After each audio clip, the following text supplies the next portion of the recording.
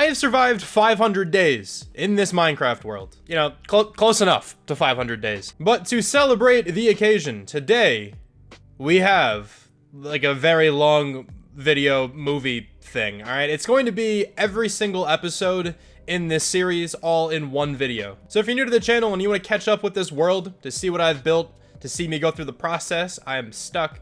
There we go. But yeah, it's all contained in this one video. I should point out that I no longer had the original file for the first 6 episodes, so I kind of had to just go through my own YouTube channel and just record it. So between those episodes, you're going to see like a little end screen with like my YouTube logo to subscribe, like the stuff I normally have at the end of a video. Yeah, sorry, that's going to be there. You can't actually click on them, but it's there. That could also potentially be why the quality might be a little bit weird. I actually don't know if it's going to be completely weird, but it might be a little bit lower than usual. But anyway, grab a drink, grab some popcorn.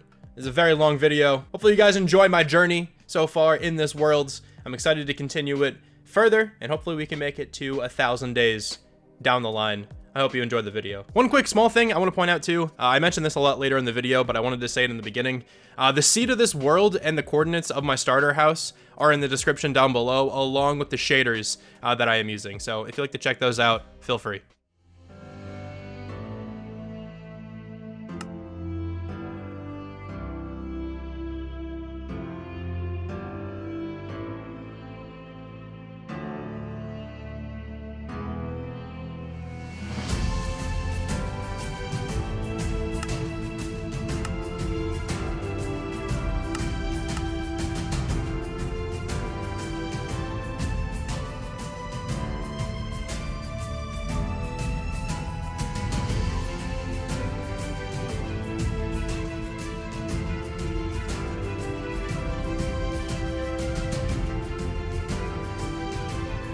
A little while ago, I uploaded episode 1 of season 2 of Hardcore Minecraft.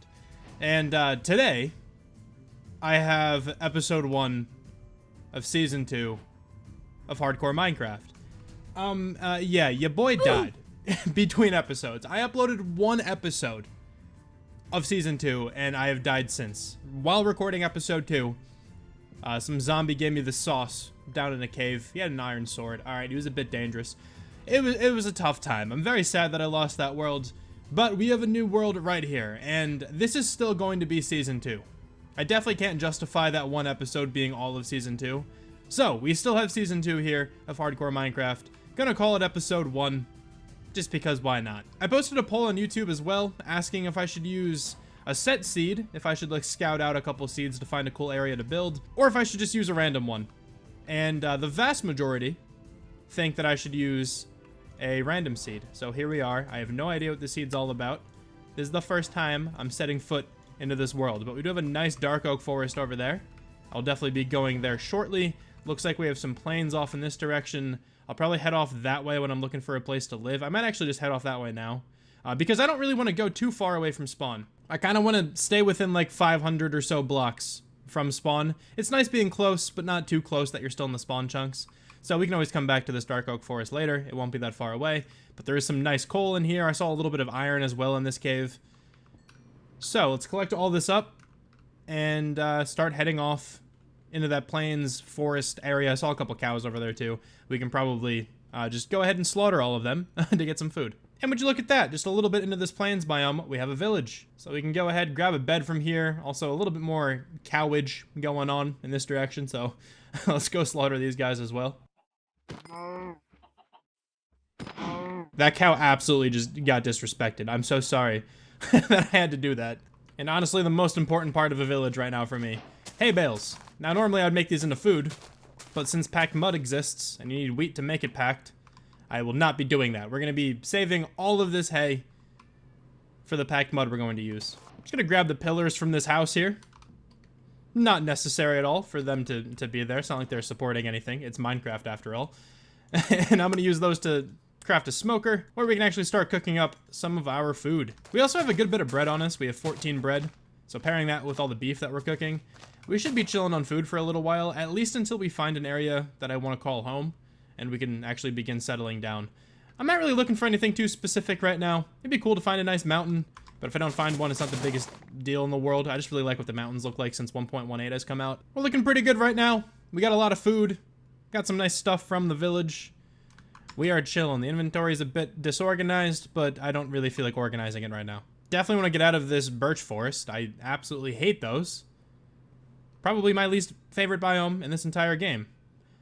There is a pillager outpost over here. I don't know how close I want to get to this thing. I guess I'll see if there are any allays over here. If there are, maybe we can rescue them. Also, we got a shipwreck. Okay, that's pretty cool. But yeah, maybe we can rescue some allays. If not, I think I'm just going to keep going. I don't want to die. That would be really tragic if I lose this world somehow earlier than my other world. That would just suck. I don't really see anything through the trees, and I don't really want to get that close. So I'm sorry if there are allays there, but we're going to keep going. Hey, we got an Aqua Affinity leather cap, dude. We are completing the leather armor here. We look amazing. Whoa! It's a baby turtle. Look at this guy. Dude, look at him go. He's just doing like little turtle things. That's a great guy. Did a great job over there producing that thing. Way to go. Got ourselves another village over here. This time a spruce one. And I think I should probably get out of the spruce biomes after this because I don't really want to live in one. We just lived in a spruce biome in the last hardcore world. And I don't really want to do that again. I also forgot to mention that I'm going to have goals for like each of these episodes. I feel like that's just a good way to stay on track, right? And my goals for this episode are to get a full set of iron armor. That's probably like the first goal. And after that, I would like to build a starter house of some kind. That's always a good goal to shoot for in the first episode of a Minecraft playthrough. And those are the main two goals that I had in mind. I think that would make for a successful episode. But there's a couple other things we might end up doing. Maybe I'll find some diamonds. Maybe we'll plant some farms. Starting up some animal pens as well. Something like that could potentially happen. But we already have a bit of our iron armor. That's really good to see. So Aqua Affinity leather cap, I'm sorry, you gotta get out of here. We could get a little bit more iron armor right here as well. And we actually do not. But we do have an iron pickaxe. I will definitely take that, and 4 obsidian. That's really nice. Alright, we're getting a lot more interesting terrain over this way. We're a bit out of that 500 block radius from spawn, but I really don't care that much. I was running around for a little bit and just did not find anywhere that I liked at all. So we're just going to keep exploring outside that radius. I just don't want to go like thousands and thousands of blocks away. So let's just see what we can find over here. I see some snow over here that looks like it goes pretty high. So this might be where we call home. Yeah, that's a nice mountain. That is very sad right there. But that one looks a lot cooler. Let's keep going this way. There's a village over there as well. Okay, so I think somewhere around here is where we should, you know, start building. Yeah, okay. I think we're gonna call this area over here home. Because we're very close to a village still. We have a huge mountain range behind us. This looks pretty similar to the other seed I had, to be honest. Oh my god, of course I started mining a tree and it's one of these huge ones. I hate this. I'm just mining a tree just for a second because I actually want to trap these cows in some fences. There were 3 cows around the area, so we trapped them right there. And I was able to breed them up. So we got the achievement, we got a baby cow. And we will definitely expand on this in a little while, but I just wanted to get some kind of animal pen set up for now. Let's head off to the village then. As I'm going, I'm also going to plant down some spruce trees so we can start up a spruce tree farm. Oh, we got a librarian in this village. That's nice. We can get some free bookshelves. Nothing too crazy in this village in terms of loot, but a lot of hay bales, which I will certainly take. And we also trapped a whole bunch of villagers in houses so they can remain safe. But let's head back over there, organize what we have, and actually hit the mines because I really want a lot of iron. And hopefully, in this first mining trip, we can grab some diamonds. I was able to make an iron ingot out of all the iron nuggets we found. And we also have 3 more raw iron. So I can make a bucket, and we can also make a shield. Which is going to help us tremendously in our mining expedition. And sadly, we don't really have any coal. So we can make 24 torches. I will take those with me for now. And we will also grab some more coal as we head down into the caves. And honestly, I might as well mine a lot of this tree out right now. And we have made our first shields. That feels very good. Let's go ahead and slap that on. We have a whole bunch of food. I'm just going to take a stack of steak with me. I'm not going to bring this bread. We have a whole lot of food. We have some oak logs. Don't really need a hoe. We can leave that behind. We have some sticks. And we also have 2 iron pickaxes to bring. The only thing now is to grab a bucket of water. And then we are absolutely good to hit the caves. This goes down kind of far. But I don't know if that continues. I will check it out though. Does not seem like this actually turns into anything. So I'm going to head back up. And let's head more towards the mountains. That's some weird looking lava over there. Oh, and a skeleton. That might drop down. Yeah, let's actually go there first. And then we can head towards the mountains and see if there's any big openings over there. Yo, Enderman, come on. Man's is pissed, but he's just not moving. Oh, he dropped the ender pearl. Nice. We're just going through here collecting a whole bunch of resources. It's mainly just coal at the moment, but I'm a fiend, man. I'm collecting all the coal I can. And honestly, a lot of this coal, I'm just going to make into torches now. We're going to use them eventually. I'm not going to collect too much more coal then, at least right now. We can come back when we have fortune and stuff.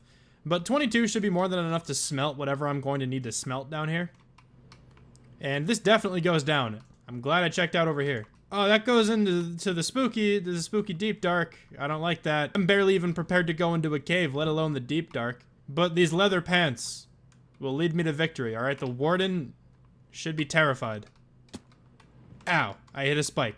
Dude, the warden's gonna be so impressed. Watch this, watch this water bucket. Oh my god, I actually did it. Okay, hold on. There's some stuff here, though. I'm scared. Get me out of here. I'm just gonna keep running down. I've definitely passed a whole bunch of iron on the way down here, but I didn't really have too much time to stop. It was only a spider and a creeper chasing me, but it could have been more. That was a creepy noise. Oh no. Oh no, I need to get out of here. Ah, creeper, stop. Creeper, stop. Hold on, hold on, hold on. We gotta get out of here. I can't see anything. Okay, okay. Alright, we're good. I don't think we spawned the warden. I'm pretty sure it's like 3 of those and then the warden spawns. Oh god. Alright, just check my heartbeat. I'm still alive. Oh my god. Okay. Alright, we got a full set of iron armor. It's not great, but I feel a lot safer now.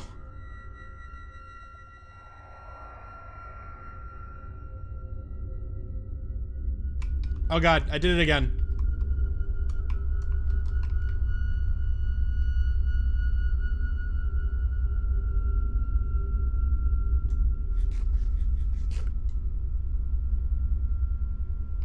Okay, let's just, like, get out of here. I'm thinking we just go the way we kind of came in, and hopefully I don't trigger that sensor again. I'm just gonna do this the safe way. I'm just gonna try to mine over to where I was before. I think it was over here. Okay. Okay. I think we're good for now. I would like to go down this way, but it's just not gonna happen. We're gonna head over here. I think that's an ancient city down there. Pretty sure that's what that is. I'm gonna screenshot those coordinates so it's something that we can come back to.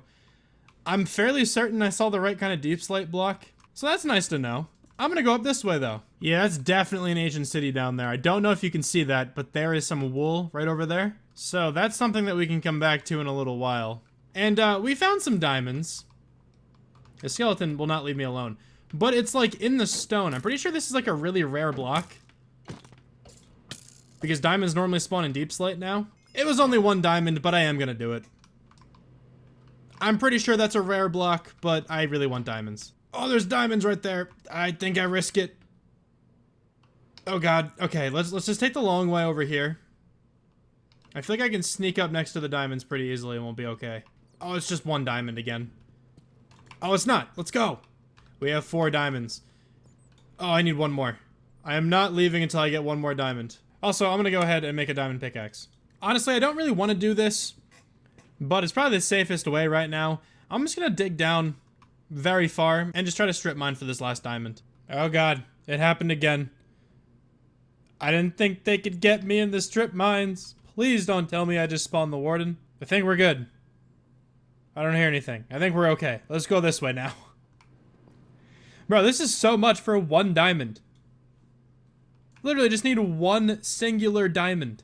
Alright, I looked it up and apparently -57 is better. I was on -59 this whole time, so maybe this will make a difference. This immediately made a difference. What? Alright, well anyway, we found diamonds. I'm not gonna complain. We popped out like right over there. It's very close to where we're going to be building. I don't think I'm gonna really use that for my mine. I'll probably have like a better looking one down the line. Didn't mean to rhyme that, but it happens all the time. Bars, maybe? No? Okay. Let's just keep going.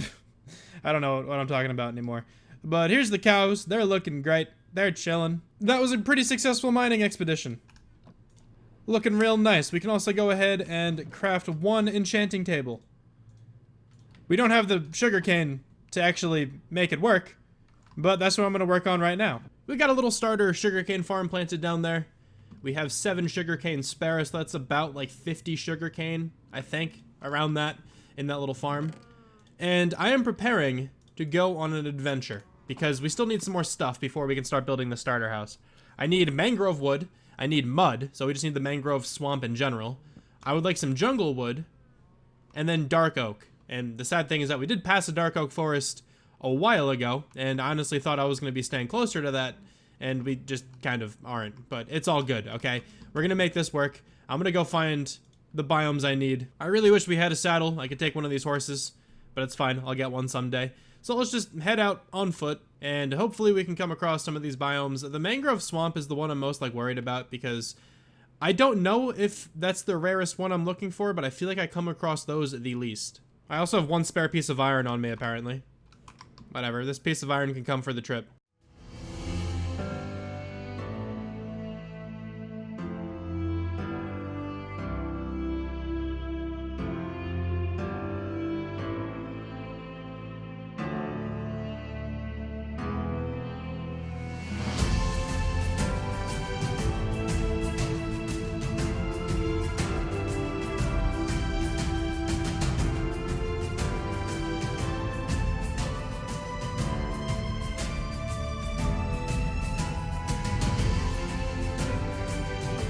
I don't know if I've ever seen a blacksmith in an acacia village. I genuinely have no idea if I've seen this before. You know, I may not have been able to find a mangrove swamp just yet, but I did find 2 villages, and in those villages, I was able to get 3 diamonds. So that's really cool. Oh my god, this took so long, but we found one. Also, Optifine keeps crashing my game, so I can't use it right now. The game might look a little bit choppier, and I also can't zoom in for dramatic effect. But I can when I'm editing. So put a zoom right here. All right, I hope that was dramatic. Anyway, we found the biome we're looking for, and oh my god, this one is so small. This looks like it might be the whole thing. I'm gonna take all the mud from here though, and just see how much we can get out of it. But oh my lord, this took a while. Okay, there's actually more over there. I think there's a little bit more. So let's start here. We might move over there if I don't fill up on mud. I also used the diamonds we had to make a diamond axe. That's why my iron one is just floating right there. I like immediately regretted that because I probably should have made a diamond shovel to collect all this mud with, but it's fine. This iron one still does well. And this is one of the most like unsettling noises in this entire game. Oh god, mud sounds so gross, but it looks so good. We have roughly 6 stacks now of mud. I hope that's enough for like my next 2 builds. It will certainly at least be enough for the starter house, but I feel like my next build will use mud as well. So I hope it's enough for the both of them. But I think we're good to head back. Actually, before I forget, this would have sucked. Let me grab a couple of the mangrove saplings, which are these propagules. We got 4 of those bad boys, so we can start heading back. And it does look like this is another little mangrove swamp over here. A very small one as well.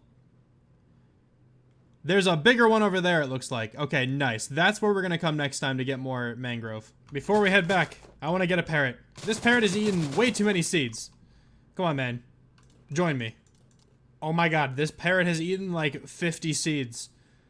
But now I'm determined. I have to get this one. There'll be plenty more at home if you just join me.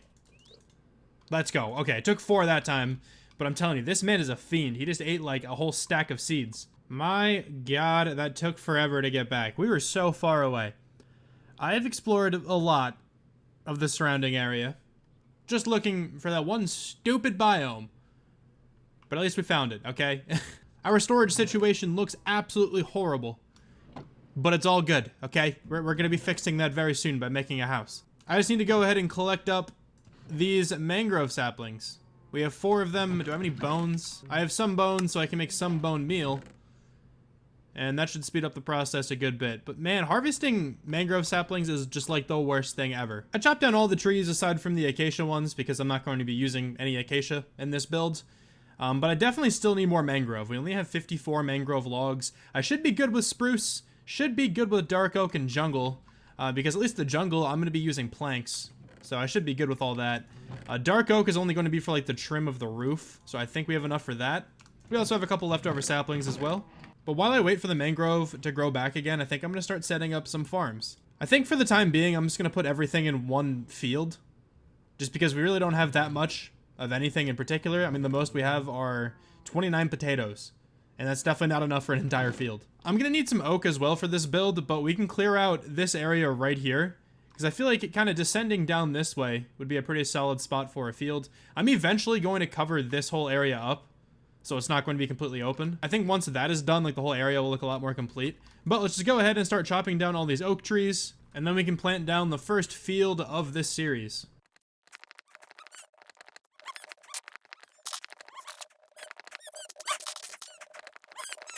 I cut down a good bit of the oak trees in this little area over here.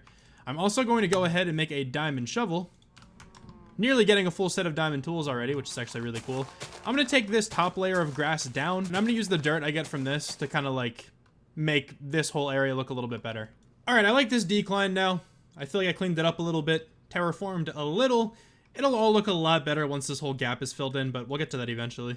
So I think we can throw down like the wall. And let me show you the design we're going to do for that. Alright, this is going to be the approximate shape. And then we're probably going to throw some like stairs, some slabs, maybe some walls to make it look a bit wonky. That's kind of the look I'm going for. But this is a huge space. There should be more than enough crops to get us going for a while. And I feel like since we have the actual spot laid out, it's probably wise to actually get everything planted right now. So then while we're working on like the rest of the walls and stuff, the crops have time to grow. We're going to get a seedy place advancement now. We're planting down some wheat. And that is everything we have right now.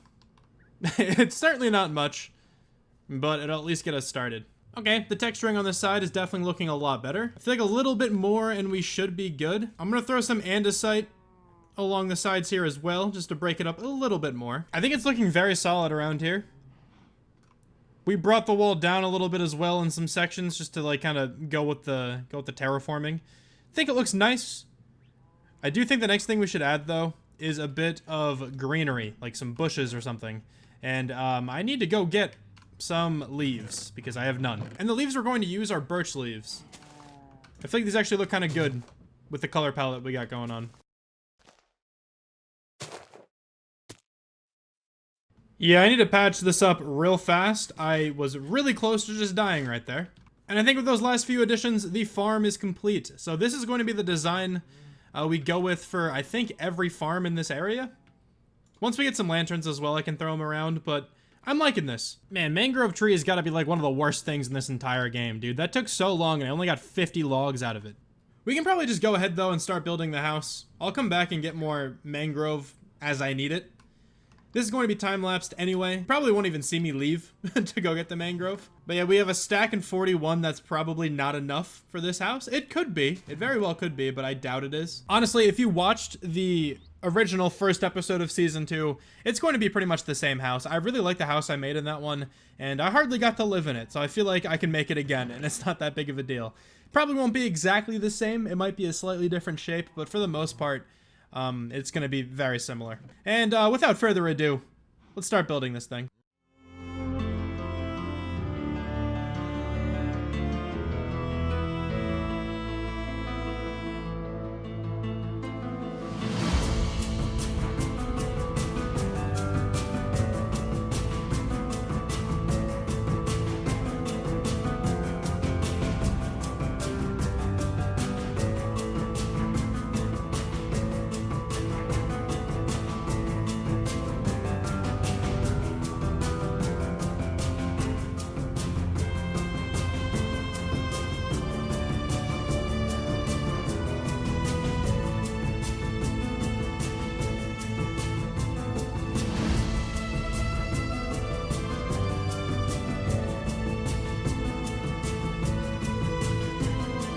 The house is now complete. We have shaders on. It's looking nice. Chilling next to the cows. Having a great time over here. But yeah, here's a look at the starter house. I'm a big fan of how this turned out. Now, I mentioned this earlier, but I pretty much built this house already. It is slightly different, but I also threw down this path, and this is going to be the path design we have for like most of this area at least. It's going to be like regular path block and then some stones thrown in. I don't have any smooth stone right now. I have to get some eventually. But we're going to have some tuff, some cobblestone, some smooth stone, maybe some andesite every so often. Also some, like, stone buttons. We can probably throw around the edges. And maybe actually build up some stones as well on the sides. It'll look really nice. But this path comes back here. We have a little, like, storage chest area on the outside. I don't think I'll use this too much, but it just looks kind of cool. And if you keep going all the way around, you have some windows. We have a little collection of wood. The whole thing is nice and decorated. And then we have like a little porch here. We can look out on our beautiful tree farm. And then if you go inside, there's nothing in here. I just moved all my chests inside. I will get this completely designed between episodes. But I can probably describe how I want this laid out. Now, this first floor, I want it to be chests and like a workshop kind of area. The second floor, then, I'm thinking we can maybe have like a little furnace room, like a little reading area or something like that. You can see the chimney comes down right there. So we can probably have the chimney actually attached on the wall over there or something that could look kind of nice. Just have a hallway then up to the third floor, which is going to be the bedroom and the enchanting area. I think I did a pretty good job. Let me know what you guys think in the comments down below. And next time, I think we're going to try to give the cows and the horse a better home. We can probably cook up some kind of barn, maybe plant some more fields in this same design over here. And I also would like to fill this in. Not completely, obviously. That's psychotic, at least right now. I want to maybe like double layer the top of this just so I don't fall in.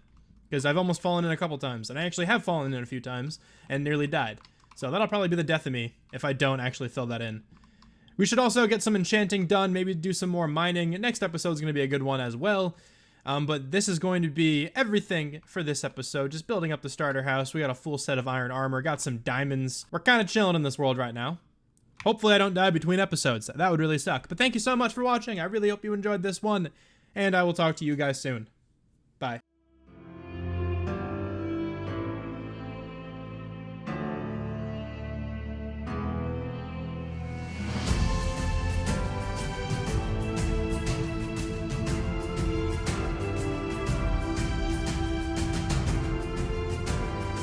You know, these cows have been chilling here for like 50 Minecraft days. Same thing with the horse. So we should definitely go ahead and make them some kind of home today. Sadly, I mean, for the cows, it'll be their home, but it'll also be where they get converted into steak. Just don't think about it, okay? It's pretty sad, but just don't think about it. So yeah, definitely today we should go ahead and make them a new home. That seems like a good idea. Also, we need to do a couple other things. We need to enchant. I'm really tired of cutting down trees, like in general, but specifically mangrove trees without an enchanted axe. It's so annoying. I would also like just some more diamonds in general. We don't really have any. And fortune is going to be good for that. So hopefully we can get that in a little while. But in order to enchant properly, we should probably go to the Nether first and get some experience. I could probably do it a safer way by trading with some villagers, like trading with some Fletchers or something like that. But I just said before, I don't want to cut down trees. And you got to cut down trees to get the sticks to trade with the Fletchers. And I just don't really want to do all that. So I think we're going to go to the Nether. At least scout it out. If it's a terrible Nether spawn, maybe we just chalk it and then come back later. So I think the goals for this episode will be get some good enchantments. I really want Fortune 3. If I don't get Fortune 3 from the enchanting table, I might just force it out of a villager.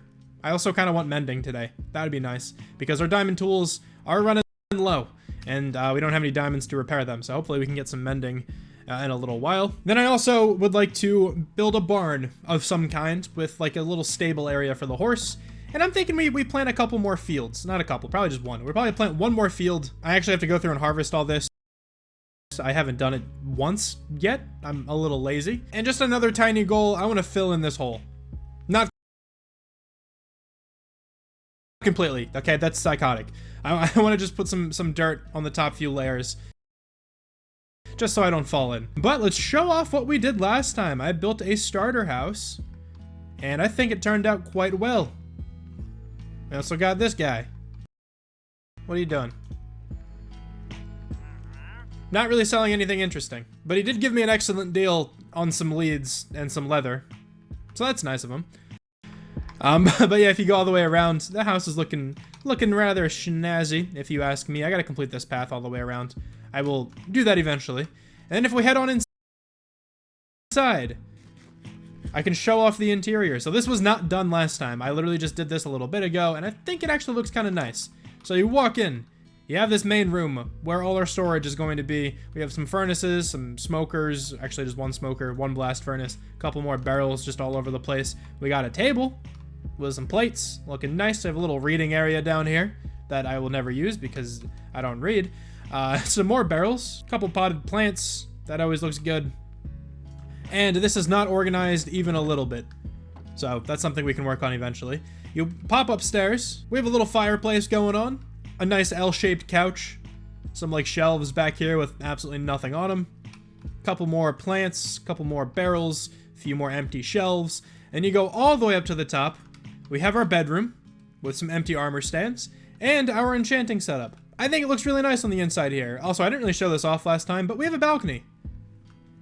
We can look off into the area. I want to expand down this way. I think that's going to happen today. This is where I think the barn's going to go. At least in my head right now. That's where I want it to go, but maybe I'll second guess myself later. But we can probably get a nice overview of the area once we build up some more stuff. But let's go ahead and get prepared to head into the Nether. I have some gold boots, I think, somewhere with like fire protection on them. Yeah, fire protection too, better than nothing. I'll throw those on to go to the Nether with. Gonna grab a flint and steel. Do I have a bow? I don't think I do.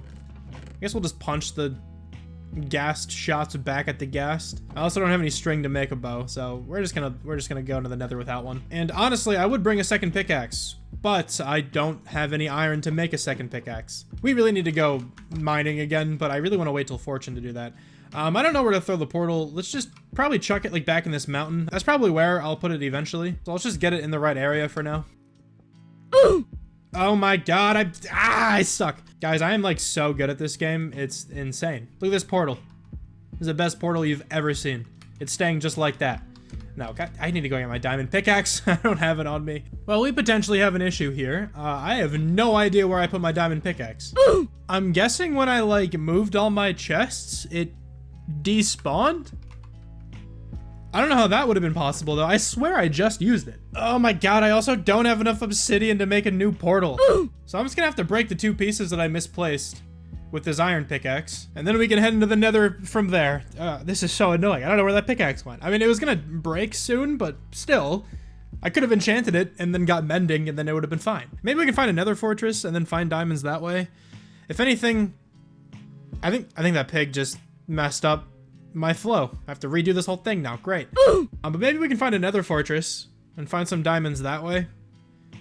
If we can't, then I'll just do some strip mining. I was planning on doing that anyway. Oh yeah, I'm really happy I just had to waste 2 pieces of obsidian like that, but let's hop in. There is another fortress right down here, but this is a very dangerous Nether spawn. Yeah, this Nether spawn like really sucks. So I think I'm just gonna go back home.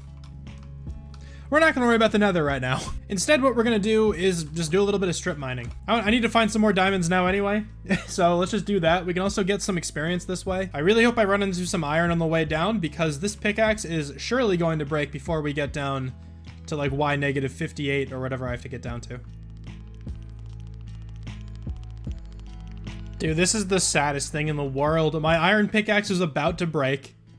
I haven't found any iron yet, and I'm going to need that to mine the diamonds. So we have to make a stone pickaxe to start digging down. Oh my god, this is gonna actually take so long. Yeah, this is taking way too long with stone. I give up with this. Instead, what we're going to do is just head over to the mountains and mine up some iron there. I'm just gonna mine as much as I can with this iron pickaxe, and then we can smelt it down, and we can mine a little faster than underground. Now, at least our house looks really cool from over here. It's gonna be a good view, I think, when we build up all the stuff I have in mind. All right, we got ourselves a whopping 13 iron. We're living big right now. Let's go smelt this up and we can make 4 pickaxes. All right, well, we got some skulk, but I feel like I'm past it now. I think we're okay. I don't think there's any streakers nearby at least, so that's good. And we have finally hit the deep slate level. Okay, thank you. Oh god, no, there's more cave. I don't want a cave. There we go. Finally, I feel like I've been going for a pretty long while. Just be 3. Oh, come on, it's only 2. Don't do this to me. Okay, of course it's only 2. Dude, my iron pickaxe was about to break, so I made another stone pickaxe all the way down here. And oh my god, this takes so long to mine the deep slate with. This is so painful. This has to be the most unlucky I've ever been strip mining. I've been strip mining for like 40 minutes. Now, granted, I've been using like a stone pickaxe and the occasional iron pickaxe when I actually found some iron down here. But I literally only found 2 diamonds this whole time. This has been awful. I have a plan for right now. I'm just gonna go explore and hopefully come across some shipwrecks. Maybe we can find some diamonds that way. Since I only need 1, I feel like this isn't a bad option. So let's go ahead and do that. This is exactly what I was looking for. Okay, the first buried treasure we found has 3 diamonds in it. Oh, that is brilliant. We also have another buried treasure map that we're close to, so let's go check that one out real fast before we head back home. We had 2 more diamonds out of this one as well. Some more food, some more potions. Yeah, we're looking good right now. Okay, that's what I wanted. Thank you. Now we can head back home, and we could probably do some trading in the nearby village, because that's probably the best way to get experience right now. I mean, I could go to the Nether and make it a little bit more safe, but that's kind of scary at the moment. I don't really want to do that. We have like an entire inventory filled with sticks right now, and we have 2 fletching tables. So let's head over to the village, convert 2 of them into fletchers, and then start making bank, because fletchers absolutely love sticks. I don't know why, but they just can't get enough of them. I got to level 26 trading with this fletcher. Also got 32 emeralds out of it, not too bad. I'm gonna go ahead and chop down this jungle tree, and we can convert all of that wood into more sticks, and let's just keep the process going until we get to level 30. All right, this next trade we have here, we should be able to get to level 30. There we go, beautiful. I ended up making another fletcher as well, and both of them are out of the stick trade right now, and I got a little impatient. So I just decided to get some bows, we got some arrows, and honestly, I'm gonna use all of these arrows probably eventually. We have 3 stacks now. That also means I don't really have to go for an infinity bow right away then. If we can just keep buying arrows and stuff, they're very cheap. They're only like an emerald or 2. We are guaranteed Unbreaking 3. Please be more than that. Oh, it's just Unbreaking 3. Yeah, that is definitely getting re-rolled. Once again, another level 30 enchant, and it's just Efficiency 4. What is happening? The next one's going to be Efficiency 3, which I'm really not looking forward to. Efficiency 3, Fortune 2. Man, that sucks as well. I don't want that. We got 33 levels this time, and the first 3 are actually going to go to a book, because a Feather Falling 4 book is incredible to get. And then we have Efficiency 4 next. Efficiency 4, Unbreaking 3. Okay, I will take that, because now I can just get a Fortune Villager. Then we just need a Mending Villager, and we have a great pickaxe. That took a very long time, but we finally got at least a pretty good pickaxe. I do want to make this thing like perfect though, so let's go get a mending and a fortune villager. We got the mending trade. It is for 24, which is a little expensive, but I will take that. We also got the fortune 3 trade. Sadly, I only have 10 emeralds. So let's just go get some more real fast. And the fortune 3 book has also been acquired. All right, so we have the capability right now to construct a very good pickaxe. I think we just need a little bit more iron though, because we still need an anvil. You know, this whole section of the video is taking me a pretty long time. I'm really hoping I can cut it down though, so it's not super boring for you. Because I highly doubt you guys want to watch me just like run around gathering experience, doing very tedious things. But we do have to hit the caves a little bit again. I just need some more iron so we can make an anvil, so then we can put fortune and mending on the pickaxe. I'm fairly certain we have enough iron now. I have 30 raw iron on me. And we have some more back at the house. And let's throw some enchantment on this axe. Hopefully we can get a good one. It's Unbreaking 3, which is already solid, and Efficiency 3. Not perfect by any means, but I will definitely take it. Silk Touch is next. Okay, so then we have to make a decision if I want to do like a Silk Touch shovel, a Silk Touch axe, or maybe we can just do a Silk Touch pickaxe, just so then we can mine up all the stone we're ever gonna need. That's probably the best option. And now we have an anvil. Wow. It's so nice. I think I'm gonna throw this upstairs as well, so that we can do some combining after we enchant. So let's just go ahead, toss mending on this pickaxe, and then toss fortune 3 on this pickaxe. And now our pick is looking amazing. You know, also now that we have this, I am going to collect everything in the farm, because we're gonna get more of everything because of the fortune on the pickaxe. Well, not everything. We're not gonna get more wheat, but we will get more seeds. But still, I will take that. And this finally needs to be done, man.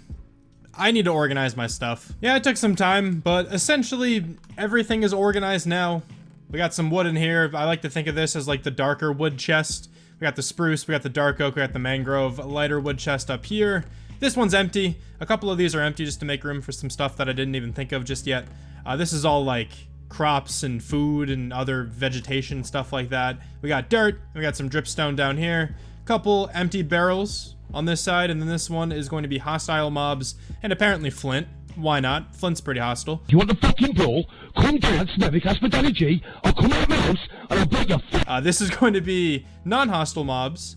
We have like tools and stuff like that in here. We have some random stuff I found while exploring. I don't know how else to categorize this chest. We have glass up in this one, another barrel for arrows. I added just another little shelf over there. Over here we have valuables. We have like mud and stuff like that. We have deep slate and basalt.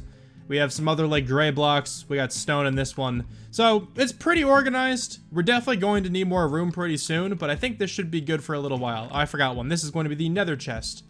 And just other things accompanied with the nether, like these golden boots and stuff like that. So it's not absolutely perfect. We could definitely still use a storage room, probably pretty soon, honestly, but we're gonna live in here for as long as we can. I think it's time that we take down pretty much all of the tree farm again. Let's harvest all of these materials, replant everything, and let's see what we have at the end. Hopefully it's enough for our newest build. It probably won't be, though.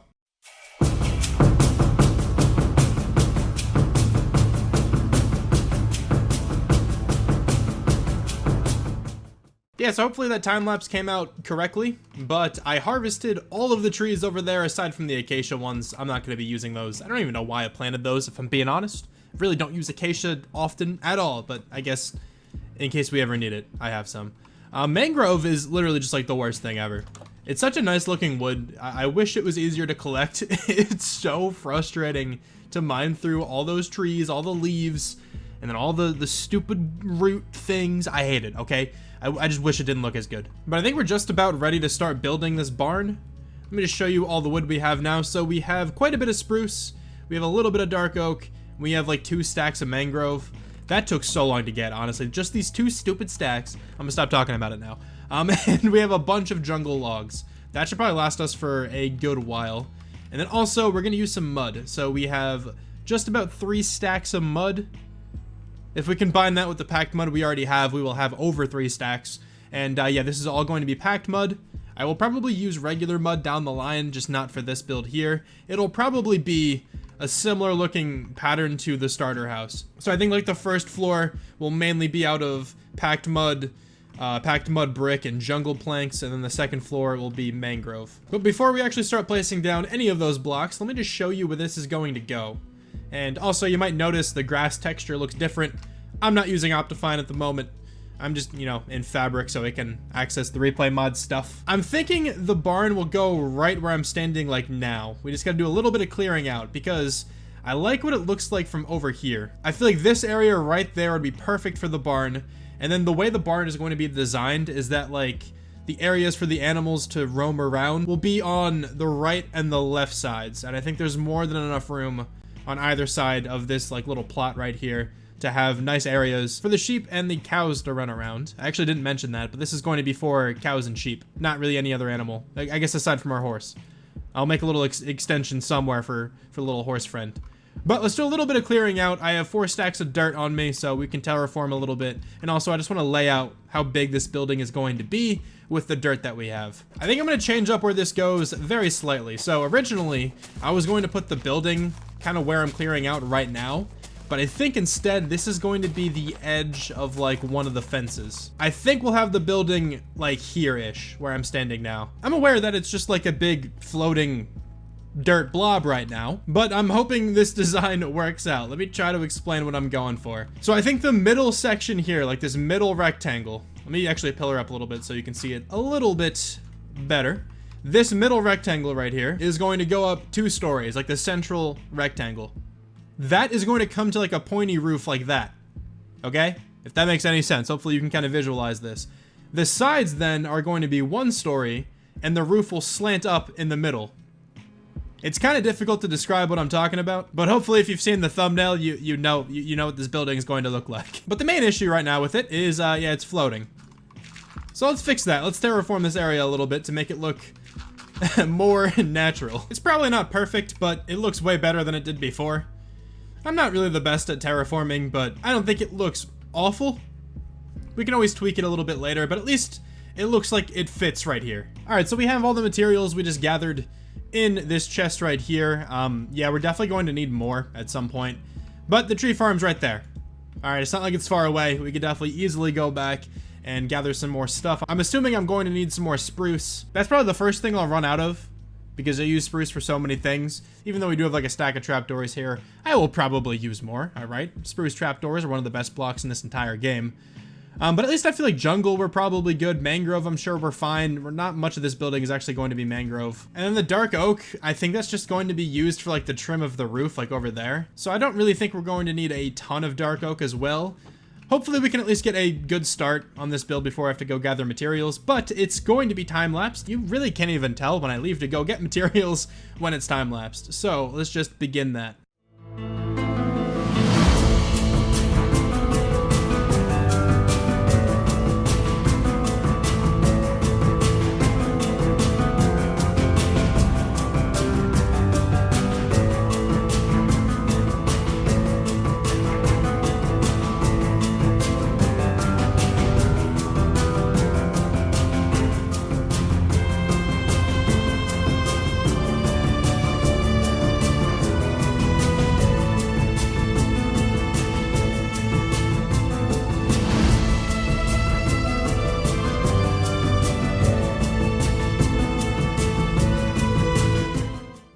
Outside of the barn is now complete. I hope you guys enjoyed that time lapse. Hopefully everything turns out correctly with replay mod. Sometimes it messes up. That is a creeper. I kind of want to cover that hole so I don't fall in and die to this guy. The hole is now covered. We should be good. But yeah, the outside of the barn is complete and the inside is completely empty. But I did that on purpose because I wanted to do the inside kind of with you guys. I'm not going to time lapse this one. But as you can see, we have some doorways on the side here because this is going to go out into the fenced area for the animals. So we're going to have an inside area in here where they can come inside if they want to, and also an outside area that is fenced off. And I'm just thinking on the left side here, maybe we have cows. Right side, we could probably have the sheep. The back here could just be used as some storage stuff. Maybe a way to get upstairs as well. That can be back there. And also behind the building, not accessible from the inside, we have a little stable, which I actually quite like. I have so much random stuff on me that I have to make another chest. This always happens whenever I make anything in Minecraft. I always just throw a bunch of random stuff in here that I don't actually need. But we do have a bunch of deep slate, and I have this because I think I want to make the floor of the inside here out of deep slate, like the different variants of it. Maybe we can work in some basalt as well. That could look kind of cool. And I do need to go get my stone cutter, so we're not losing out on materials. I think it looks real nice from back here. Once we get the path all connected and stuff, it's gonna look real cool. That's also something I want to do before this video is over. So like, you know, the exterior of the building itself is pretty much done, but the rest of like this area is not finished. I want to, you know, decorate it a little bit more, connect the paths, and maybe have another field in here as well. We still have a little bit of work to do, but this shouldn't take too long, hopefully. All right, so for starters for the interior, let's definitely get some deep slate variant blocks. I'm thinking we get some bricks. Probably get some tiles as well. Maybe some polished deep slate. I'll only bring a stack of that because I don't know if I'm actually going to use it. But let's get 2 stacks of the tiles and the bricks. And then we can probably work in some basalt. I don't have much. I only have 12. And can I put that into the stone cutter? I can to get polished basalt. Okay, I don't really want that. And let's just start throwing down these deep slate blocks and see what kind of pattern we can come up with. Okay, I like this. I like this. I used all the blocks that I brought with me. So we got some of the deep slate bricks, we got some tiles, we got the polished, we also got some of that basalt in here. I think this blends together all very well. And then over here, it's going to be mostly dirt and coarse dirt, maybe some dripstone. I have some of that as well. But I want to try to keep this all dirt. I don't want it to turn into grass. Yeah, I think this looks really good. I like the dripstone in all this. I think it actually blends in pretty well and looks solid. Now that the floor is all in, we should start working on like the ceiling on the inside and a bit more of like the supports and stuff like that we're gonna have stretching across. And I think we're gonna make this out of dark oak. Now, typically I do spruce for stuff like this, but I like the idea of having dark oak on the inside because I feel like it kind of gives off the effect that this whole building was once dark oak, like for the supports and stuff. And then for the outside, it just kind of like faded away a little bit because it's been exposed to the sun. The inside is much better kept, most likely, right? So it would still be the dark oak on the inside. I don't know if that makes sense. I hope it does, but that's kind of the idea I'm going with here. And yeah, I definitely need some more dark oak, but here's the idea. We're gonna have dark oak supports like all over here. We're gonna have some beams going across. It's gonna look nice, I think, when everything is in place. And then in the middle here, we could have like fence gates and some fences just so we can get in and the animals obviously cannot get out. I also did not mention this, but that dark oak is all eventually going to be stripped. I just wanted to throw it all down for now. I connected all the beams together here on the inside, and we also like kind of brought over some trapdoors and some stairs and stuff like that to make it look a little bit more supported. I like what this looks like. I think this is a solid start for the interior here. And then the ceiling design for the inside is just going to be some spruce slabs and some trapdoors. I think that looks okay. We can probably throw some lanterns and stuff around this area once we get some more. I still don't have like any lanterns. I used all the iron I had to make like 11 lanterns, which I was able to put around like the windows of this building. But we still need some more for the inside. I really need to do some more mining, like desperately. But the interior is definitely coming along. We have a staircase now as well to the second floor. I missed a piece of mangrove, but I will fix that in a little while. But now we have the second floor, which honestly, I don't know what to throw up here just yet. I almost just put another floor on this building just to make it look cool. The bottom floor is probably like the only thing we're going to use. And also some of this is turning into grass. I feel like it was because of the dirt block that I put right here. I'm assuming that I can connect like diagonally. So let's take that one away and hopefully it stays all dirt and does not turn into grass. I also just threw in a very basic roof on the animal pen sides. We just have a spruce roof there. It doesn't have to be anything special. And now let's continue decorating with this back room over here. We are going to bring up a dark oak beam to the second floor here. I'm gonna strip that all down, of course. Looks like it's supporting the stairs a little bit better. I always like that.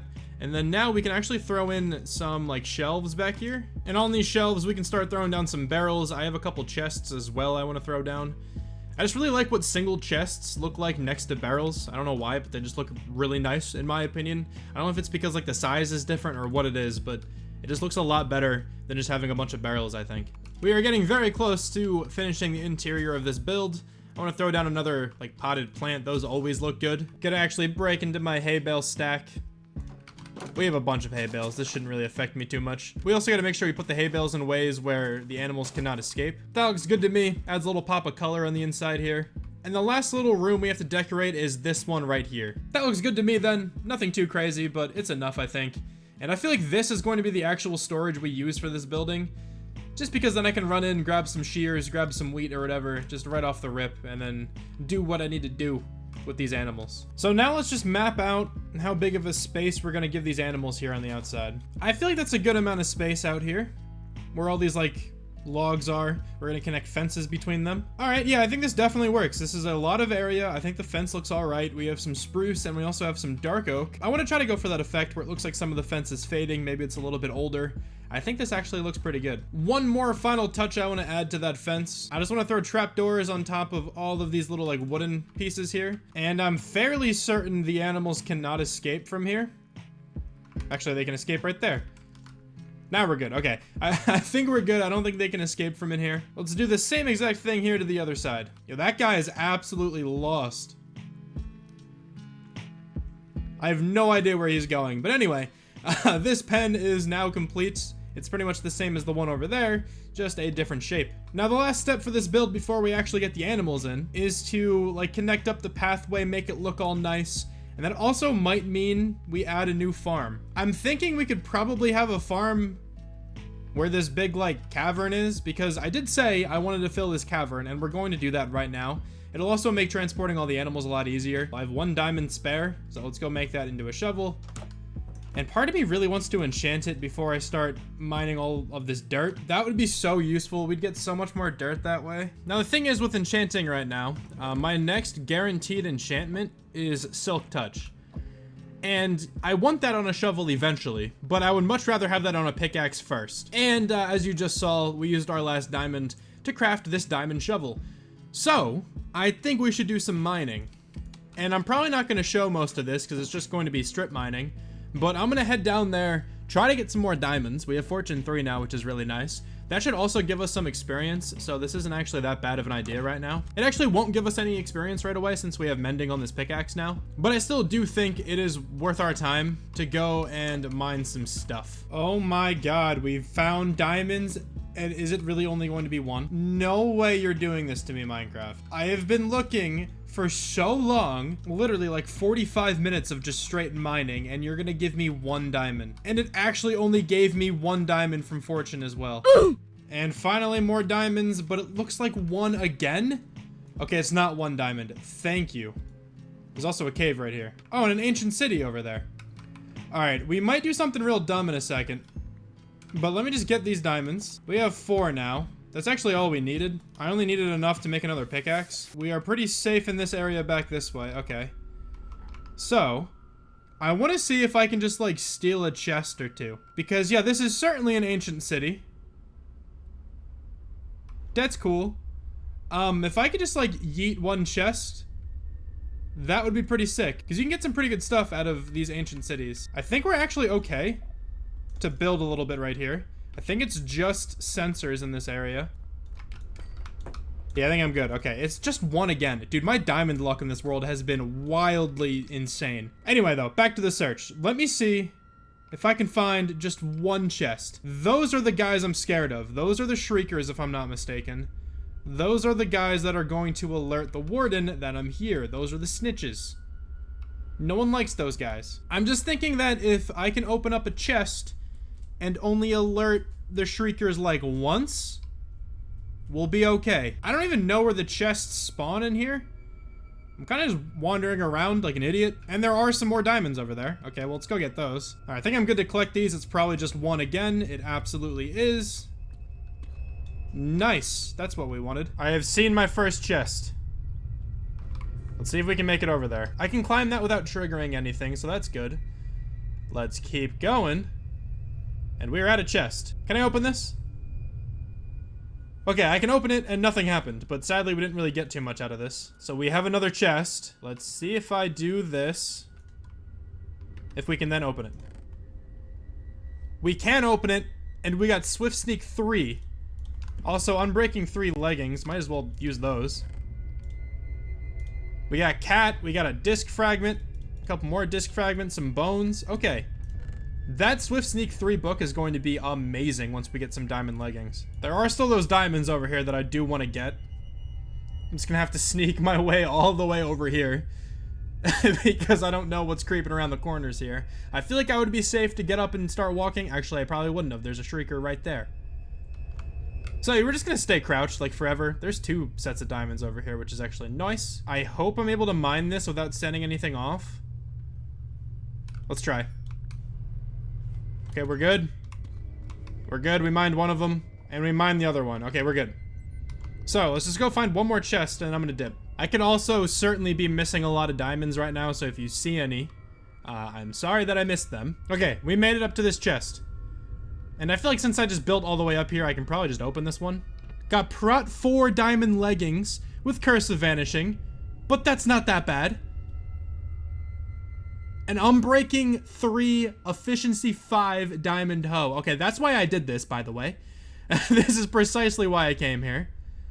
A ridiculous pair of iron leggings. I'm gonna take those as well. I don't know if I'm gonna use them. Swift Sneak 2 we don't need. Looting 1 isn't that great. I'm gonna leave that. So I think that's good. I'm gonna hop on out of here. We are now out of the mines and we're back in the area. Feels good to be back here. Don't have to crouch everywhere I go. I'm gonna head over to the village though and trade some sticks to get some experience. I really don't feel like going to the Nether right now. We have now reached level 30. So let's go enchant a pickaxe with Silk Touch. I really hope this is more than just Silk Touch. It's Silk Touch Unbreaking, not too bad. Efficiency on that, and then obviously Mending would make that very, very good, but I'll still take the Silk Touch and the Unbreaking. We are exactly level 30 again, so let's go enchant this shovel and we can finally start just digging dirt. We just did all this so I can dig dirt more efficiently. Let's go enchant this shovel. It is only efficiency 3, but I will take it for now. Efficiency 3, Unbreaking 3. At least it's Unbreaking. All right, now that we have this, we can go collect a whole bunch of dirt a lot faster. We have essentially an entire inventory here of dirt, so that should be enough. If this isn't enough, I'm going to be very upset. We also like obliterated a lot of this biome here, and I found the best way to do this actually. So I can insta-mine dirt with this shovel, but I can't insta-mine grass. So what I was doing was trying to find like a tunnel that was too high in dirt. And that's kind of what this all is, and it went by a lot faster. And next up, we just gotta fill this entire thing in and try to make it look natural. Already kind of started up here. but we're gonna try to follow the same kind of idea all the way down, and hopefully it just doesn't look like a flat piece of land. I think this works pretty well. I think it looks fairly natural right here. We can easily have this path kind of come down this way now, and it can lead right into the barn without any, you know, risk of falling in or anything like that. And we could probably throw another field right here. We still kind of have to fill in this area here. So let me actually just go do that before we are completely done with this whole section. This is all flattened out over here now. It actually doesn't even look that bad with it all being flat, but we can definitely throw some kind of building here eventually. I do think it's finally time though to let the cows in. It's day 100 and they have still not figured out that I am not one of them. Also, it's day 100. I didn't even realize that. That's cool. All right, we got the big happy family of cows in there. I think everything is good. The animals are all in their cages, all in their little pens. We have way more cows than we have sheep, but that's fine. And now, last stop in this video is to decorate the path leading up to the house, and I think we're going to plant another field. We're just gonna do the same design. Probably won't show too much of that just because you've already kind of seen me build one of these before, but let's go work on that. But actually, before we do that, I almost forgot about the horse. We gotta bring the horse into his new home. There we go. Horse, he looks a lot happier. Threw some hay bales in the back there for him. He's vibing. Now it is time to work on the path. The shaders are now on, so that means this build is finalized. Now, there's some stuff I still want to do to this area down the line once I get access to more materials. Like, I want to bone meal most of the outside here, but I just don't have any bones. I want to add some more flowers around. Like, I want to add some of the 2 tall flowers, but also I need bone meal to get a whole bunch of those. Once again, don't have bone meal. So we will continue to work on this area throughout the series, but I think I did a pretty good job based on what we have now. So, you walk outside, it's looking gorgeous. You can come over here, and this path connects all the way down to the barn. We have a completely new field, and this is what I want the 2 tall flowers for. I want those flowers to be all throughout this field, because I don't know, I like what that purple looks like with the fully grown wheat and stuff like that. I think it looks pretty cool. I want to add some flowers to this field over there as well, but I did add a couple hay bales. Those always look nice in fields, even though this isn't a wheat field anymore. This is just potatoes and a little bit of carrots all the way at the bottom. I still added some of them. I still think it looks nice. But this path now comes all the way down here. We got some nice mud brick slabs to kind of help me go up and down this place.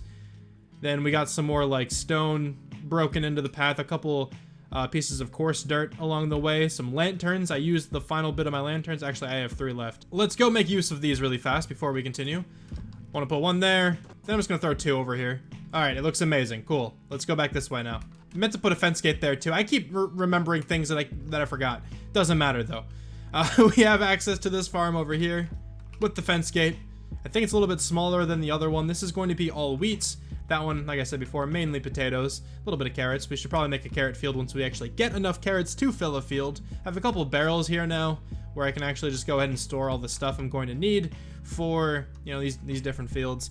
But you continue walking down here, and this is where I want the bone meal for as well. Like, this looks so bare. There's just nothing going on either side, and I think bone meal just makes a huge difference. But we at least have a path now all the way down to the barn, and then the lower part of the barn is completely finished. Guess I shouldn't say completely, because I still want to add lanterns once we get some more. The upstairs, there's nothing here yet. I don't know what to put up here. I guess let me know some suggestions in the comments if you guys can think of what to put up here, but for now, it is empty. I had the idea to maybe put like a table up here. We can have like a dinner table, but that feels a little mean. Right above where we kill the animals, we have the dinner table. That's a little insensitive, I think. But that is going to do it for this episode. I hope you guys like the barn. I think it looks pretty nice. It's a different style of barn to what I normally make, but I think it turned out quite well. We desperately need some more lighting around this area, but just looking back here, this looks pretty nice with all the lanterns now in place. But once I get a butt ton more iron, we can make infinite lanterns, and we can make this area look a lot more lively. But thank you so much for watching. I really hope you guys enjoyed this one, and I will talk to you guys soon. Bye. Meet Jim. Jim might look harmless, but he is one of the most infuriating mobs in this entire game. Most of the time, he just doesn't do what you want him to do. Sometimes he's completely useless altogether. He's incredibly good at getting stuck in areas that he's not supposed to be in. And also, his parents are built like Dwayne "The Rock" Johnson. You're welcome! But somehow Jim is wealthier than Elon Musk. I have no idea what kind of enterprises this man is running, but he has emeralds for days, okay? And that's what we're after. In this video, I'm going to be making friends, making an alliance with Jim kind, all the Jim in this world. I guess they're called Jim now, to me, all the villagers, I don't know. But yeah, we're just gonna be working with villagers today. They suck to work with, but they're incredibly useful. You can get some super good enchants from them. You can get unlimited emeralds, and they're also used for other things, like an iron farm, which also is going to be one of our builds for today. Today's a pretty ambitious episode, so I hope you guys enjoyed this one. But without further ado, let's begin.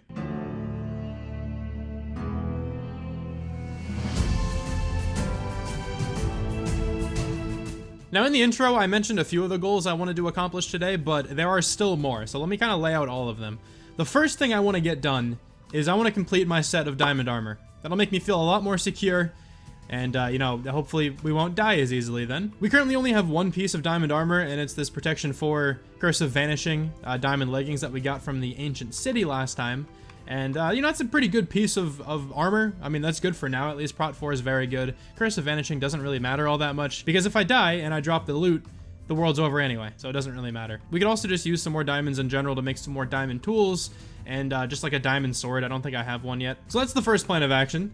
After that, I want to make a villager breeder, because we're going to need a lot of villagers for the trading hall I have in mind. We can probably just put the villager breeder like somewhere underground, maybe like in this mountain or something.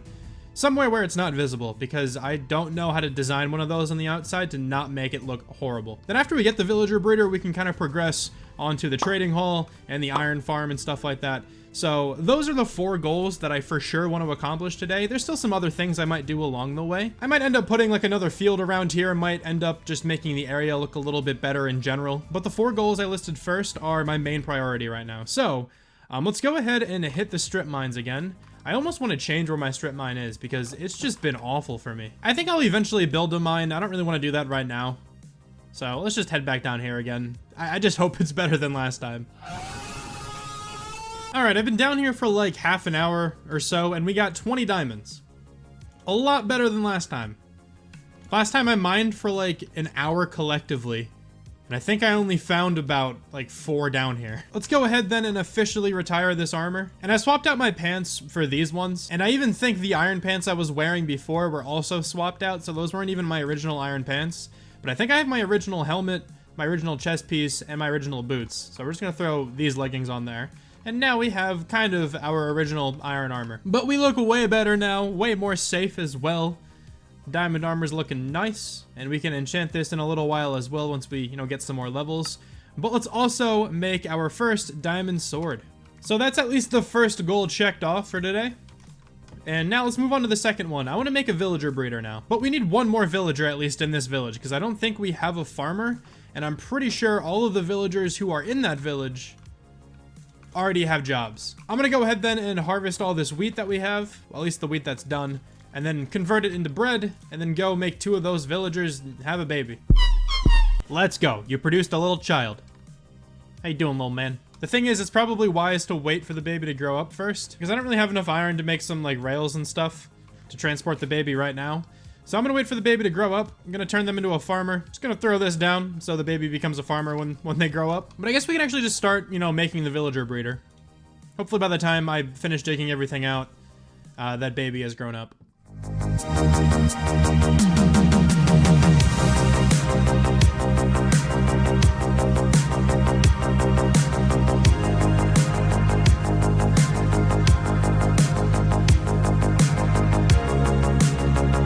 Alright, I'm pretty sure now the villager breeder just needs the villagers in there in order for it to start working. I think I built it correctly. I guess once we get the villagers in, we can kind of test it out and see if we're actually producing any. But I am level 30 once again. And let's go enchant something. I think I'm going to enchant a piece of armor first. And I think it's going to be the boots. So Depth Strider 3 is guaranteed. Please be just more than that. It's Prot 3, Unbreaking 3, Depth Strider 3. Okay, those are actually very solid boots. I want Prot 4, but that's not that difficult to get. I just need at least a Prot 3 book, and we should be good with that. We also have this Feather Falling 4 book, which I think I'm actually just going to throw on these boots right now. Feather falling is so important, so hopefully now we won't die from any kind of like fall damage. And there we go, we're just a little bit more protected now. We're looking pretty good. I feel like this villager should be grown up by now. Let's go ahead and take a look in here. All right, we got the villager out. Let's see if we can lead them over here. Hopefully we can just continue leading them to the farm.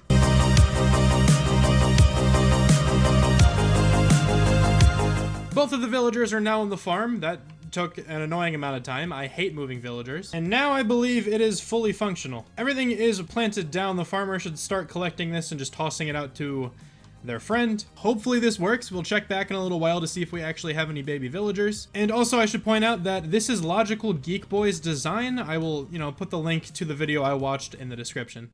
Now that we have the villager breeder up and running, we can start talking about this trading hall. And I actually don't think I've said this yet, but this is going to be a trading castle. Okay, so I've never built a castle before, so we're gonna see how this goes together. Hopefully it's not too bad. But I thought it could look really cool if we have a castle and like the main courtyard area is just lined with villagers on the outsides. And then in the middle, we can have like a central tower, and that's where the iron farm is going to be encased. I like this idea quite a bit. We just have to figure out where to throw this castle. I think somewhere up on the mountains would be a cool idea. I think that would just look really nice in the backdrop of everything. Or we could potentially put it at like a midway point, like we could start it over here. So we have a little bit of options. Let me just kind of run around a little bit and find the best spot for this. I actually do really like right here. We're gonna have a lot of clearing out to do. We're gonna have to take down this whole area right here. But I do think it will be worth it. So I'm just gonna start digging away here. Some of this is powdered snow. That's gonna be annoying to deal with.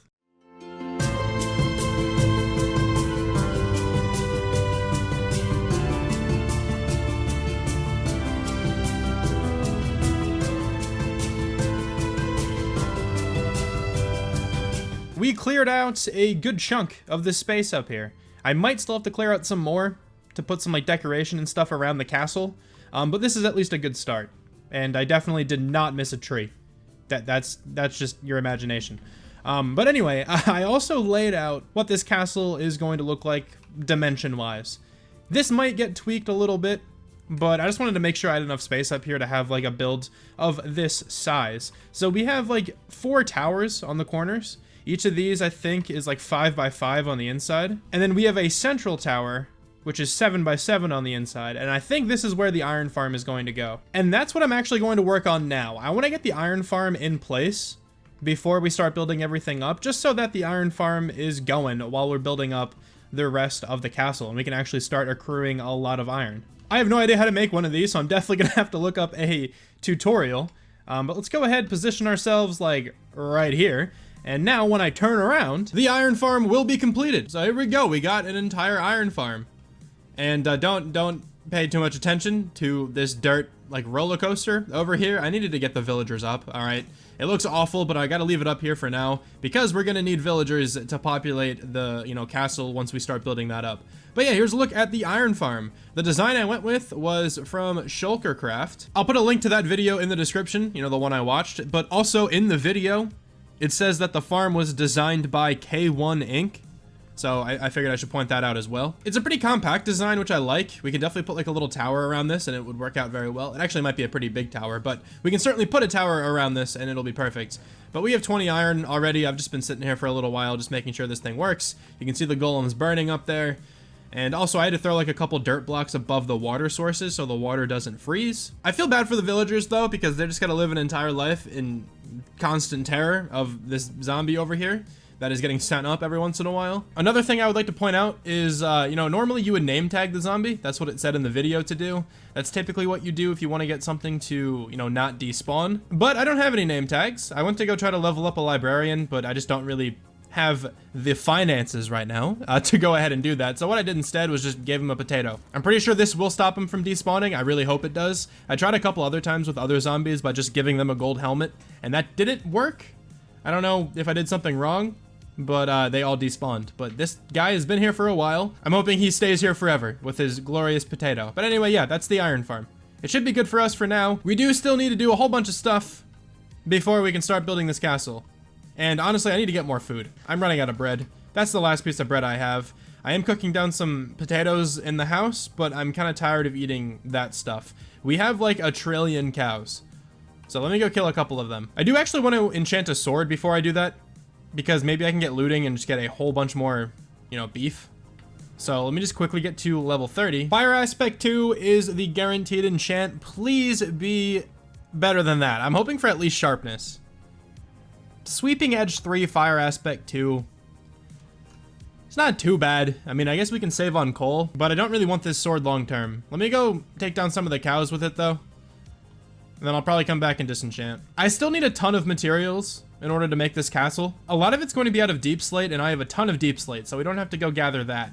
But I probably need more spruce, because I think we're going to work in some spruce accents. Have some like spruce pillars going up on the sides, I think. And then we certainly need a lot more mud, because we're going to be using the regular mud blocks, and then also like the packed mud as well. The idea right now is to start with like the deep slate on the bottom, and then work in some regular mud into that, because that's like the same color, kind of like that they do go together pretty well. And then we can throw in some of that rooted mud. I don't remember exactly what it's called. And then transition that into the packed mud, because, you know, the rooted mud has a bit of brown in it. I feel like we can probably blend those together pretty well.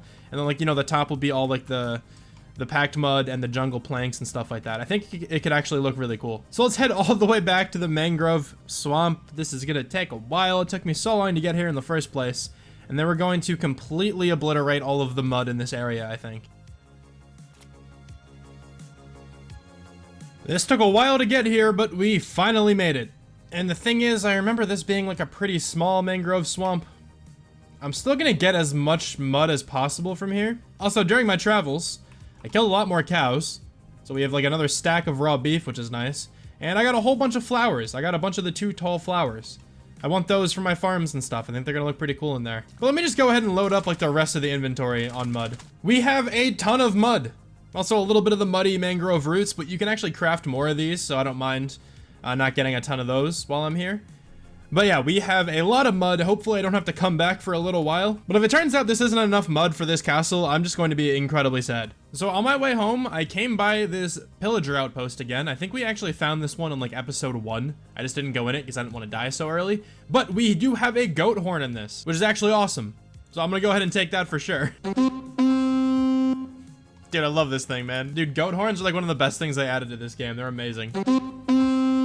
After traveling for what felt like about 3 years, we are finally back home, and we can continue collecting resources for this build. I want to collect a whole bunch of wood, and before I do that, I'm going to go ahead and enchant another axe. The axe we just enchanted only has efficiency 3 on it. That's kind of lame, but at least we can combine these two to get efficiency 4. I'm going to go ahead and do that right now, and it also repairs the axe, so it's not too bad. We just need silk touch then, and like mending on this, and then it's going to be incredibly good. I'm gonna go ahead though and chop down like all of these trees here. Pretty sure we're going to use nearly all of this wood. I actually don't know if I'm gonna use any mangrove for this, which I like quite a bit because I don't really want to harvest any. It's the most annoying thing in this game now. That might not be true. It might not be the most annoying thing, but in terms of harvesting wood, it is so annoying to get. So we have a ton of wood right now. I just harvested pretty much everything aside from the acacia once again, and I just never replanted the mangrove, so we actually just don't have any over there. But this should be good for at least a start. If this is not enough wood for the whole build, I'm gonna be very upset. I've never really built anything to this scale before, so I don't know if this is enough, but I guess we'll just start placing some blocks down and check it out. We also have a ton of deep slate that I'm gonna have to bring up there. All this mud as well will have to come up, so I'm gonna have to make a couple trips. I'm gonna throw some copper out to oxidize as well, because I think I might use like the final form of copper for the roof. I feel like a touch of green would look really nice on this. I also want to throw some like mossy cobble and like mossy stone brick and stuff in the roof. That'll probably look pretty cool with this like pop of green. So I do need to go grab some moss. Now I think I have like 1 moss block, but I don't have too much bone meal. I'm gonna bone meal as much of it as I can, and we're gonna see where that gets us. If it's not enough, I'll just go try to find a lush cave. Oh, we actually have a decent bit of bone meal right now. I guess I killed some skeletons along the way, which is nice. We can finally bone meal a little bit around the area. So I'm gonna spend a little bit of this bone meal just making the area look a bit nicer. All right, it's not much, but I like it a lot more than, you know, what it was before. Just the grass and the flowers, just make the whole area come. And also, we're gonna use like this entire stack of bone meal and get as much moss as possible. We have so much moss at the moment, and we have a good bit of like moss carpet, some of the azalea bushes and stuff like that for some more decorative blocks. But we probably won't be needing moss for a good while. We have a lot. And I think with all that moss, we have pretty much everything that we're going to need for this build. So let me organize everything. I'll move it all up there, and then we can start building this castle.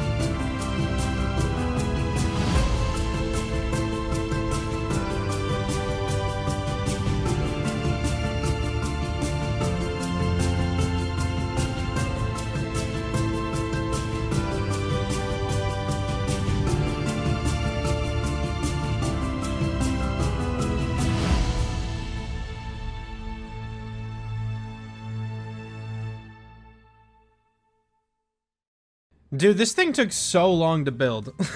Oh my god. Alright, so before I actually show off what the build looks like with shaders on, need to apologize, alright? I'm sorry it's been so long since the last episode in this series. Now, I have a main channel where I upload Madden content, right? And the new Madden game just dropped a couple weeks ago, so I've kind of been focusing all my time on making content on that game. So I haven't had all the time in the world to come over here and start working on this project. I also work full time, so trying to balance all that stuff, just a lot of time that I don't necessarily have. But we have completed the castle. Well, at least like a good portion of it. It's not fully done yet, but I'll kind of go through exactly what isn't finished. One more thing I want to say before I turn around. Thank you, honestly, for all the support. This channel has actually grown a good bit since the last episode. I've gained like 90 subs, which is huge for a channel this size. So thank you so much. If you're a new, subscriber, and if you're just watching this for the first time, thank you for checking me out. I really appreciate it. I do not want to end this series, all right? Like, I want to keep making content on Minecraft. I'll just have to find time in my schedule to record it. But without further ado, let's turn around with the shaders, even though I'm pretty sure the time lapse should be with shaders on. And it doesn't really look that good from down here, if I'm being honest. But I'll take you guys through, and then we'll go back like to the house and look back. I think it looks really cool from that angle. So, we have a castle. This is the first castle I have ever made. I've never built a castle before. Also, I did not do this in creative first. So that probably accounted, for a lot of time in this build. But I'm thinking the villagers will go like in these hallways here.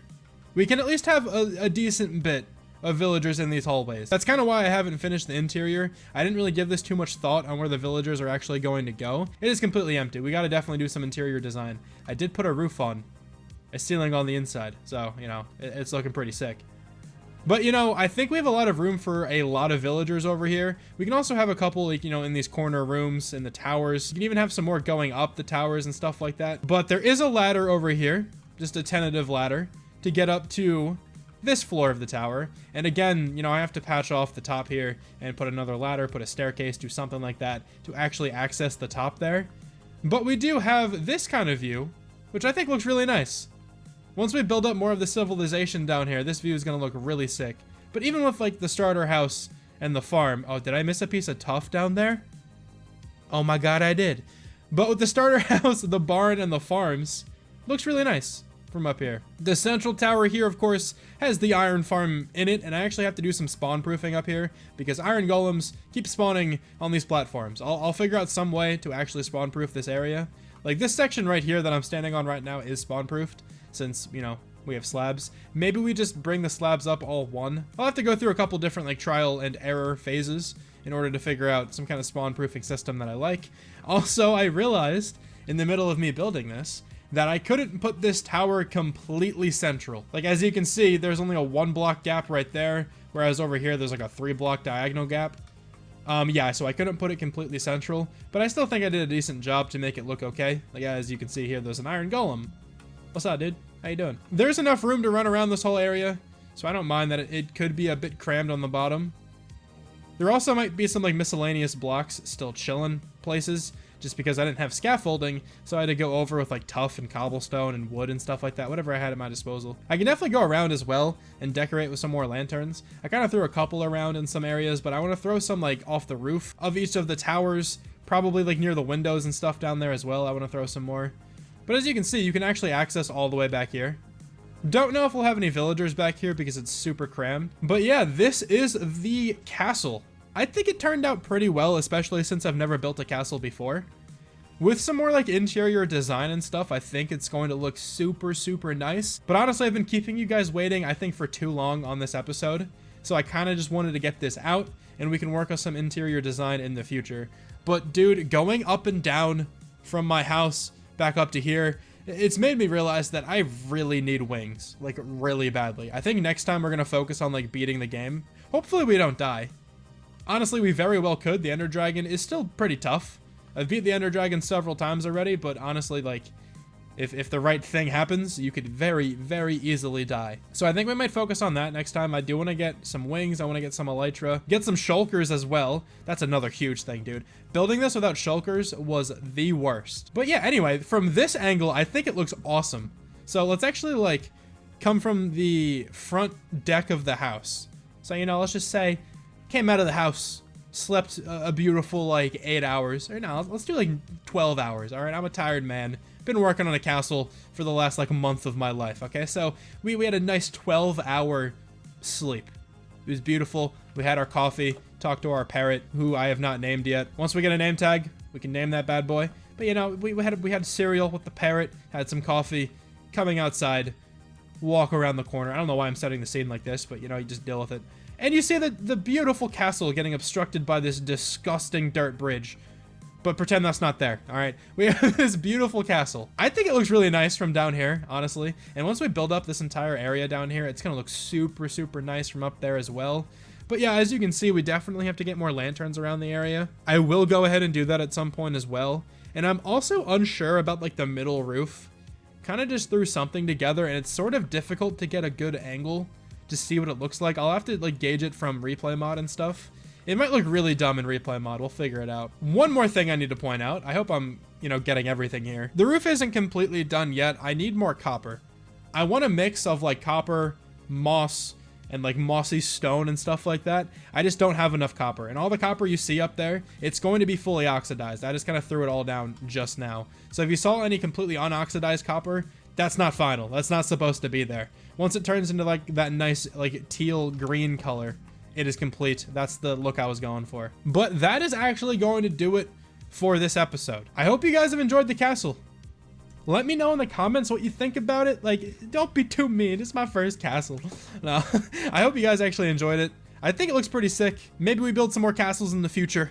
Maybe go grander. I don't know if I'm going to do that, dude. This was a pain to build. At least without scaffolding. Maybe with scaffolding and elytra, it would have actually been a lot easier. But thanks one more time for watching this video. I really hope you guys enjoyed this one, man. And I'll talk to you soon. Bye.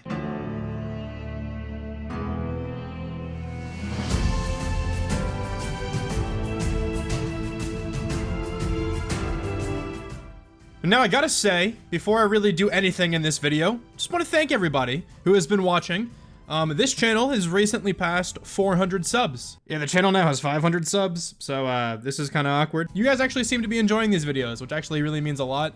I've spent a good amount of time lately trying to work on editing and stuff like that, and actually trying to, you know, build stuff that looks decent. And I feel like so far I've done a pretty okay job, right, in this world. So thank you for the support on this series. I really do appreciate it. But we are back with my Minecraft hardcore let's play playthrough kind of thing. And last time we built this castle, and I gotta say, I lied to you guys, okay? There's no villagers in here just yet. I said last time that I was going to put villagers here between episodes. I just don't want to do anything else in this world, honestly, until we have elytra and shulker boxes, okay? It's just a lot easier to deal with Minecraft when you're overpowered. And that's what today's plan is. Not necessarily to become overpowered. We're not gonna get netherite and get like perfect enchants and all that stuff. But I want to beat the game, okay? We're going to start out by collecting all the resources necessary to go to the end. Whoa, that's a big fire stick. And to defeat the Ender Dragon. I want to explore the further parts of the end. Get some elytra, get some good loot that way. Obviously some shulker shells as well to make building bigger projects a lot easier.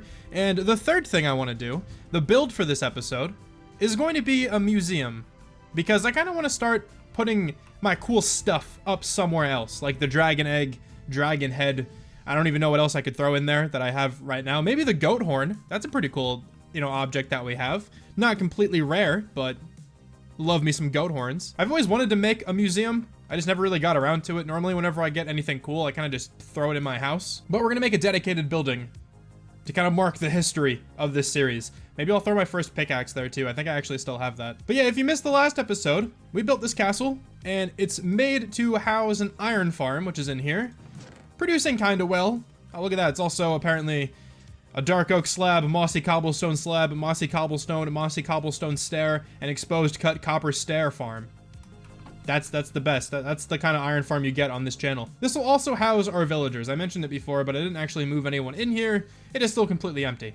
But I think it looks kind of nice, at least. Even without much decoration on the inside, the outside still looks pretty epic, in my opinion. Got a couple really nice comments about the castle as well. Certainly appreciate that. I think for starters then today, we should go get some ender pearls. I want to say I might have like 1 or 2. My inventory is a complete mess though, so I definitely have to clear this up. I think we are all set to go to the Nether now. Inventory is rather cleared out. I'm bringing a bed, even though I can't use that. Whatever, it's still gonna stay in the inventory. Not a big deal. But let's hop over to our Nether portal. I really hate our Nether spawn. We're gonna have to do something about that in the future. And I only have like a stack of gold, so I'm not gonna bother bringing any. We'll just go to a warped forest and try to kill some Endermen. There's a warped forest over this way. But getting there is going to be a little bit annoying. I really hate this Nether spawn, like, so much. And we are in. Kind of. We actually just have to break in now. And we are finally in the fortress. Gonna make sure we're safe from some wither skeletons. Gonna screenshot those coordinates for sure. And let's go kill this blaze. I'm sure there's a spawner over here then. I should have brought a shield. The more I look at my inventory, the more I realize, like, I shouldn't have brought all this stuff. There was no reason for me to bring the diamond hoe or the axe, but it's whatever. Now, I don't believe there's actually a spawner over here. I guess those blazes just kind of spawned on their own. Gonna gather some quartz on the way too. Be nice if we can get some levels, but at the moment we're just repairing our pickaxe since it has mending on it. But I do want to get to level 30 again before we hop into the end, because I want to enchant a bow with a level 30 enchant. Yeah, okay, just 4 saddles in this one chest. Don't think we're gonna need all of those. Go get them. Go get them, my minions. Oh, I didn't drop the bow. I was really hoping you would. I haven't found a blaze spawner yet, but I've just been killing a bunch of blazes that I just see, like, roaming around. There's actually been a ton of them. We have 7 blaze rods. I feel like our drops are actually, you know, pretty decent. Got that dream drop luck at the moment. This is where all the action is, it looks like. Yeah, there's some blazes over here. There's some wither skeletons over here. And this is where the spawners are. There's at least 1 over here. I can see it to the right. I don't need that many more blaze rods, actually, so I don't want to, like, push my luck too much. I'm not trying to get all the wither skeletons right now as well, so if I can just get a couple more blaze rods, I'll be fine. I have 7. I think if I can get to like 10, I'll be chilling. Yeah, I wish I had a shield. Oh god, I wish I had a shield. I'm stupid. Sweet, I'm gonna go get this blaze rod and then I'm done. It's actually 2. We're chilling, we got 11. Good with that. Let's get out of here. I still do need the ender pearls, obviously, so we actually have to stay in the Nether. I just want to get out of the fortress. Dude, this is so sketchy. I just want to get to the warped forest. Why is this so hard to do? Dude, this is incredibly sketchy, but I don't know what else to do. Just make the jump, and we're in. We made it to the warped forest. Oh god, I wish my portal was over here. I hate basalt deltas so much. We got ourselves in a weird position right now. I accidentally hit a piglin. Yeah, so this is kind of weird. Might have to make an interesting escape here in a little bit. I think the piglins are angry at me, so I'm just gonna leave. I'm not trying to die to them. Here's a tip about Enderman if you guys didn't know this. If they're mad at you and you keep looking them in the face, they don't run at you. So if you're ever caught in like a really weird situation with Enderman, you can just try to like stare at them straight in the face and they won't come closer to you. We nearly have a stack of ender pearls. I'm good leaving on that note, I think. So let's make the very sketchy trip back. Yeah, this is just like the worst Nether in the world, I think. It's definitely up there. That sucked. Let's leave. It's time now to clear out the inventory once more, and then we can consider trying to find the stronghold. I don't know if I'll go find it right away, because I still do want to enchant a bow. What is my bow enchant even going to be? Let me check that out, because if the level 2 enchant is decent, I might just take that. Oh, it's way different. Okay, so let's definitely wait until we get to level 30. So I guess you know what that means. We're gonna go trade a whole bunch of sticks. In order to find this image, I googled good stick. And I think I completely agree. This is a pretty good stick. Now, if you haven't already, definitely leave a like on the video for this stick. Just look at them. Do you guys like my AFK chamber? For when I was waiting for my spruce trees to keep growing? Because I needed like way more spruce than I thought for that castle. I think it's a nice aesthetic. Adds to this area very well, you know? But we have a ton of sticks, also a bunch of leftover planks to make more if I need it. So let's head over to the village and go bamboozle some of these guys to get some massive stonks. We are now level 30, so let's go enchant a bow, and then we can actually start looking for the stronghold. Go ahead and get power 4 and unbreaking 3 punch 2. Not a bad bow. Definitely not a bad bow at all. An unbreaking 3 book is next. That's actually really solid. May have to go ahead and get that. I think we're looking good. to go look for the stronghold. Sadly, we don't have a full, like, enchanted set of armor, but if I'm being real, I'm okay with the armor we have. I might as well check out level 2 enchants on everything. It's probably smart to at least get some kind of enchantment on my armor for this. Like, protection 2 on the helmet, I will take that. It's just prot 2, but that's fine. We can obviously disenchant when we come back. That does mean, though, I did lose the Unbreaking 3 enchant on a book, but it's not the end of the world. I'm gonna enchant the chest piece as well. Thorns 1, fire protection, Thorns 1. The fire prot's not gonna be super important, but it's fine. But let's toss a pearl and see where we have to go. It's this direction, and of course the first one breaks. Why wouldn't it? All right, this is going to be kind of awkward, but I'm pretty sure the stronghold is like in the middle of the ocean here. Found some diamonds digging down. Cool. All right, I'll take it. I don't even know if I'm in the right spot. I was kind of just swimming around underwater for a while. Found a spot I was able to dig, so I just kind of started doing it. Honestly, this is just kind of ridiculous. It's been tough for me to try to find this stronghold. I don't know why, but I found more diamonds.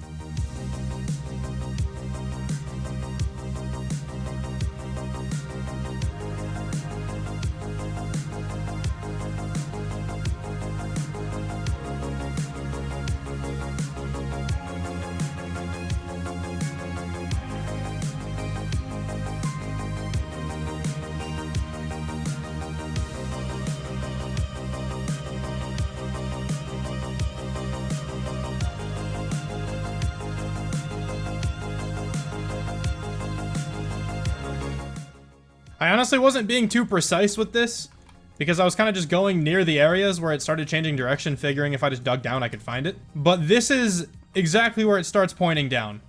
So let's just dig down from here. I probably should have just done this from the start. Yeah, it's right here. Cool. Should have just done that from the start, I suppose. But I mean, I got 30 diamonds this way, so it can't be that bad. I found a library. That's nice. Let's try to find the chests in here and get some books potentially. Nothing good in the first chest. Let's go upstairs. We got an infinity book in this library. Also a respiration 3 book.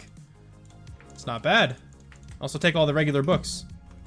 Not too shabby. And there is the spawner. Perfect. I think it is time, though, that we do this thing. Think my inventory is all set up. I got my water bucket over here. I'm actually going to have it next to my bow, I think. So I got my water bucket here in case we get flung up into the air.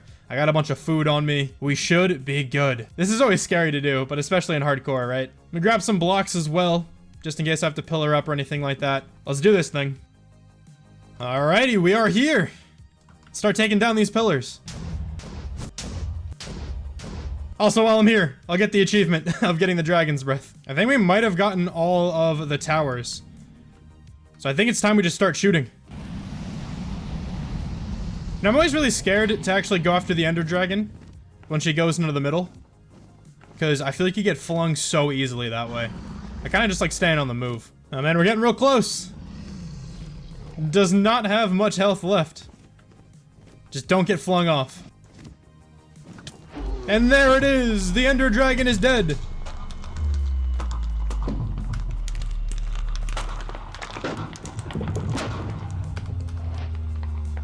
Oh, it's great. Feels so good. Let's get all this experience. Let me not drop my bow. Let's also heal my pickaxe. Might as well. Got 65 beautiful levels. Actually, a little bit more. Hold on. Maybe 66? Yeah, 66 levels.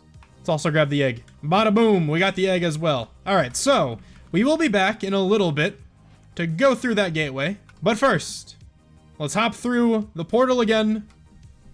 Head back to the house. Or let's not head back to the house because I slept in the middle of nowhere. I'm an idiot. Alright, let's go find the house again. Nothing says home sweet home like this dirt bridge that we got going on. I missed that so much. No, okay, well, we're finally back. And we're gonna go spend all of these enchantment points. Who are you guys? Wait, huh? Where did those villagers come from? I genuinely have no idea. Are they able to get out of the breeder? What? Huh? Are there too many of you guys that you just, like, phase through the wall? Oh. Haha, no. Not at all. I just left that open. Let's do that for now, I guess. Alright, well, we got a couple villagers now in the barn area. Whatever, that's fine. They made it out on their own. I won't punish them for that. We're also gonna go ahead and make, I think, a new set of tools. Probably not armor, just new set of weapons and tools. Just so that we can enchant some fresh stuff. Maybe except for the hoe. Actually, no, I will make a hoe, because if we get Silk Touch, it's worth combining. But let's go ahead and do some enchanting. I won't show you everything I do, because this is going to take a while. And I actually do need a new pair of leggings. I forgot about that, because my leggings have Curse of Vanishing, and I can't disenchant that. Now we should be good. Alright, so I'm gonna get some enchanting underway, and I'll let you know all the good stuff we get. That's a really good hoe that we just got. Also a pretty good sword. I want looting on that, though, for sure. So we're gonna make another sword, too. There we go. We finally got the leggings I was looking for. Prot 4, Unbreaking 3. That's very good to me. I think that's a pretty good chest piece. I think what you're actually supposed to do with armor is have like 3 pieces for protection 4, and then 1 piece, not the show, 1 piece for either fire protection or blast protection. I think I'd rather have blast, but I don't mind the fire protection right now. I wish I was able to get Prot 4 in the helmet, but we only got Prot 3 here. That's decent for now, I guess. And we are all out of levels. I wasn't able to get a looting sword, but it's all good. It is time, though, that we do a bit of combining. We have a Prot 3 book. I forgot I got that earlier. So I can put that on either the helmet or the boots. I think I'll put that on the boots, just to make the boots, like, perfect. I'm not sure I'll be able to combine everything that I need right now. I'm gonna start, though, by putting a lot of these books on stuff. So Swift Sneak. We're finally gonna get Swift Sneak. That feels so much better. You sneak so much faster. Oh, it's great. Gonna throw protection on the boots, then. That brings us down to 12 levels. And I think next we should put Efficiency 5 on an axe. That's exactly 12 levels. So we're gonna go ahead and do that. I don't really want the Fortune 2. I want Silk Touch, but I should be able to exchange that later. There are 2 other things left for me to combine. That's these 2 pickaxes to get an Efficiency 5 pickaxe. And it is my hoe with my other hoe, which I don't have on me. I think that was very successful. We got a full set of very good diamond armor. I don't know if I'll switch out this chest plate for blast protection. I very well could do that in the future. But every other piece of the armor is essentially perfect. And then obviously we're just looking for looting on the sword. But you know, for the most part, feeling pretty nice. Feeling a lot safer. I think we're now ready to head back to the stronghold, because I do want to explore, obviously, the further end islands to get some elytra and get some other tools and stuff like that. Our inventory should be good. I have a bunch of blocks. I'll probably run out of these, if I'm being honest. We got some rockets, though, which is actually pretty important, because once I get my first pair of elytra, end travel will be a lot better. Even without mending on it and, like, unbreaking right away. You know, a normal pair of elytra still lasts a pretty long time, so I should be able to take those and, you know, fly to other end ships and stuff like that. I'm looking to at least come out of the end now with, like, 2 or 3 pairs of elytra. It's not super necessary, obviously, since this is not survival, and, like, I don't have any risk of really, like, dying and losing my elytra, because if I die, I lose, obviously, the entire world. But it's nice to have a couple pairs, I guess, in case some run out before I get mending on them, and also maybe I can just use one as, like, decoration in the museum. It can go in, like, an item frame or something like that. I feel like that can look kind of cool. All right, guys, watch this insane water bucket. Here we go.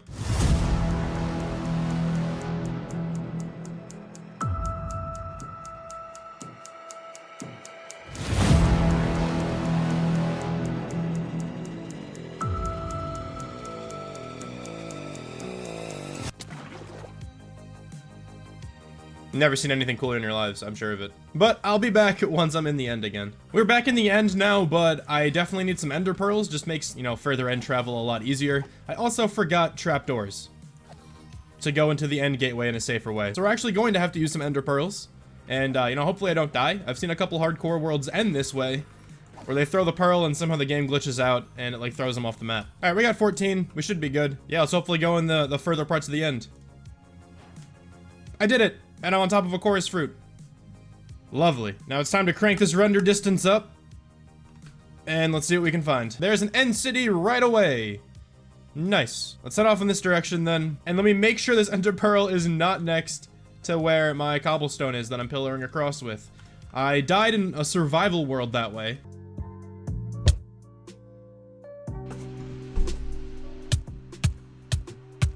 Oh my god, dude, no way. Well, that is very painful. We lost a lot of good stuff, including our elytra. I guess, don't have your ender pearls on your hotbar directly next to the block you are building across with. We actually have 2 end cities. There's one over there too. So this one actually looks really small, but we could at least go get some shulkers. I'm gonna head this way anyway. Maybe there's more behind it that's just not rendered in yet. This is always so sketchy, but here we go. It'll be a lot faster with Swift Sneak now, which is beautiful, but it still kind of stresses me out. I'm not used to moving this fast while crouching, so I'm scared. All right, the first Ender Pearl is down. We're alive. We made it. Cool. And this end city is terrible. There's nothing going on here. Is this even worth going to? I don't know end cities that well. I'm not even sure if there's loot at the top there, but I guess I'll check it out. And I'm sure you guys don't need like end rating tips, but I guess if anybody does, a water bucket is like the most useful thing, I feel like, when you're raiding end cities. It allows you to climb all this stuff without wasting time on the parkour. At least we got some loot up here, so this end city wasn't completely useless. Beetroot seeds. Oh my god, dude, we're rich now. Let's go. Really bad loot, but it's all good. I'll at least take a chest, and we can obviously use this chest to make one shulker box. Our first one ever. It feels so good to have these. And I believe that's it for this end city. It's very small, or I should say it's average size, but yeah, we're gonna leave. Here, let's redeem my water bucket. 360. Look at that. Just first try, best thing ever. Now this one's at least a little bit bigger. Oh, it has a ship. Yes. All right, cool. That'll make end travel a lot better then. Another end city with another ship is loading in over there as well. Sick. Let me just build right up to the top of this ship. Finally, some diamond stuff. We got a Prot 4 Unbreaking 3 chest piece. Got ourselves a Prot 3 chest piece and a Prot 3 helmet. That can actually make our helmet Prot 4. That's beautiful. Fire Prot 3 Unbreaking 3 chest piece, which I think will make our chest piece Fire Protection 4, which isn't that bad. But Curse of Binding one I'm just not going to take, because I don't want to accidentally put it on and be screwed. But this is what we came for. The Elytra. Oh, they're so nice. Look at them. All right, let's actually throw them on, and we can continue exploring. And let's fully take to the skies for the first time in this series. Oh, it's so majestic. Nice looking end city over here, though, so we can get quite a bit more loot from this one, hopefully. And then I'm kind of just looking for, like, one more ship, and I feel like I can call it on our end travels. Can you get Sweeping Edge 4? Because if you can, we're able to get it. Sweeping Edge 3 sword. We already have a Sweeping Edge 3 sword. That's a lot of diamonds. Also, a pretty good helmet, but Curse of Binding I don't want. Curse of Binding I don't want. Curse of Vanishing, all right, well, that's not the end of the world, but I also just don't want it. But our second pair of Elytra has been acquired. All right, I'm pretty sure I've gotten all of the loot out of this end city. I'm at least fairly certain I have. We're gonna head off and find another one, which I think we just did. I did not get the dragon head. Hang on, wait, let me go back. We're a dragon now. We've done it. Anyway, let's head off to this other end city. Hopefully this one has a ship for us. It doesn't seem like it does. So we'll find at least one more after this one. There's one right there. Dude, I'm getting actually really lucky with these. What's going on here? And this one has a ship as well. Sick. Let's loot these last two bad boys, and then we can head out. I think we are all good. We looted this city. We really didn't get the best loot from the chests, but we do have 3 pairs of Elytra now, so we should be chilling. We got a bunch of, like, backup pieces of armor, I guess, and maybe some things to combine, but nothing that crazy. I feel like we're at the point now anyway where we have really good tools and armor. There's not too much more I could really ask for. But let's just try to find another gateway, and then we can head home. Well, I mean, all right, hold on. Oh, there's another ship. Yeah, I can't not loot it, right? No, I just dropped my one shulker box. All right, at least it didn't fall completely off. I thought it was one of the end blocks. And oh my god, I think I just went down to half a heart. Oh, that could have been so bad. What happened? All right, I think we are done for sure now. So let's just go try to find an end gateway. We got our ticket home. Let's see if I can just fly right into this. Here we go. Am I the best or am I the worst? Oh, first try, baby. We're amazing. And this time I actually set my spawn properly. We're home. We did it. Let's take a nap. So we got a bunch of pieces of armor. Some of these might be able to be combined with the stuff we have to actually make our stuff a little bit better. Got just like an unbreaking sword, I guess in case I ever get like a godly sword that doesn't have unbreaking on it. A couple other random things I got. This is a really solid looking shovel. Actually, it already has mending on it. Some more pieces of armor. A bunch of Elytra. One dragon head though. That's amazing, but the best find, all these beetroot seeds. Look at this, man. We are rich as hell. We probably will have to go back eventually to get some more shulker shells. We can make one more shulker box, though. Might as well do that. We got 3. That should help out with some projects. But honestly, most importantly, what I want to do right now is fly up to the castle. We can do this. This was so annoying to have to walk up and down this hill so many times to make this castle. But now we can just fly above it. It's nice. Also see some of the mountains in the surrounding areas. This is a cool area we got here. Found a really nice spot. Even over here looks really nice. Anyway, next up for the agenda in this episode is to start figuring out what I'm going to do for the museum. I'm not sure where it's going to go. Maybe we can actually expand over this way now. Clear out some of these trees, throw it up like against the incline or something. That could look kind of nice. I'll brainstorm a little bit. This might be the most important thing I do all episode. Getting rid of that tough block. I noticed it from up there when I was looking down at our area a little while ago. I think it was in the last video. I'll definitely figure out some kind of block palette, but we certainly have to go collect some materials. So let's go do that.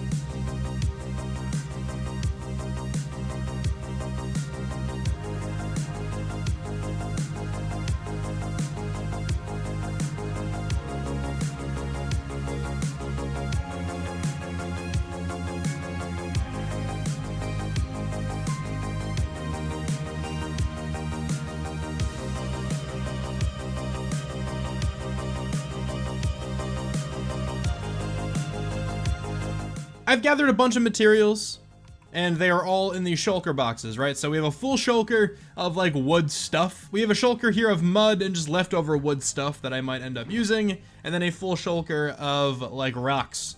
Because I think the palette for this building will be mainly out of these blocks here, out of the gray blocks. We're gonna have, like, a tough to regular smooth stone gradient going on. The roof will probably be dark oak and spruce, kind of like I normally make my roofs. And then I think we're gonna have like a little second floor. It's kind of difficult for me to explain right now, but I think that'll be out of like the jungle wood and the mud brick. Obviously, of course, regular mud too. So like this little pattern we have down here. So no mangrove in this build, but that actually makes me a little happy because then we don't actually have to get any mangrove wood.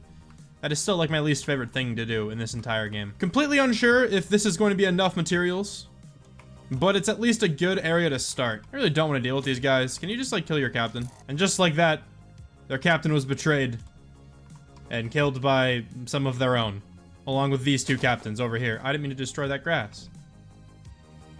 I'm sorry, grass. But along with these two captains over here.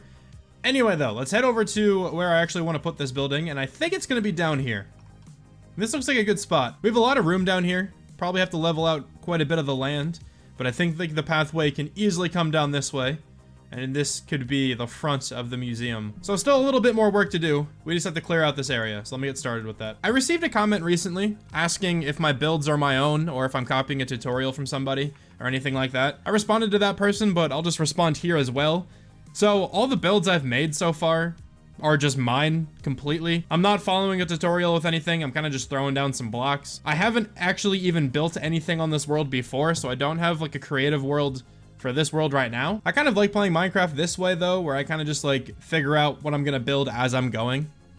So what I'll typically do is just have like a shape in mind, maybe a block palette in mind as well, and we'll just start throwing down some blocks and, you know, kind of just see what happens. But I definitely have to say that I certainly take inspiration from like Fwip, from Mythical Sausage, from a creator named Mr. Beardstone as well. You know, Mr. Beardstone builds in a very similar style to like our starter house here, and I've been watching his hardcore playthrough, so I took a bit of inspiration from his builds. A lot of his builds, kind of like the second floor will jut out one block away, kind of like this right here. So we definitely are taking inspiration from other Minecraft creators, which I think is a really good thing to do in Minecraft. I think it's definitely healthy to consider what other people are building, but obviously just don't blatantly copy them straight up. And obviously also give credit where credit is due. So now let's go ahead and start laying out this building. We're gonna have a change of plans.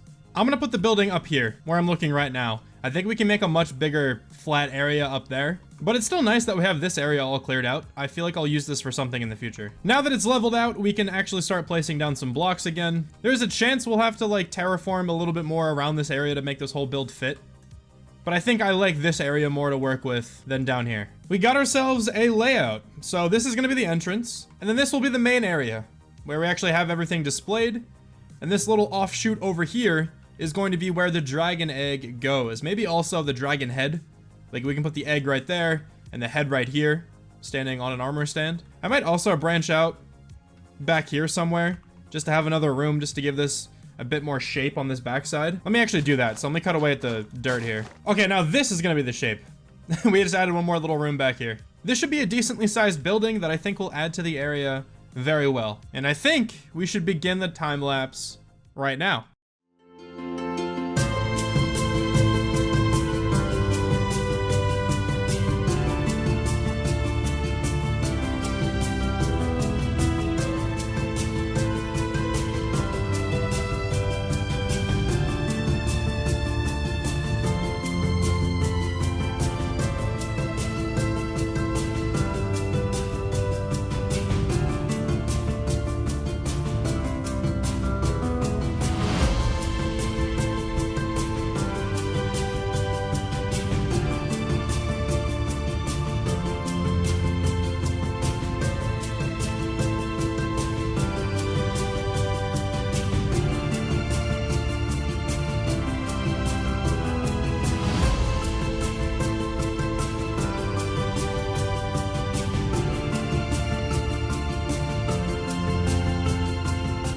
So since the time lapse, I have textured a little bit more of the building. So all I've done is just brought in a little bit of mossy cobblestone and some moss. I think it looks nice. Just added a bit more, you know, to these walls. Like it quite a bit. It blends well together. But yeah, here is the museum. It's not completely done. We have not done any of the inside yet. I figured I could probably do that here to, you know, finish off this video. And we also still need to do, like, the rest of the outside, like the path. And we have to connect it back up to the rest of the area. Figured I can end the episode off by doing both of those things still. And we're gonna do these more together rather than doing them in a time lapse. But let me kind of clear out this inventory a little bit and then we can start working on the interior. I'm gonna begin on the inside here by throwing in the floor and then the ceiling. The floor down here is going to be out of spruce. And then the ceiling will be out of oak. Oh, there's a party going on down here. Now, I don't believe I'm gonna finish off the entire interior of this building just yet, because I don't know exactly what all is going in here. I know for sure, though, that the dragon egg will be over here and the dragon head. So we can at least design, like, this little section of the museum. The rest of this, I'll kind of figure out later, I think. I think we'll at least start off with this kind of, like, spruce archway here to section off these two areas of the building. And then let's go ahead and do just a normal looking archway, I think, between here. Do I want to strip this? I don't think I do. I think that blends in a little bit too much with the floor. What we could try instead, though, is some stripped dark oak. And I think I prefer that. Yeah, okay, so that'll be the divider now. Pretty big fan of that. Let's bring these trapdoors down a little bit more. That's a nice, you know, little entrance into this room. And I think we'll do this for the roof on the inside here. Have like a little spruce around the outsides. I think that looks kind of cool. Looks like it's being a little supported, which I quite like. Then we just have like a stripped oak log there in the middle. We'll probably do a similar thing then for the rest of this build as well, once we actually start working on that. But in here is looking kind of cozy. Let's go and actually grab the dragon egg, though, and the dragon head, so we can put it on full display for now. All right, I got a bunch of stuff now to display around the area. We're gonna start, though, with putting down the dragon egg, and I'm gonna do this on an anvil, because I kind of just really like what that looks like. It's a nice little, like, pedestal for the dragon egg. And then the other part of this room, I think we're just gonna make, like, some shelves. Gotta make sure I don't accidentally right-click on the dragon egg as well. And we'll throw in, like, a mix of things over here. So we'll throw some barrels just to kind of, like, make it look pretty good. And then we will also throw in some actual stuff from the end. Like, for example, we will throw the dragon's breath on this item frame. We also got an armor stand, which we will throw some armor on that we got in the end, and the dragon head. One more thing I would like to throw in this room is a pair of elytra on that barrel up there. And that's kind of all the decoration I wanted.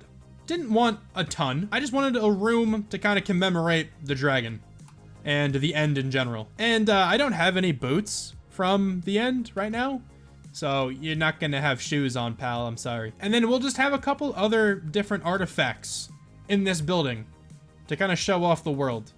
Maybe back here we can have another little room showing off like a dimension.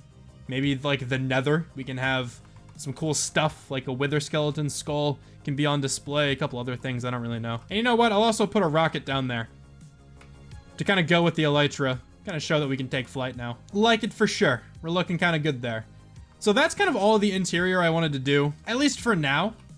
We will, like I said, come back later to finish off the rest of the inside of this building. But to move on, we have to decide on a path. Looks kind of awkward over here, in my opinion.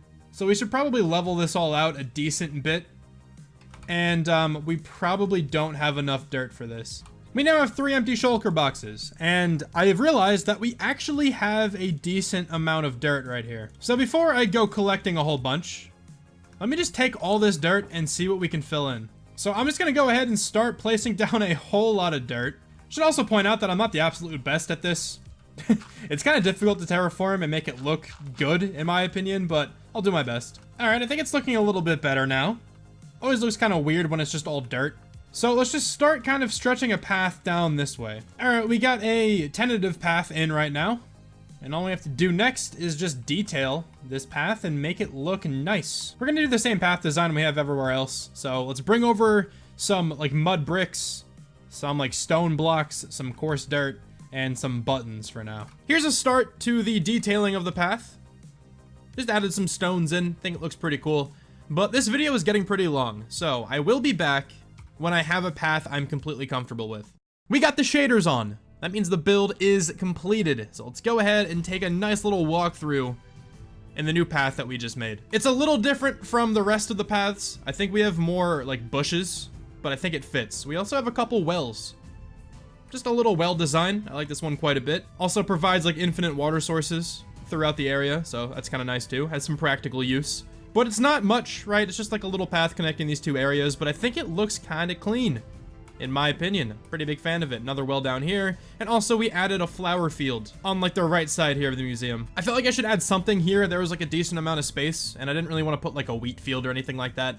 Figured some flowers would work pretty well. We just bone mealed a little bit of the outside too.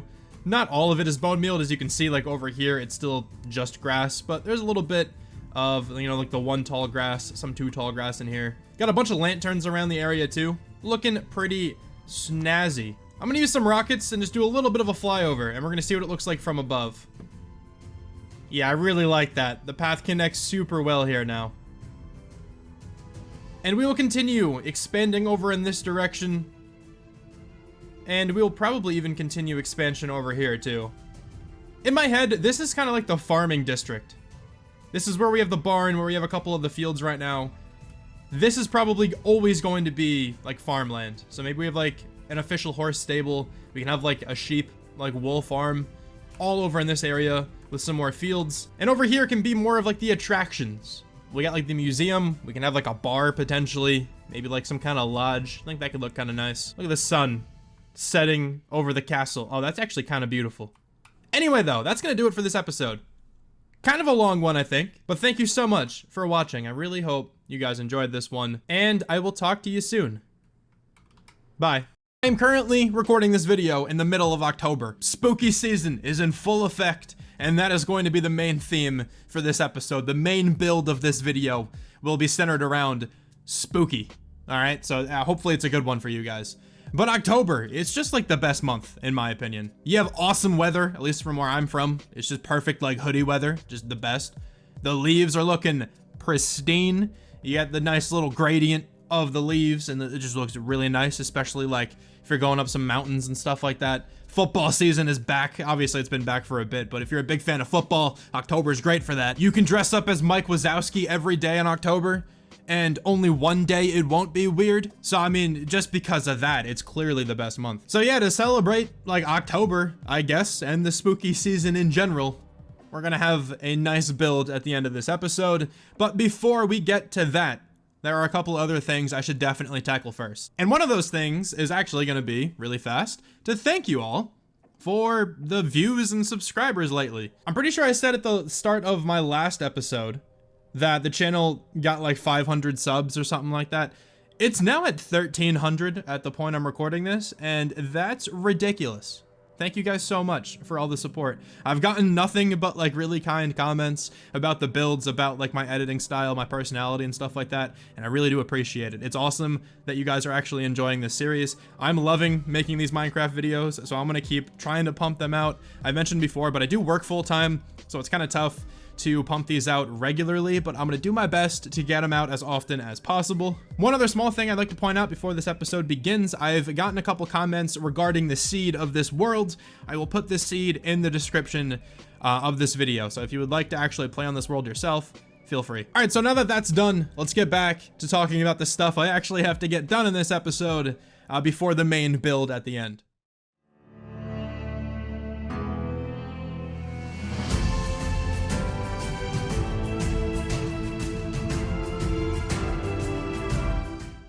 There are 3 things I would like to get done before we start with this spooky build, okay? And they're all farms that I just want to have built because they're incredibly useful.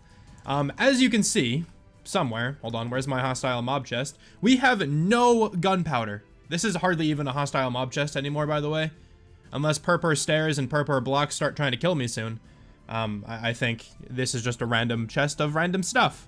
I need a new storage room soon as well, like for sure. But I have no gunpowder. Just absolutely none. We have some paper over here, and we have a little bit of like sugarcane down here. So right there, those are 2 farms I would like to build. I need to make a mob farm.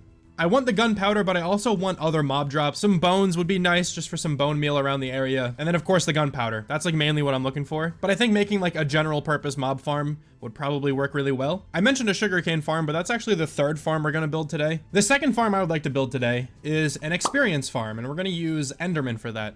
So we'll have to go back to the end, make a nice Enderman experience farm. That works super well, and once we get mending on everything, we will never run out of our tools as long as I'm careful and don't break them by accident, which honestly is not completely impossible. But before we get started with anything, let me show off what we did last time. We built this path heading down to the museum, which we also built last time. Fairly large fan of the path. I think it looks nice. We got some nice bushes, got some like wells and stuff along the way. I think it ties in really well with everything else here. And then the museum is not even kind of finished. We have 1 room sort of done here, kind of commemorating like the end and the dragon egg. I like this room quite a bit, and we're gonna like kind of continue this style throughout the rest of this build around here, just to, you know, show off some of the other aspects of this world. I was thinking over here, maybe we can have a little tribute to like the Nether or something like that. And then like this main like rectangular room can just be like random artifacts and random items we find, you know, throughout this world. But I gotta show you something else, because I have been a little busy since the last episode. As you might have noticed, the dirt bridge is no longer here. I moved villagers, finally. I actually moved the villagers into the castle. This was such an annoying process, man. Villagers, or a gym, I guess, is what we're calling them. They're just the worst. I saw a comment saying village gym, kind of like that. But yeah, they just suck. They're like absolutely the worst thing in this game. Right up there with mangrove wood. Like harvesting it, in my opinion. But yeah, anyway, we kind of did a bit of interior with the castle now, and we have a bunch of villagers. As you can see, they're lining the walls of the bottom floor here. I have made a bunch into Fletchers just so we can get some easy emeralds. I also left a shulker here. Let me grab that back. Got some easy emeralds with the Fletchers here, and we got a couple librarians. Also, like, all right, some of these beams are not here. I'll fix that eventually. But yeah, we got a couple librarians here too, which actually all trade really good books. So we got a looting 3 book, we got an unbreaking 3 book, sharpness 4, silk touch, and mending. Mending for 28 is a little expensive, but we're about to be rich. I don't mind that much. It's also kind of a little painful because directly after I got this silk touch villager, when I was trying to get mending on this one right here, on this gym, you know, they gave me silk touch for 6 emeralds, and this is silk touch for 13. So he was half off over there. It's whatever though. 13 isn't that many, honestly, for silk touch. And we still have that silk touch book, but I bought every other book and I put it on my stuff. So now we have a really good sword. We have a sharpness 5, unbreaking 3, sweeping edge 3, looting 3 sword. We also have mending and unbreaking on our elytra. Super good upgrades right there. And then I want to throw this silk touch book on something. I can't put it on my axe because it has fortune. I just have to get a silk touch axe and then combine them in the right way, and I think I should be able to get silk touch on it then. I also tried to spawn proof the rest of the castle. I have no idea if it worked. Sometimes I hear golems up there and sometimes I don't, but we have like a little carpet design over here. I don't even know if they can spawn in here, but I keep seeing random golems along this pathway, right? They were either spawning on the pathway or inside, so I kind of spawn-proofed both. We have like a half slab here all along this pathway. That actually extends throughout every single little like pathway here. And we have a couple trapdoors just to stop the spawning from there, and then some carpet. I have to get more carpet to finish off all of these rooms, because I actually kind of quite like that design with the colors we have. I just heard a couple golems burn just a second ago, and one's getting burnt now. So I think this might have worked. I realized that they were also spawning like up here, which was really annoying. So I had to go ahead and put slabs everywhere. I think now that we did that, the farm is fully functional. I'll see if I hear any hiccups at any point later. I think the plan for the rest of the villagers is that I want some of them to be farmers, for sure, so we can get some golden carrots eventually. And then I'm honestly not sure about the rest. Maybe you guys can suggest some stuff in the comments, what some good villager trades are. We can also even make a few more of them librarians if it turns out I need more, you know, enchants that I'm not thinking of right now. But I think we at least have a good start with the villagers we have. And the castle is almost completely done then. The last thing we have to do is actually link this up with like the rest of the area, which is gonna be a little annoying. I have to figure out some way to do this. And my original thought was to have like a bridge connecting here to over there, and then maybe we can have like a little building here into the mountain that kind of like takes you up some stairways to the castle. I feel like that could actually look pretty sick. We might work on that eventually. That's not going to be today though. The first thing on the agenda for today will be a mob farm. So let's go start getting the materials for that. I think we have everything we need in these 2 shulkers. I hope so. I'll come back here if I need anything else. And I didn't actually have to collect all that much. We had a lot of the materials already. I did chop down all of my spruce trees though, because we needed a lot of trapdoors. And I was able to muster up like a stack and a half with the wood I have. And you need 3 for this. So I just decided to chop down all of the spruce trees. It was definitely excessive, but it's not like I'm not going to need spruce wood in the future. But let's go try to find a spot to put this thing. I should definitely mention that the tutorial that I'm watching is from Voltrox. I'll put this video in the description for sure though. And this is also an experience farm, which is kind of nice in the sense that like it's going to be looting based then. So we should get a lot of drops. I don't really care too much about the experience I'm getting from this, but it'll at least be good to heal up some stuff like right now. This is far enough away from our base where it won't be annoying like in the sky, but it's potentially close enough that I could throw something around this build eventually and make it look cool in the sky. So I think right here is a pretty good spot. Actually, in the video, it says to go to a high spot in your Minecraft world. So I'm gonna go over here. Yep, on top of this little hill seems really good.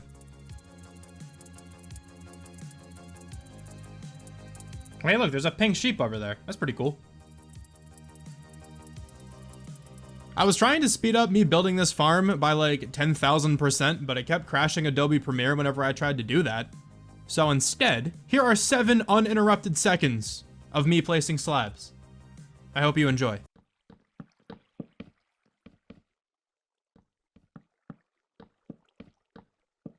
So I think the farm is done. I really hope it works. I'm just gonna sit here for a little while and see if we get any mobs to drop in.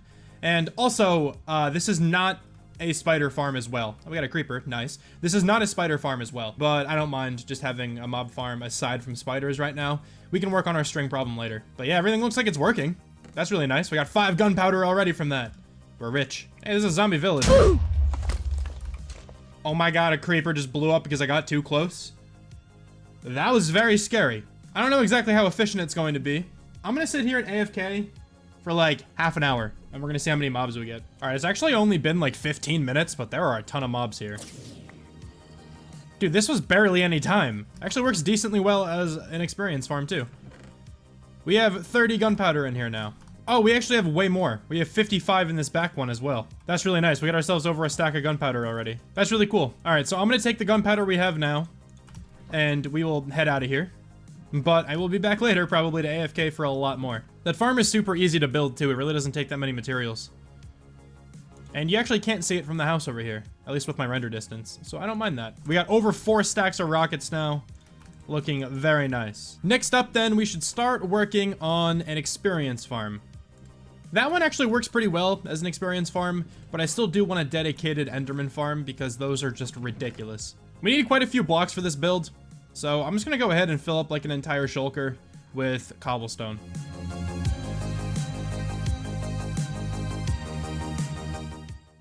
I didn't end up getting an entire shulker, but I think these are all the blocks we're gonna need for this Enderman farm.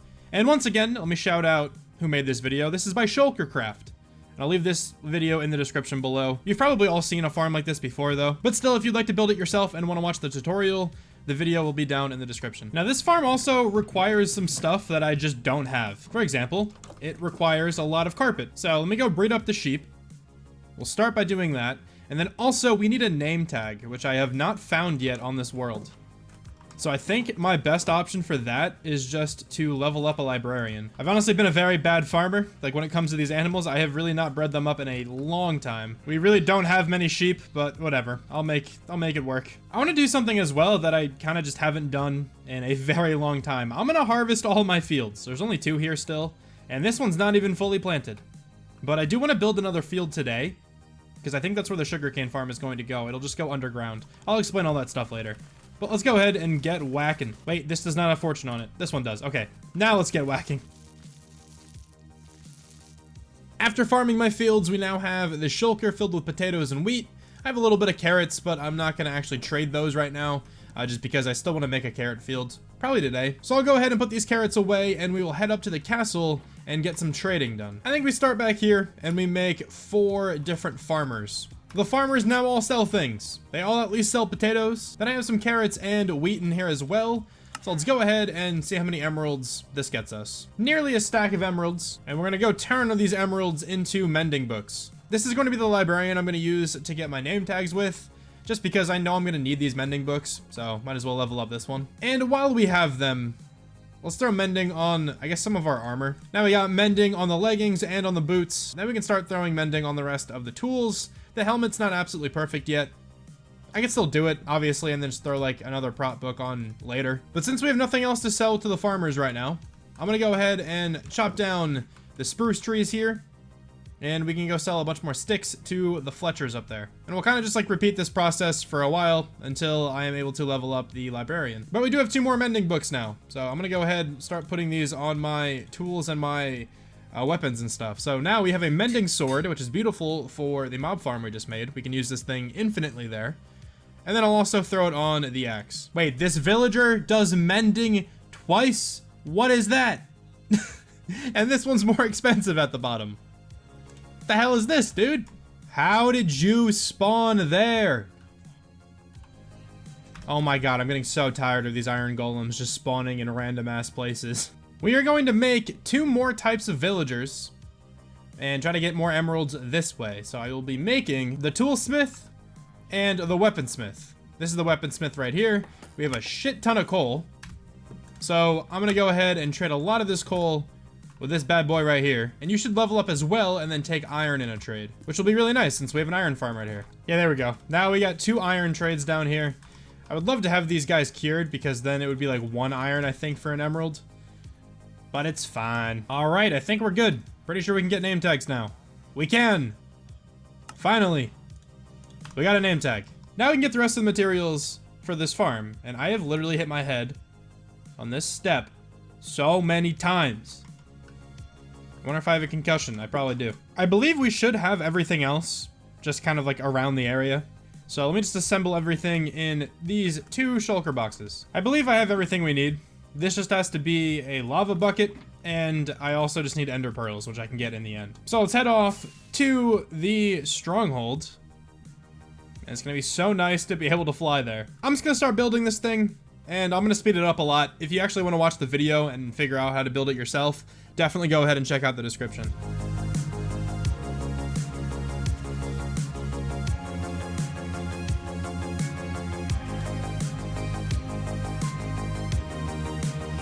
Oh my god, this thing is so loud. Okay, that is way better. And yeah, this thing's done. It's amazing. This thing works so well. If you've never built one of these before, definitely go ahead and do it. It's really not that hard to build, and you can get up to level 30 very fast. The only thing is, like, you just have like way too many ender pearls then, but that's not a big deal. You can actually make a little like machine to drop this off the edge. I just didn't do that part. But yeah, this thing's amazing. Now that this is done, we can worry about the next farm we have to build. And yeah, I'm just saying, I'm probably never gonna make that look good. I guess it's not completely impossible for me to do. But yeah, I have no idea if I'm ever gonna make that look good. Actually though, while I'm here, before I go ahead and, you know, make another farm, I want to get more shulker shells. So let's just fly around. Let's go this way. Because, I mean, you can see my bridge back there. We're gonna go into a different direction. We got 2 end cities right here. That one over there has a ship, which is kind of cool. I guess, I mean, I might as well get another pair of elytra, right? But I'm mainly just here for the teleporty boys. Where you at? That's a god tier pickaxe. I'll take that for sure. There's efficiency 5 on it. That's awesome. If only I looted this place first. I got 14 more shulker shells. I'm out of here. Time to make the flight back because I ended up spawning, you know, at spawn, but I'm pretty sure it's just over this way. I brought back 1 end rod with me, so that's just gonna stay there. And next up, I actually want to build a farm I didn't mention yet. I want to build a wool farm, because I think for the build at the end of this video, I'm gonna need a lot of wool. So I think we should get started with that, and I'm gonna throw it here in the 2nd floor of the barn. Now, we built this a couple episodes ago, and this is empty up here. And I think there is, you know, enough space to have, you know, a handful of sheep, so we can actually get their wool, and it'll be beautiful. I don't know if I'll completely decorate the inside. I might just throw down the farm for now just to get it functional. But we will eventually come back and, you know, decorate up here. Yeah, I missed a block here. Alright, I did it. What are you gonna do about it? And also, I forgot to strip this. I will maybe add that block later. I don't know. I'm gonna go ahead then and gather all the materials I'm gonna need for this wool farm. And like every other farm in this video, oh, look at that, you can see it now. But every other farm in this video, the links will be in the description of, you know, the tutorials I watched. We had room for 6. I can probably actually cram a couple more in here. Like I can put one more in the end, potentially. You can put another one over here, I think.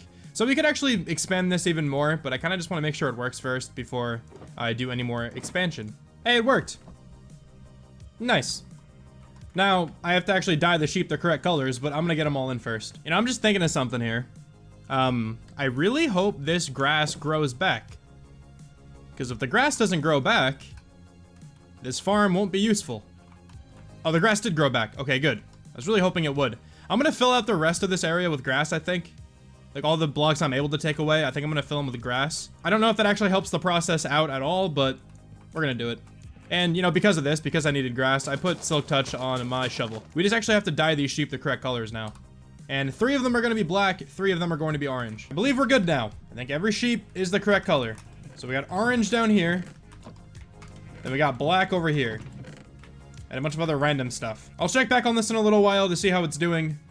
But let's go work on the sugarcane farm now. Now for this sugarcane farm, I'm not going to make like a dedicated building for it. Instead, we're going to put it underground.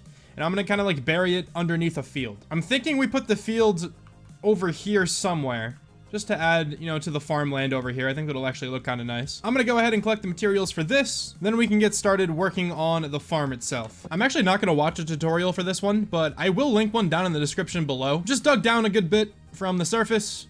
This is probably pretty good. So I'm just gonna start digging out in this direction here, and I will be back when I get a nice big room. We got ourselves a pretty nice sized like hallway. And that's the idea. We're gonna line this hallway with sugarcane farms. And since I have this underground, right, we can keep going deeper, we can keep going this way probably, maybe even back that way. We can add some other farms down here of like a similar nature, like a bamboo farm or something like that, like down the line. Okay, so these are gonna be the collection systems. Now we just have to figure out, you know, what goes behind the collection systems to actually make the farm work. And I should say that this is not going to be lossless, okay? So I will be losing sugarcane throughout this process. It's not going to be as efficient as possible. I could make it lossless by adding like a hopper minecart and stuff underneath and having that go. But I don't exactly know how all that stuff works, and I kind of just wanted to see if I can make one of these on my own without looking anything up. So let's see what I can come up with here. It's probably going to be very like starter worthy, but I don't actually mind that much. It should produce enough sugarcane. I believe this first side is done. I do need some more pistons, so I'll go get that before we obviously work on the other half over there. But as a quick demonstration, the sugarcane grows, it fires off all the pistons, breaking the sugarcane. Most of it will end up in this water stream, which will push it down to this hopper, and eventually into this chest. So this should be good for like a starter sugarcane farm. I'm gonna let it up a little bit more too, just in case anything funky happens.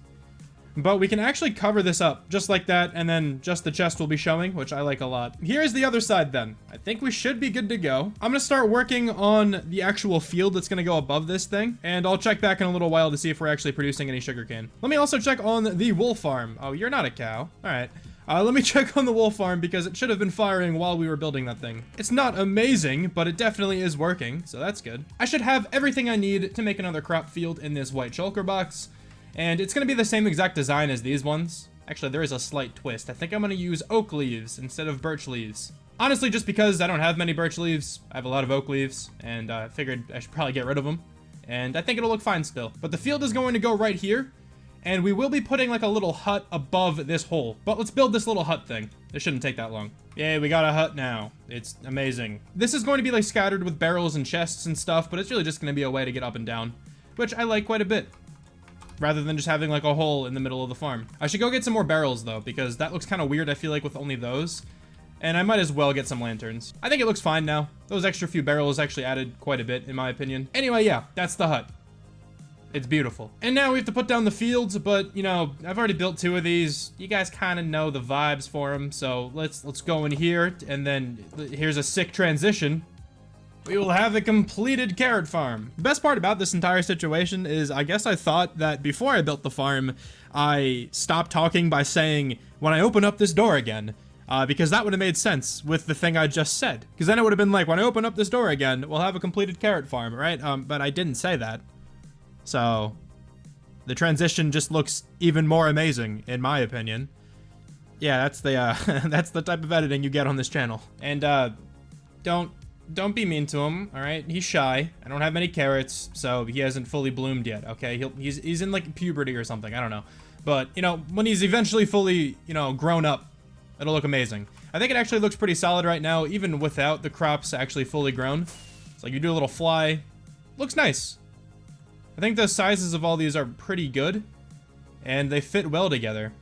And it also gives me room now to expand, like, over this way. We can continue a path between these two farms. And actually, I'm checking on it now for the first time, and, you know, it's producing a very little bit, but it's something at least. We have so far made 4 different farms in this video. And now we can move on to the bigger project of the episode, all right? We will be making, like, a Halloween town, Halloween little village thing, just to kind of celebrate spooky season, right? I talked about it in the intro.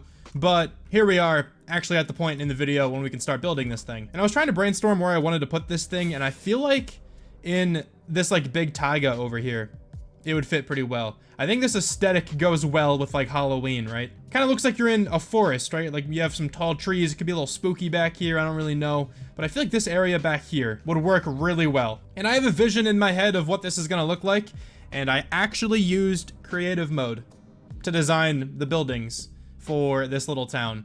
This is the first time in forever that I've actually built in creative mode first, but hopefully that makes the building process go a little bit more smoothly. But somewhere back here is definitely where we're going to be doing this, but I have to gather up some materials.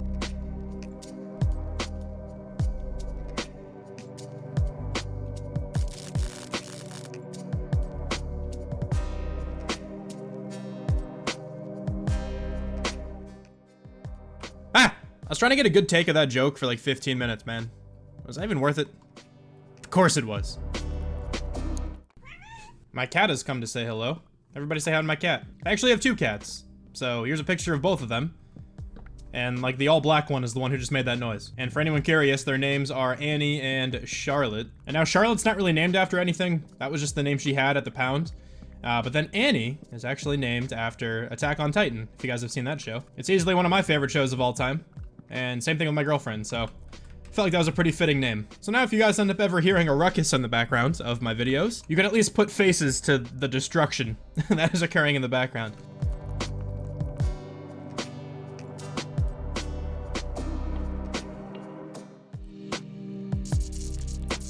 Alright, so I just broke a lot of blocks, and we have them all in these shulkers. So this is like the big spooky shulker, with like the black and the orange. We got a bunch of deep slate, got some of the mud. We have an entire shulker of stone stuff, and we have some wood. I will be getting some more spruce wood, by the way, because we will be, you know, clearing out an area to put this whole thing. So, you know, that's just awesome. I'm taking a break from collecting materials by collecting more materials. The grind never stops. Let's keep going. I'm sure I'm gonna have to fly back to my house like 1,000 times because I literally always forget things. So we'll see how that goes. I think I already forgot something. It's a stone cutter. I'll come back later for that, all right? I'm too stubborn to turn around right now. And we will be building this over here somewhere. I think actually like on top of this little like hill could be really cool. I don't know if we're gonna have enough space up here to build everything, but it could be like a little gradual walk up.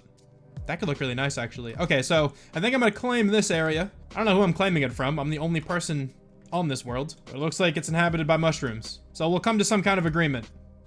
Here.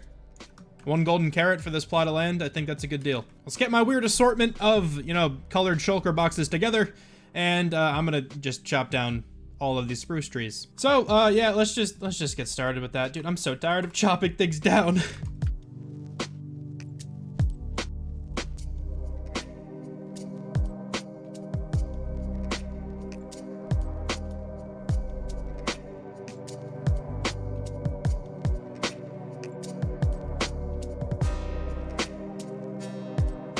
Alright, there's now a good bit of space cleared out, and I think we can actually start planning this village. And I'm gonna start up here and then work down this way. But I think the way that this village is going to be like oriented is that the end will be up here. Might be a little confusing just based on how I'm describing it, but let's actually start placing down some blocks. Yeah, so it looks like an absolute mess right now. I'm aware. But this is going to be the layout of the buildings. I might add more buildings to this place, but I think this is going to be like the minimum number of buildings that I decide to build for this little village. So it's going to end up here. Then I think it's going to lead into something else over here. Not quite sure what that's going to be just yet. I have a couple ideas in mind. Maybe we can have like a pumpkin patch back here.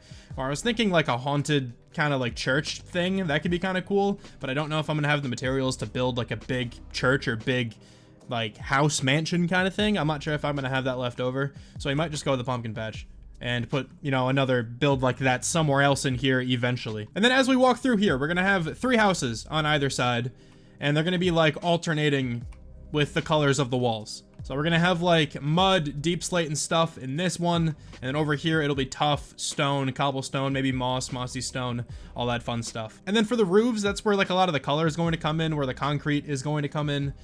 So you guys hopefully will enjoy what I do with those. I think it actually looks kind of cool because I think I mentioned this before in this episode. If not, then this is the first time I'm saying this. But if I have mentioned it, then whatever, I'm saying it twice.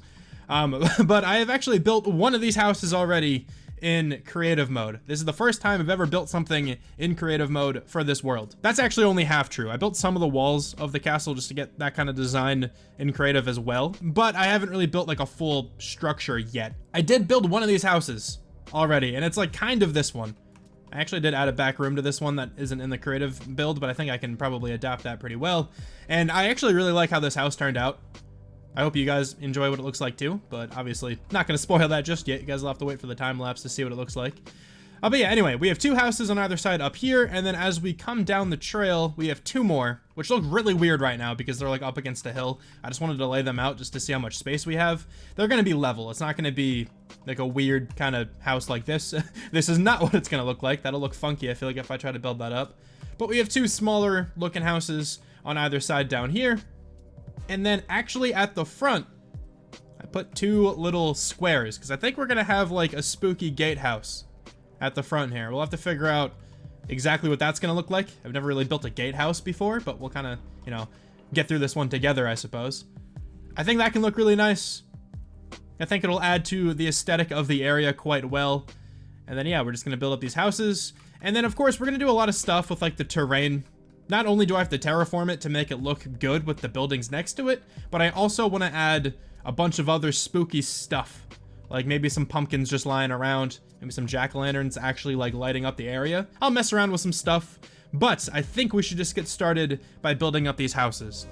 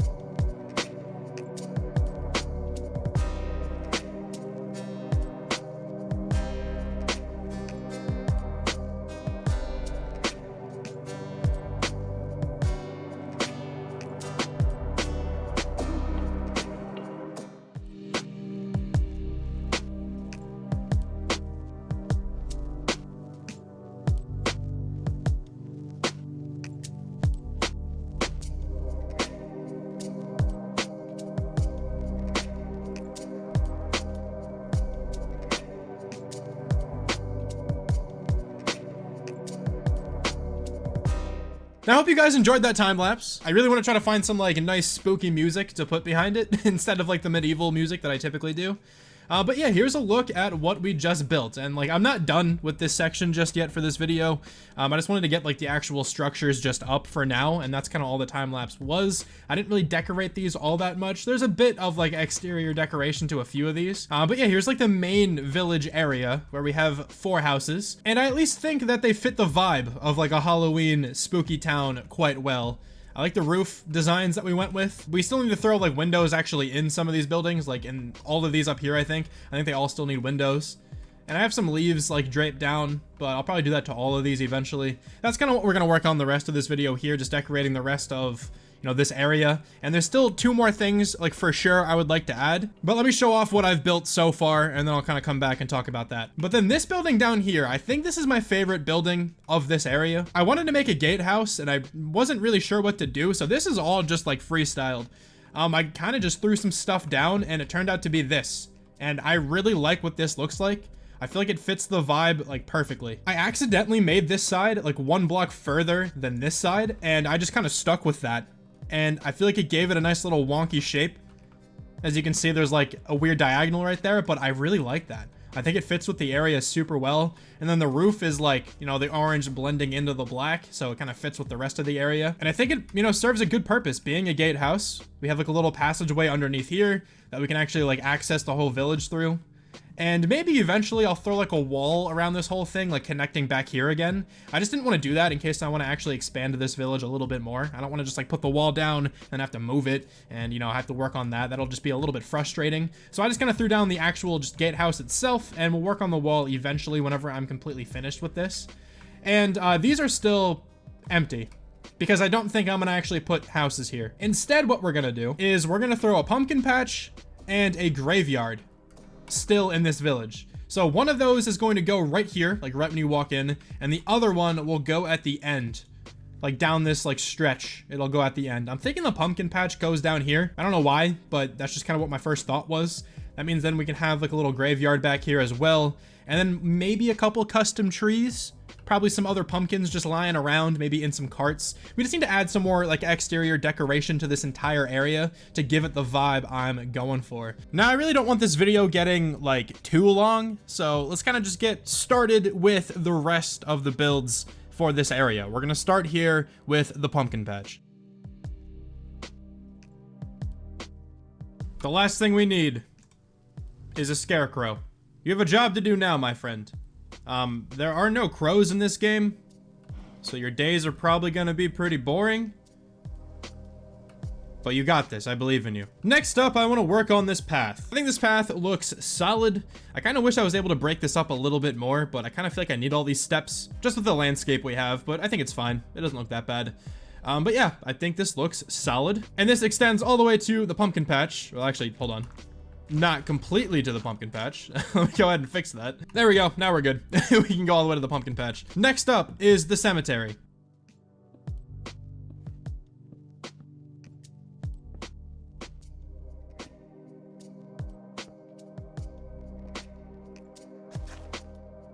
And there's not all that much more I really have to add to this area. I'm just gonna throw down some lanterns, and we might just call this finished. I'm comfortable with what this looks like, even like the ground. I don't actually mind it being some podzol and then some coarse dirt and regular dirt just kind of all over the place. I think that looks okay. Now we can shift our focus to making some custom trees. I think this looks alright. Like I said, I'm not the best at making custom trees, but I feel like it looks pretty good, at least from this angle. I'm a pretty big fan of that. So I'm gonna go ahead and build up the rest of these, and I will be back. The custom trees are finished, and the shaders are on. So that means the area is completely finished for this episode. Now, I don't want to call this like done entirely. Like, I'll probably come back to this area and continue building some stuff. And Enderman, I think, placed this down. But yeah, I'll be, you know, back here eventually down the line to probably expand upon the village that we started today. But let's take a quick walkthrough, and hopefully I don't die. I wanted to do this at night because I felt like it's like the perfect spooky time to walk through the village. But here we go, through the gatehouse. Looking pretty good, I think. I gotta figure out what I'm gonna do on the inside of here eventually. But for now, I'm content with where it is. The path obviously extends all the way up. I moved my big shulker mess, I guess aside from this one. Now I moved my whole shulker mess, and there's still a chest here, but I actually don't really mind what that looks like. I think chests are just a good decoration block. But of course, you got the cemetery over here. Nice and spooky.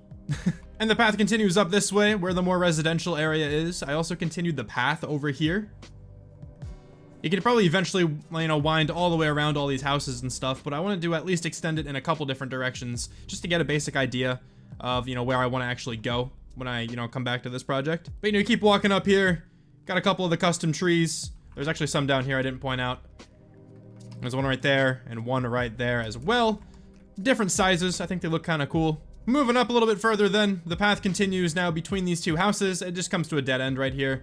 But, you know, I figured if I did expand, it would be back in this direction somewhere. So I kind of just wanted to get the path through this area. But one more custom tree here that you kind of have to, like, walk underneath.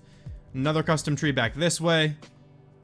Got a couple carts now. Just some very simple cart designs. Pulling some pumpkins, pulling some wood. And then there's another one back here with some more pumpkins. And of course, this leads to the pumpkin patch with our beautiful scarecrow. He's doing a great job. I'm gonna do a quick little flyover as well, just to see what it looks like from the sky. So let's turn around and look at that. I think this is like the exact vibe I wanted to go for. So hopefully you guys enjoyed the big build for this episode. Thank you so much for watching, and I will talk to you guys soon. Bye. It is day 322 in this hardcore world, and this is still all of the storage I have. It's horribly disorganized. Like, what the hell is this chest? We have some dye. We have some, like, rails, some hopper minecarts, some redstone stuff. This one is supposed to be hostile mobs, but we got purple blocks. We got some scaffolding. I have a crafting table in here for some reason. It's just terrible, okay? So the main focus of this episode is going to be to upgrade the storage for this area. And we're going to do that by making a dedicated storage building, where we're going to have a ton more chests. They're all going to be organized in, you know, a much better fashion. And this should hopefully help out a lot with this world. But as always, we still have a couple other things I would like to get done first. The last thing we do in this video is going to be the storage room build. So let's talk about what we have to get done first.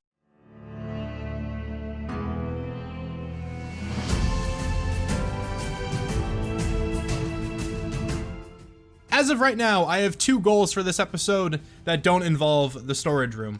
The first goal is that I want to get Netherite. I want to get full Netherite armor, full Netherite weapons and tools as well, just to finally get very, very strong in this world. I mean, we're already fairly strong with our diamonds, but Netherite is just that much better. So that'll be the first thing we tackle, and in order to actually get the Netherite, I'm gonna have to go to the mob farm for a while to get a lot of gunpowder.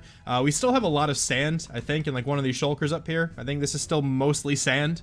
So we should be able to get a lot of TNT if I just go to the mob farm for, you know, a good amount of time. The second thing I would like to do is kind of just like tidy up the area. This is kind of a broad topic, but I want to like make the outside of this area look better, like take this down, which has been here for, you know, a weirdly long amount of time. But yeah, I want to add potentially more pathways in, maybe more fields, maybe build some custom trees around here. We can bone meal some more of the area. And also I want to finish the interiors of a lot of the stuff around this area too. So like the second floor of the barn, it has my wool farm, but it's not decorated, and I want to actually work on that. I want to decorate it.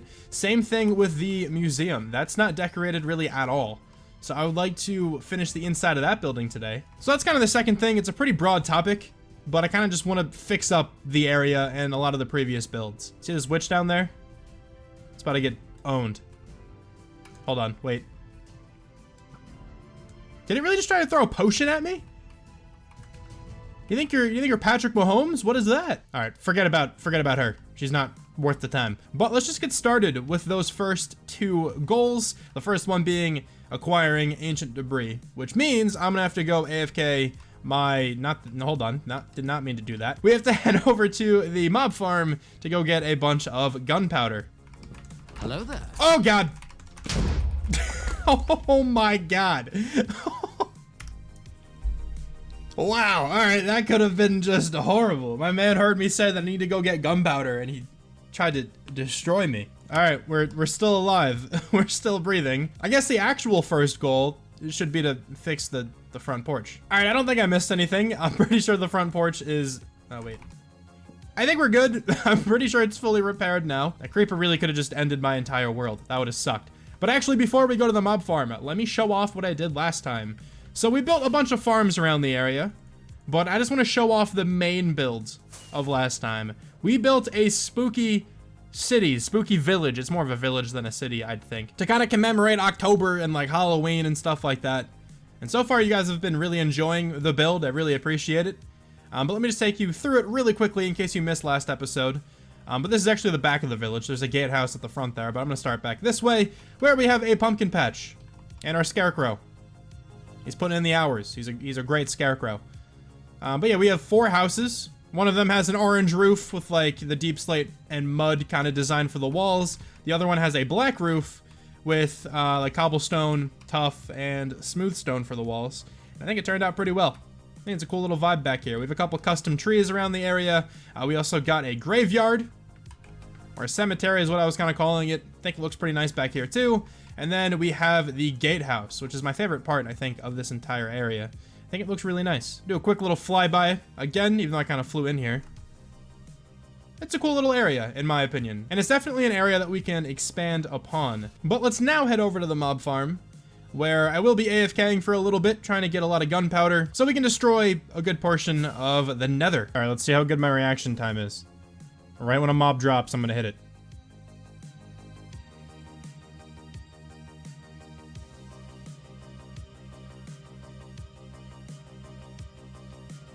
I missed. It landed over there, dude. Just land where I'm looking. That was a chicken. That completely threw me off guard. That didn't even drop. I think that just kind of floated down. Anyway, we're gonna be done. We have almost 4 stacks of gunpowder in the first chest, and we have some more. Oh, and some raw chicken. Oh, that's so sad. And we have some more in the second chest here. A little bit more gunpowder as well, kind of trickled in. So that works for me. Let's go grab some sand. How much TNT can we make? Not that much. I'll give this a shot. Let's see how many pieces of ancient debris we can actually get from this. But also, I do want to clear out just another shulker and take one more with me. And I kind of feel like we're good to go now. We have an empty shulker box. I have a bunch of rockets if I need them. I have all my TNT. I need something to light the TNT with. And I believe now we are probably good. I mean, watch out for creepers. There's a zombie. That's not a creeper, but get 360'd, bud. Or 180'd. Hold on, now I'll actually 360 you. He just got destroyed. Oh, again, I'm just sick with it. Too nice. I swear, man, whenever I do any kind of, like, sporadic movement with my mouse, I feel like my desk is about to collapse. I'm so ungraceful when it comes to, like, mouse and keyboard games. Been a Call of Duty kid my whole life, alright? I'm a big console guy.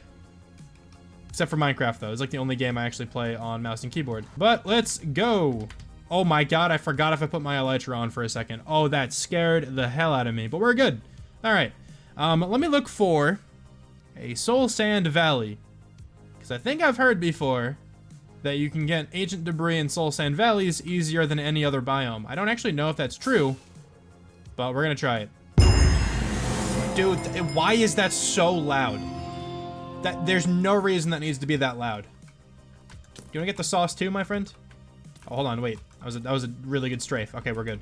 But why is that noise so loud? I can probably turn that down, but honestly, just to keep something to complain about, I kind of want to keep it really loud. I also did not bring any torches. I don't know if that's going to be an issue or not, but let's go down to Y level 15. We're at Y level 15 now, so I'm just going to dig straight for a while, place a whole bunch of TNT down, and see what we can find. Hey, we found a piece. Just digging out this tunnel. Nice. There's another one behind it. Word, dude. Let's go. Off to a great start. All right, I used a lot of my TNT in this one stretch. Let's see how much this gets us. Well, after that very long stretch of TNT, we got 12 more ancient debris. So not too terrible right now. We have 15 more pieces of TNT left. I'm going to place these down, and then I think we're just going to go crazy mining around the area. Sadly, the last pieces of TNT only really got me lava, which is not what I'm here for. So let's just go digging around for a while until we find the rest of the ancient debris we need. And let me actually figure out how much that is. I think I want to convert 10 things into netherite. So we need 40 pieces of ancient debris. Just 25 more, and we'll be chilling.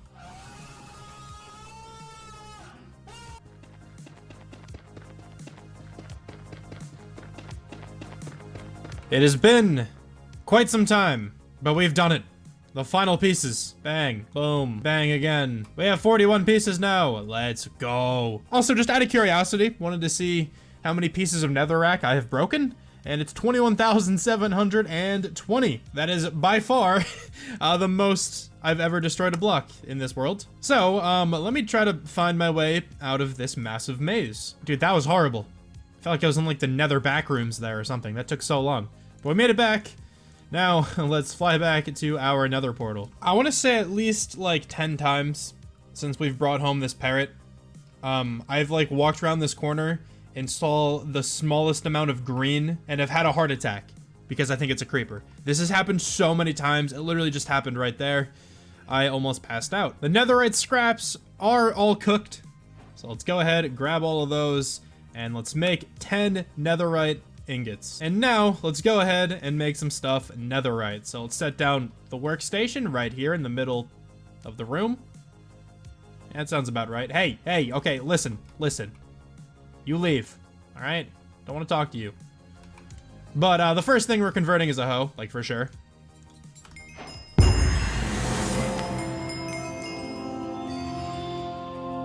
That feels nice. Netherite hoe. It's beautiful. Let's do the rest of the tools here. We got the axe. Let's get the shovel, the sword, and then this is actually a different pickaxe than the one I've been normally using. But this one's better. I see you, creeper. All right. See you. You're not gonna get me. Yeah, this is a different pickaxe. We just need to put Unbreaking 3 on it, and then we're good. So let's go convert that, and then I also want my Silk Touch axe, which we need to put Mending on. So we have a full set of tools and weapons and stuff, and now the armor. Now, we're for sure putting it on the boots, just for now, because I think the boots are essentially perfect. Same thing here with the leggings, I believe. I think they're perfect. Now, the chest plate and the helmet.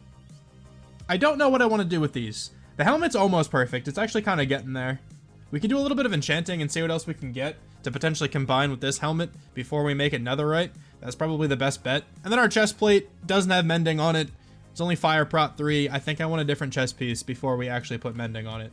But we can get partially covered in netherite, and we also have netherite tools now, which looks so good. I'm so excited to have these. I'm pretty congested right now, so I apologize if you can actually, hear that in my voice. But after this point, I decided to go to the Enderman experience farm just to try to get some really, really good pieces of armor and potentially some better books and stuff to put on the tools that I already have.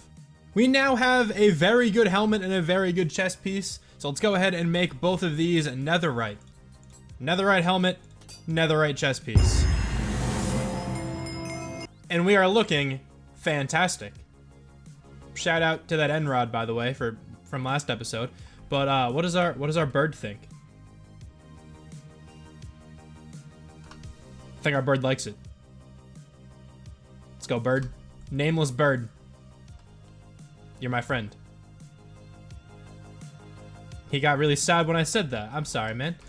But anyway, yeah, let me kind of go through a little bit of the enchantments that I just got recently, if anyone cares. I feel like a lot of Minecraft YouTubers don't show this kind of stuff, but I kind of always want to know, like, what the enchantments are. I don't know if that's weird, but I always end up pausing the video whenever, like, other creators, like, go over their tools and stuff.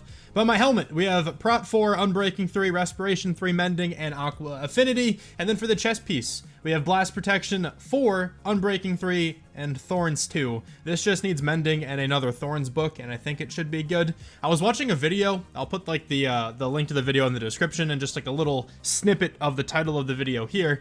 But it was about, like, the perfect enchants on everything in the game, and the guy was saying that if you have 3 pieces of armor, like your helmet, your leggings, and your boots, if they all have Prot 4, your chest piece shouldn't have Prot 4. It should have another kind of protection. So I just went with Blast Protection. I felt like that's the most, like, useful. I feel like blowing up by a creeper is a pretty common way of dying. So hopefully with this little bit of Blast Protection, that doesn't happen. Fire Protection's another one I want at some point, especially to go into the Nether. But we kind of already have some Fire Protection here on a diamond chest piece, which I can actually combine these two to get Fire Prot 4. Might do that eventually. But yeah, for now, the netherite set is completed. Wait, hold on. Let me grab everything. Where's the pickaxe? Now, the netherite set is completed. And we're looking amazing. Look at me go. I should also mention that a few other things changed with my tools. So now everything has mending on it. I don't think the hoe had mending on before, but it now does. And we now have a brand new axe. So I realized that once I converted my axe to netherite, I needed to get another netherite axe in order to get silk touch on it, because I couldn't have put a silk touch book on that axe since it had fortune on it. After realizing that, I just disenchanted that axe, enchanted this new one, and now it's perfect. Now this is exactly what I wanted for an axe. We also now have fire aspect 2. I think that's new on the netherite sword, but I'm pretty sure everything else is kind of where it was before. So we were absolutely chilling when it comes to our armor, our weapons, and our tools and stuff like that. But we are certainly not chilling when it comes to the interiors of a lot of these builds. And not just that, honestly, just like the exterior of a lot of this area should probably get changed as well. So that's what we're gonna work on next. That was the second goal of this video.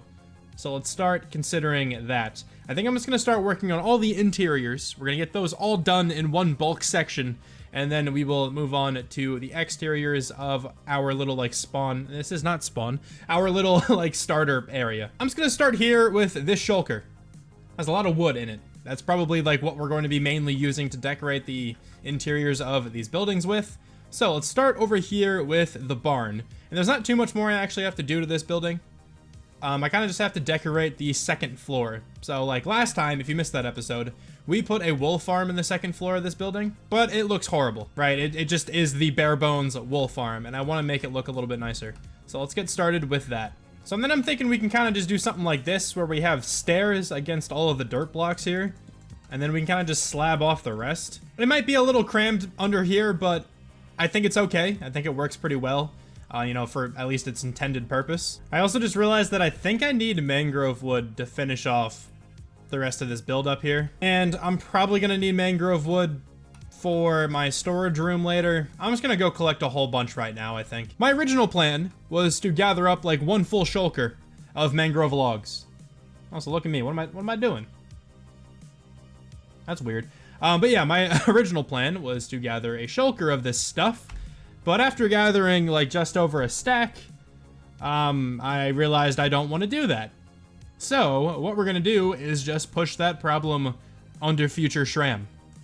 All right, that guy hates me, but it's okay. That's something I can live with. Now this is what the upstairs looks like. There's still more we can do, obviously, which I'm gonna get into right now, but I kind of just wanted to show off the layout here. I think this back section is in a good spot right now. We just have some extra storage here, a couple lanterns, a couple bushes. I think it's looking fine. Nothing too crazy back there, but I kind of like it. And we're kind of gonna do like the same thing back here. Throw a couple shelves in, probably. Just throw some more random like bushes and some random barrels. That's kind of all I ever do when it comes to interior decoration. I really don't do anything that crazy, but I think it ends up looking at least okay. This is good enough for me, I think, up here. We have some hay, we have some more leaves, some more barrels and stuff, and a couple lanterns, just kind of scattered around the area. But I think we can call this interior done. The next interior we're gonna work on will be this building right here, which of course is the museum, which we, you know, built a couple episodes ago. Now, I've only decorated one part of this interior, and it's this room back here. So, let's figure out the rest. Oh my god, it is an absolute mess in here. But it would probably be a good start to put in the ceiling. The ceiling for this is going to be very simple. It's going to be mainly oak slabs, and then oak stairs on the sides. And then the only other thing in the roof is, like, the ends. We're going to have, like, a little spruce, like, supporting archway kind of thing. I think that looks kind of cool. And then I think the entryway will look something like this. Got a nice little dark oak trim around the sides. And then we can also go ahead and throw two, like, potted bushes on either of those corners. I quite like that. A few more final touches then to the ceiling. Just have a little bit more spruce now in a couple places. I think it looks kind of nice. This one's a little weird, but I don't actually mind it that much because it kind of just bleeds straight into the rest of the spruce at the entrance, so honestly I think that's fine. Next up, we actually have to go find some stuff to throw in this museum to kind of show off. Now, I don't really have all that much to actually show off in this world, but the first thing we're going to put into an item frame is my very first pickaxe, which I've actually enchanted, but I enchanted it with a level 30 enchantment and I got efficiency 4. So there we go, my first ever pickaxe. I kept it this entire time. I will rename that when I remember to do so. I kind of just completely forgot, but it will be renamed, okay? But anyway, yeah, my first pickaxe makes its way into the museum. My first shield as well will go in the museum right next to it. I feel like that's pretty fitting. And then the final thing will be, just pretend, okay? Just pretend that's my first diamond. It is absolutely not my first diamond, but just pretend it is. Another first, though, my first, like, really good pickaxe. That's going to go in here as well because I no longer need it. I have this better one right here. But this one is definitely important for the history of this world. And then the final thing is just a regular golden apple. I want that to be a notch apple eventually. I kind of just wanted a spot for it right now. Those are all the things that I kind of came up with. I guess let me know in the comments if there's anything else you want me to throw in here that I currently have. And, you know, this back room, I kind of mentioned it before. Maybe I did. Actually, I really don't remember. This is going to be dedicated to the Nether. I just don't really have all the stuff for this just yet. I want to put some wither skeleton skulls back here somewhere. And I want to go hunting for those once I actually go hunting for them to get a beacon. So that'll be in a future episode. We'll worry about this later. The last thing we have to do in this building is actually go up.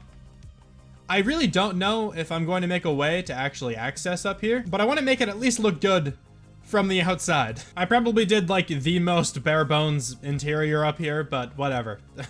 It's at least something. But with that finished, I think we can actually call the interior of this building complete. Next up, I just want to make the outside of this area look nicer. And I think a lot of what we're gonna do is just sprinkle some bone meal around. But let's start here by getting rid of this thing, which we used a little while ago to make some bone meal and also auto smelt some stuff. One quick stop at the mob farm and we have a ton of bone meal. I'm just gonna run around then and just start putting this down. And I feel like this should at least be a good start. Yeah, I personally feel like this looks a lot nicer now, especially on this pathway. Now we have a bunch of grass on the sides. It's looking pretty cool. Then I also continued back here and bone mealed all around the path. I left over here empty on purpose because I want to put something here. And that something is going to be a pond. That's what we're going to work on next. I think starting it like on this block right here will be nice because we can actually have the path then come through this way. And we can probably make a little bridge going across this pond to a building over here. I think a shape like this would work out pretty well. I'm just gonna go ahead and fill in this bottom layer here with dirt, because then I can actually just put down all the water really easily and then just take away the dirt to make the different levels I want. That's definitely looking good, but we have to put a lot of decoration in the pond and outside of the pond. So I'm gonna go grab a whole bunch of random materials. I think that is looking pretty good right now. I'm just gonna go through and bone meal a lot of this stuff down here to give it some more life. Next up then, we have to throw a bunch of random stuff on the outside. And we are very close to being finished. The last thing I want to add is a bridge across. Yeah, I think this bridge works pretty well. Nothing too complex, but it gets us across, and I think we will put something over here eventually. But for now, this looks pretty nice. And I really want to work in some glowberries somehow. So, let me go brainstorm for a little bit and see what I can come up with. I think this could work. We just have like a little archway there with some glowberries hanging down. That could look kind of cool at night, I think. And alright, I think this is kind of completed now. It goes to nothing, like I'm aware, but we'll work on that another time. But I do think that's going to be everything we kind of do to the outside of this area. I think we made a good bit of progress on some of the stuff I've been meaning to finish for a little while now.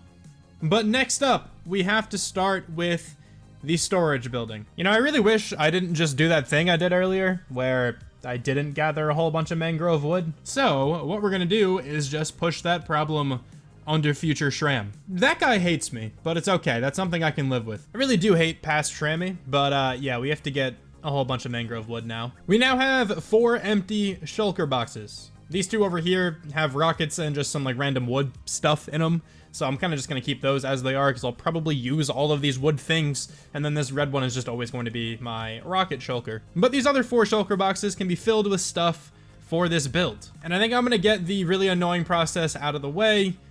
We're going to go get a bunch of mangrove wood. And I'm just going to, you know, bone meal the propagules that we actually just have here. Well, that was just the worst. This might not be enough, which is very saddening because I don't want to do this again. But I think I might just call it for now and just come back later if I need more. Let's move on to a much better type of wood to collect. We're going to collect all the jungle wood that we have here. That was so nice and simple. Got a stack and a half of jungle logs from that one tree. Might need to plant more, but I think this will also at least be a good start. I don't mind coming back to get more materials once we start building. I just kind of want to get enough to really get the build going. I've already started doing it, but next up, we're going to collect all of this dark oak wood. This is essentially what we just gathered up right now. I did kind of combine this shulker with the blue one over here. So now all the wood stuff is together. I do want to fly over to the spooky village though, and I want to see if I left any wood over there.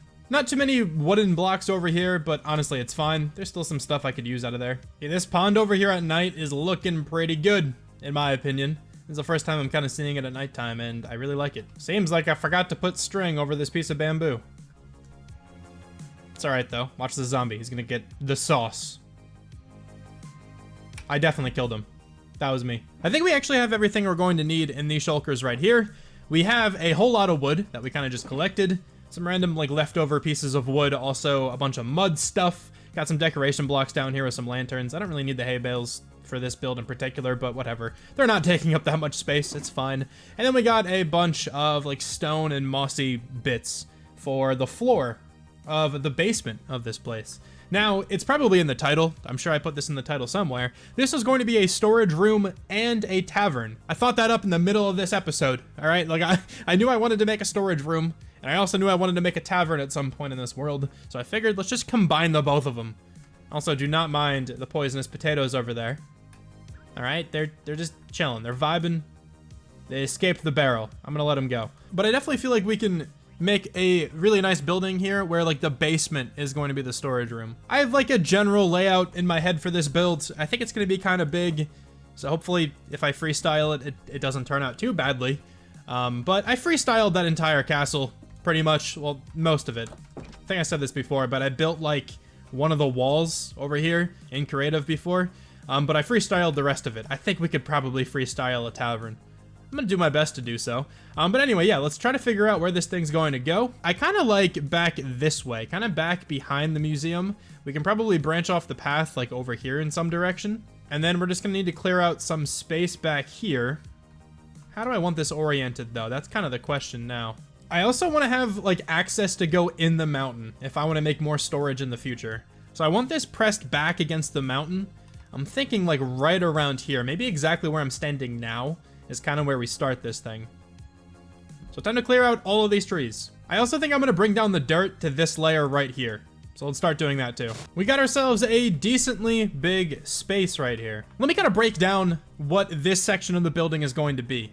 So my idea is that this is kind of going to be the basement. This is where the actual storage is going to go. And then above this, we will have the tavern, where kind of like all the people spend all the time, and then this is just kind of like the storage for the tavern, but it's doubling as my actual storage for this world.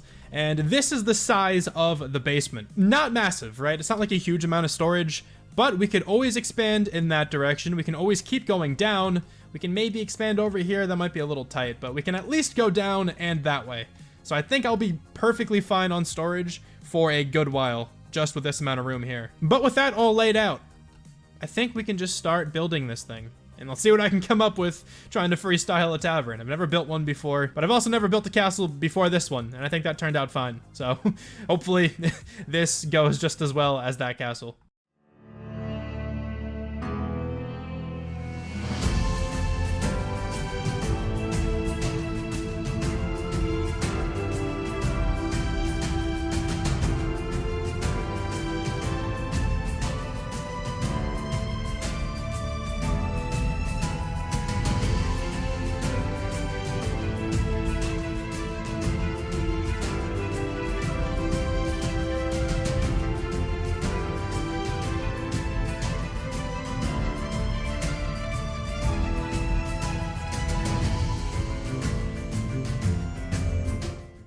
I hope you guys enjoyed that time lapse. I feel like this build turned out kind of well.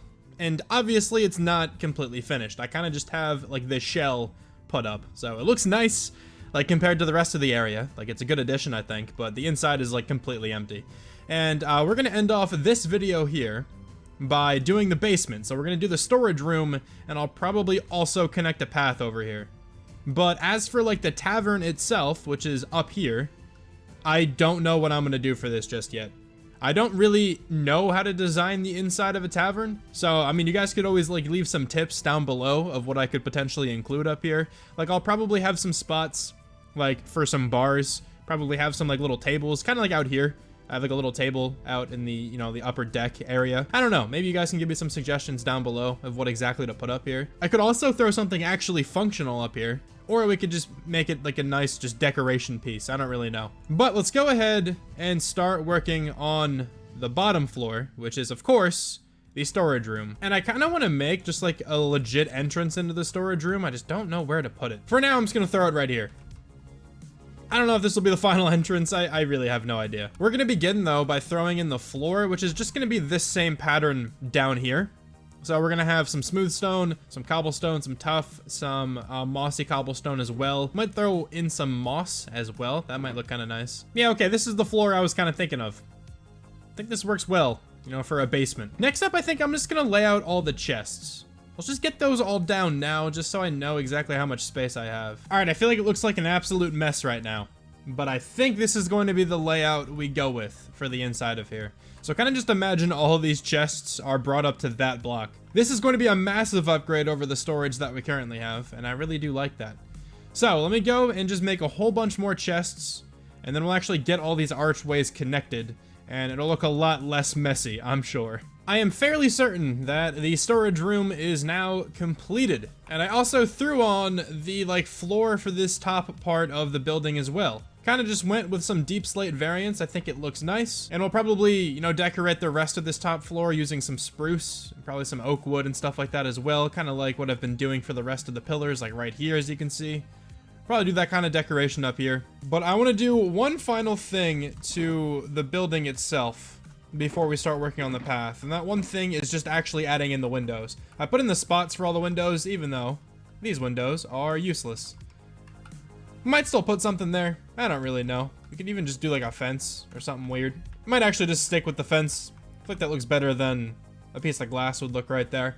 But yeah, we can have glass pretty much everywhere else around this building, so let me go get some. Also, don't mind the weird gaps in like the walls up here. I probably should have pointed this out before. I was kind of just trying to save some materials just because mangrove wood is really annoying to get. So if I was able to save some, I kind of took that route. The glass is now all put in, so the last thing we actually have to do in this episode is just connect up the path, which should not take too much longer. But honestly, if you guys have been watching this series this entire time, you probably are quite familiar with the path design that I have for this little area. So let's just go ahead and throw it in. I'll catch you guys back up again once I have the shaders on. We got the shaders on, and it is actually nighttime, and I kind of wanted to wait for this because I wanted to see what the whole area looks like at nighttime with shaders. I feel like it's gonna look really nice. Hopefully mobs don't bother me too much. I am on fire. This might have been a mistake. I keep getting bombarded by mobs, but hopefully a creeper doesn't come up and just ruin my day. That would suck. But anyway, walking through this way now.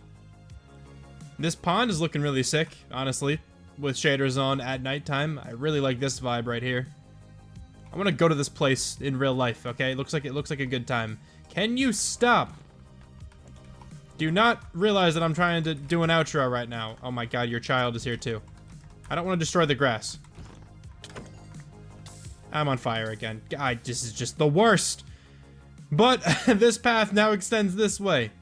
We have some nice light. We have some lanterns. I like this tree, so I put a lantern on it. But, you know, this whole area is looking kind of chill. I think I need a lantern right here, though. Let's do that for sure. Seemed a little dark in that one spot. Maybe one right here, too. That's it, though. I'm done. But yeah, now you can continue this path all the way up here to the tavern/storage room. Let me know what you guys think about this build in the comment section down below. I always love to hear what you guys think about my builds. Honestly, like pretty much all the comments so far have been just super kind. You know, I've been getting a bunch of new viewers lately. It's just awesome. Thank you guys so much for all the support on this series. You guys genuinely seem to be enjoying it, which makes me even more motivated to make the content in the first place. So I really do appreciate it. But enough of that. Let's do a little flyover so we can kind of see what our area has turned into so far. It's looking nice from above, man. I love the connecting paths. A lot of light around the area. Maybe I should light up some of these roofs a little bit more. Or looking a tad bit dark. But I'm a pretty large fan of what we have been able to create so far. I see you over there, man. I see you trying to end my hardcore world. Don't do it, alright? Just be a bro and let me go. That rhymed. That was unintentional, but we're gonna rock with it. But I should also mention real fast before the video ends that I think I am going to try to get everything moved in before next episode.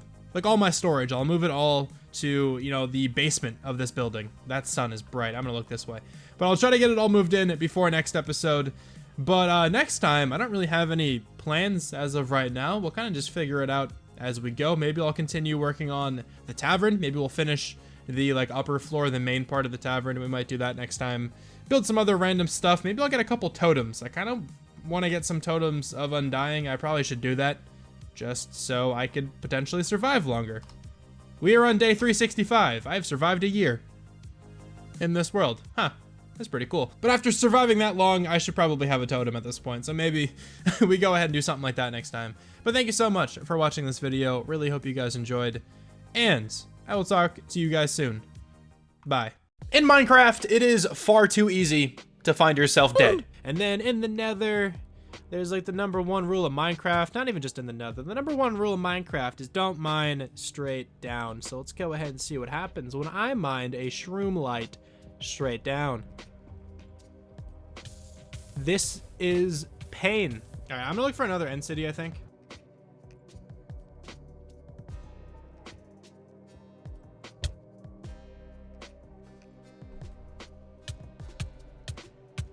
Oh my god, dude, no way. Of course, though, Minecraft has an item that prevents you from dying. No, I'm not talking about a potato. I'm talking about a totem of undying. In essentially every hardcore world, the player will have a totem in their offhand just in case anything happens. Of course, I do not. I've been running around with steak in my offhand for the last, like, 300 days in this world. And I think it's finally time that we start considering totems. These things drop from these wizards. Hey. And you can either go through a raid and actually just kill a bunch of evokers, or you can make a raid farm, which is what we're going to be doing today at some point. But like pretty much every other episode in this series, we have to do a couple things first before we get to the main goal of the episode.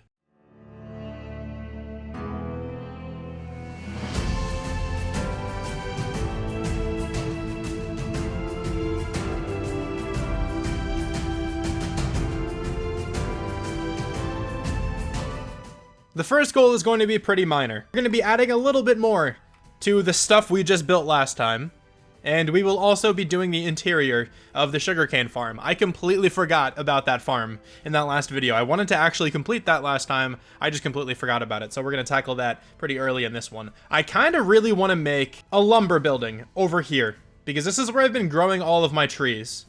And I kind of want to take all the trees down and just make a decently sized building over here, where I think we could eventually put a tree farm. Not going to make the building big enough to hold a tree farm. The tree farm will certainly go underground because I'm pretty sure those things can get pretty massive. But I think just having a building above ground is going to look really nice, and it'll, you know, be a nice little piece to this area. I feel like I can probably make something kind of cool over here. But then, of course, the final goal of the video, what I talked about in the intro, we're going to be making a raid farm to get a whole bunch of totems. So hopefully we don't die for a very long time. And if I die before I end up making that raid farm, well, that's just natural selection, I guess. I don't know. But let me show off a couple of the things we did last time. So I'm kind of in a new spot. We built this pond. This is one of the things I actually want to add to today. But yeah, we built this pond. I think it looks pretty cool.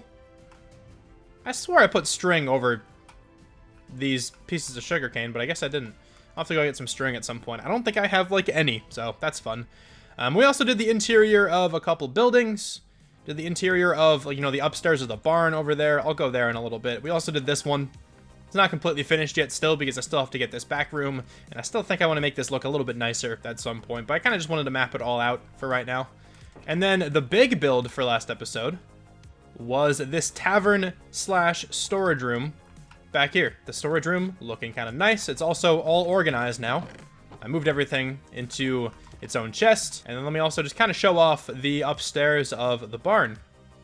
Nothing special up here, but it completely closes off the sheep farm we built a couple episodes ago. This is very basic design, but we're actually getting a decent amount of wool. That farm's not too bad. I should probably dye those sheep a couple different colors as well, because I no longer just need black and orange wool. I'll get to that eventually. Oh, and then also last time, we got netherite armor. That's normally a pretty big deal, but I feel like I didn't make it that big of a deal in the last video. But yeah, I mean, we're looking very nice. We got a bunch of very overpowered looking pieces of armor. We're kind of chilling when it comes to that stuff, when it comes to the armor and the tools. I think with the intro out of the way now, we can go ahead and kind of just start with the goals for this episode. I want to start over here though. So I received a comment on my last video. Actually, I think it was 2 comments, the more I think about it. That kind of made me want to do something else with the pond over here. So I was originally just going to have the pond, you know, lead to a building, and it was actually going to be my mine. That's what I was thinking, but I think I can move that somewhere else. But instead, we're going to put a gazebo over here. I think that's a pretty cool addition near a pond. I kind of like that. And also, I just want to gather a couple more things for the pond. Yeah, so I received this comment, which is a shopping list for the pond. We need to go get an axolotl, a fish, some coral, some sea pickles, frogs maybe, if I can find some and I don't actually have to lure them that far away, sand, and turtles. So we can definitely go ahead and try to check off a whole bunch of those for this pond here. I'm going to start off working on the gazebo part. So I'm just going to go grab some wood and some other random materials that I think could look good with this. Maybe some mangrove. I think a mangrove one could look kind of nice. So I'll just start with some spruce and some mangrove stuff. We now have a much bigger space back here. Looks kind of awkward with, like, this hill face. But I'll figure out something for that. I might eventually just kind of trim, like, almost all of that down.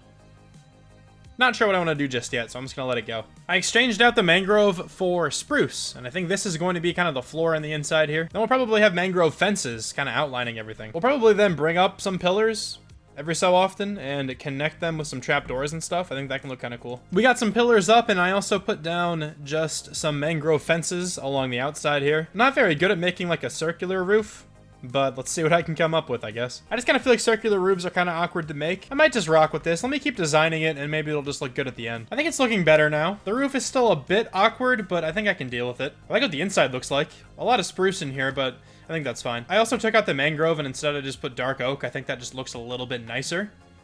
We could potentially incorporate some mangrove in for like some benches over here, but I might honestly just use dark oak as well. But let's try out mangrove first. I'm having a tough time deciding between these two. I really like this design, but I'm just unsure if it's like too similar to everything else. But this is a really cool bench design. I think it might be just a little bit too similar to the rest of the color palette, so we're gonna break that up and we're gonna use mangrove instead. I think this works pretty well. We got a couple of seats just to kind of hang out and do gazebo things. I think I'm comfortable to call this little build done. Now that that's done, let's move on to the interior of the sugarcane farm. And I should also harvest up these carrots, which I have not done yet. Wow, we just barely had enough to fill out the entire farm. Nice. We got 4 whole carrots spare. Let's get to work. I'm going to start off by doing the floor, and I think we're going to have a very similar floor design to what we have in the storage room. I want to put some moss down here as well on the floor, and probably the ceiling too, but I forgot it. So what we're going to do, instead of finishing the floor right now, I'm going to make the water elevator to get out of here. Now, I'm sure you guys all know how to make one of these, but in the off chance that you don't, let me kind of walk you through it real fast. You need a piece of soul sand at the bottom of wherever you're trying to make the water elevator. And then you place water at the top so it just flows all the way down, and then you just bring kelp all the way up top. That'll make all of these water blocks into source blocks. And then from there, all you have to do is destroy the kelp, and then it works. So if you guys don't know how to do that, now you do. You could also use ice instead of like the water and then the kelp and stuff, because if you place down ice and you break it, it just turns into a source block anyway. But I'm just going to do it this way, mainly just because I don't have any ice right now. I'm also just now realizing that I meant to finish off the pond by going to get, you know, the rest of that checklist. I'll come back to that. I will do the rest of the pond once I finish this sugarcane farm. The floor down here is now complete. We have a few pieces of moss. We also got some azaleas, some flowering azaleas in the floor as well. I think that actually looks kind of nice. Now, let's go ahead and get with the rest of the decoration down here. Let me kind of move everything off this wall, just so I can kind of plan where I want some pillars to go. This room is like the perfect length. We can have pillars along the sides with a 3-block gap in between all of them, which should look very nice once we get them all in. So let's actually just start doing that. Now, we will probably do like the same design we've kind of been doing all over the place every time I need any kind of like pillars. We're gonna have some spruce stairs upside down and then some trapdoors in the middle. And I really don't care that I keep reusing this. It looks good, okay? Now, as for the ceiling, I think it's just gonna be moss. Nothing too complicated up here, but honestly, that looks pretty nice to me. And since we do have moss up there, we can go ahead and hang some glowberries around to get some nice light. I do also want to put a spore blossom in here somewhere. At least one, but honestly, probably 2. We do have to go to a lush cave at some point in this video to go get an axolotl, so I should be able to get one there. The next thing I want to do is change out these walls, and I want to change them out, I think, for mangrove. Okay, all of the walls are now in. Oh, there's a piece of cobblestone glitching out over there. Next up, we just kind of have to, you know, continue the decoration. So I'm just going to throw a couple random things around, maybe make a few shelves with some more chests. And then this area will probably be done. This area, I think, is done for now. The last thing I want to add is a spore blossom or 2, like I mentioned earlier. But we'll get that in a little bit. But for now, I think it looks pretty good. A little overgrown down here, but that's kind of what I was going for. Not super overgrown, but, you know, the glowberries do look kind of nice, I think, coming out of the ceiling. The decoration is just pretty normal, pretty minimal, honestly. It's just a bunch of barrels and a bunch of chests and some other, you know, foliage. I think it looks kind of cool, though. And then we have the actual storage chests for the sugarcane over here. They're both double chests now, so they shouldn't fill up for a good while. So we can definitely check that off for right now. The next thing up is to kind of complete that little shopping list for the pond. I'm going to begin this little shopping list by going over towards the spooky village, because this tree is right here, and this is an indication of a lush cave. Now, hopefully we can find some axolotls underground. All right, we got a bunch of fish now. That should be good for a little while. Let's go see if we can find an axolotl. Still no axolotl, but there is a spore blossom right here, which I will definitely be taking. Hey, we got an axolotl down here. Let's go. I will look around, and I'll see if I can find a second one. But if I can't, I am fine just to take one home with me. We have a bunch more right here. Sweet. I know it's probably tough to see in here. I didn't bring any torches. I'm sorry. But we now have 6 axolotls, which is nice. I'm just going to kind of make my way out of here now. I think I'm done. Next up, then, we do have to find some coral. And I've definitely come across some. I just really don't remember where it is. So let's kind of just head off to an ocean somewhere and see if we can find a nice coral biome. Well, this is not what I was necessarily looking for, but holy crap, this area looks insane. I'm gonna screenshot these coordinates and maybe come back one day. This looks nuts. Oh my god, it gets even bigger over here. What the hell is this place? This is wild. If you guys want to know the coordinates of this place, here it is. Alright, so I finally found the biome I was looking for. I probably should have just came this way immediately. I kind of figured it would be over here. This is kind of by like the mangrove forest, the jungle, all that fun stuff. It's all over this way, but I decided to go a different direction. I kind of just wanted to explore a little bit more, if I'm being honest. But let's grab some coral while we're here. And of course some sea pickles and some other random water stuff. It turns out you need silk touch in order to get coral to be colorful. If you mine it without silk touch, it just drops the dead variant. And I didn't realize that this entire episode. So I bring back a whole bunch of dead coral and throw that around the pond. I'll have to come back in a future episode to actually get some of this beautiful looking coral. But I do think we are now good. I think I got everything I kind of came for. We got a bunch of sea pickles. We got a bunch of different types of coral. I actually do still need to find a turtle. We got 2 turtle friends. Let's go make a baby. I know you guys want to. Are you doing it? Like, I don't know what's happening here. Are you making a baby? I don't think so. Not the particles aren't coming up. There we go. Okay. Alright, let's go put all this stuff down, and we can actually finish this pond once and for all. Now, I do have a question. Do axolotls eat fish?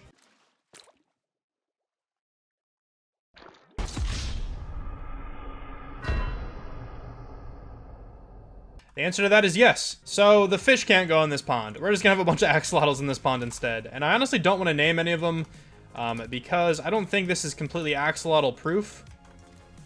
And I don't want to lose any of the ones I named, because I will definitely grow attached. Do they eat turtles? Oh, you guys better not eat turtles.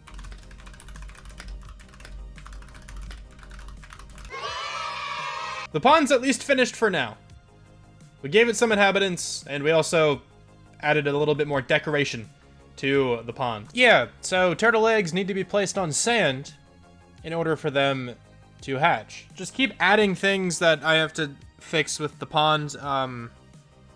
There's probably more. Okay, I'm very smart with Minecraft, if you guys didn't know that. One more thing we gotta do before I work on the, like, lumber building. I don't know what I'm gonna call it just yet, but before we work on the building that's gonna go, like, over here, I do need to go add these 2 spore blossoms to the sugarcane farm. Put one right there, and we're gonna put one over here. Now they have this nice particle effect in this whole area, and I love what that looks like. Now then, let's go and clear out, I think, all of the trees in this area, and I can kind of plan out where this place is gonna go.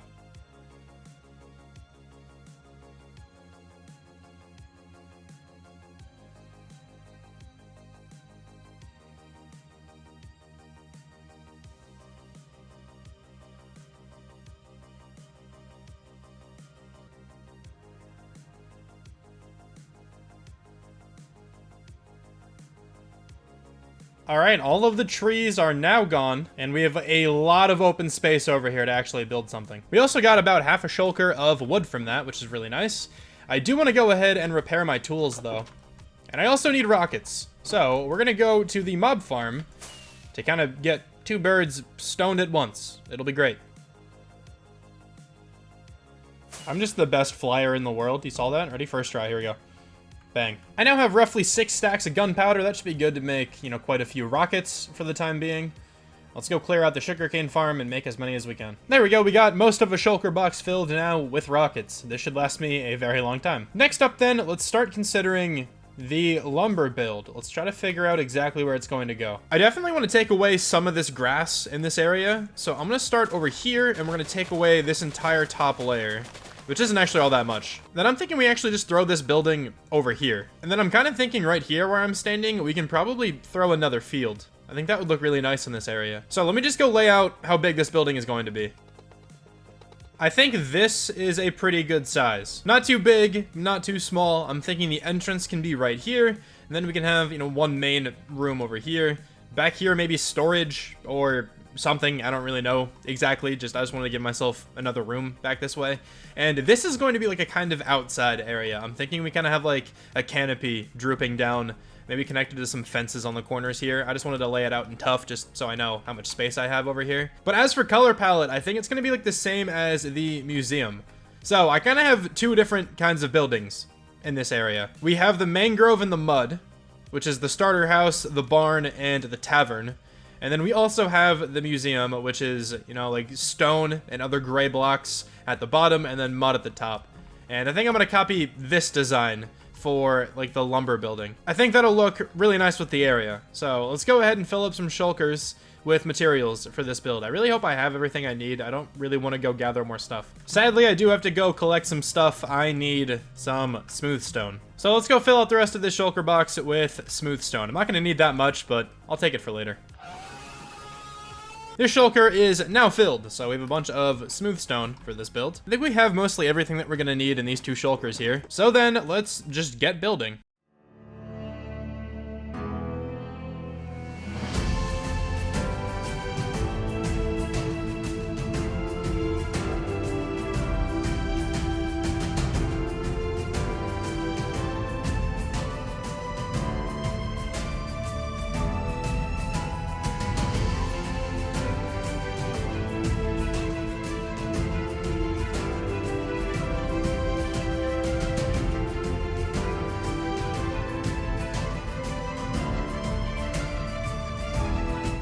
So the lumber building is now complete, and we also extended the path, and I added another field.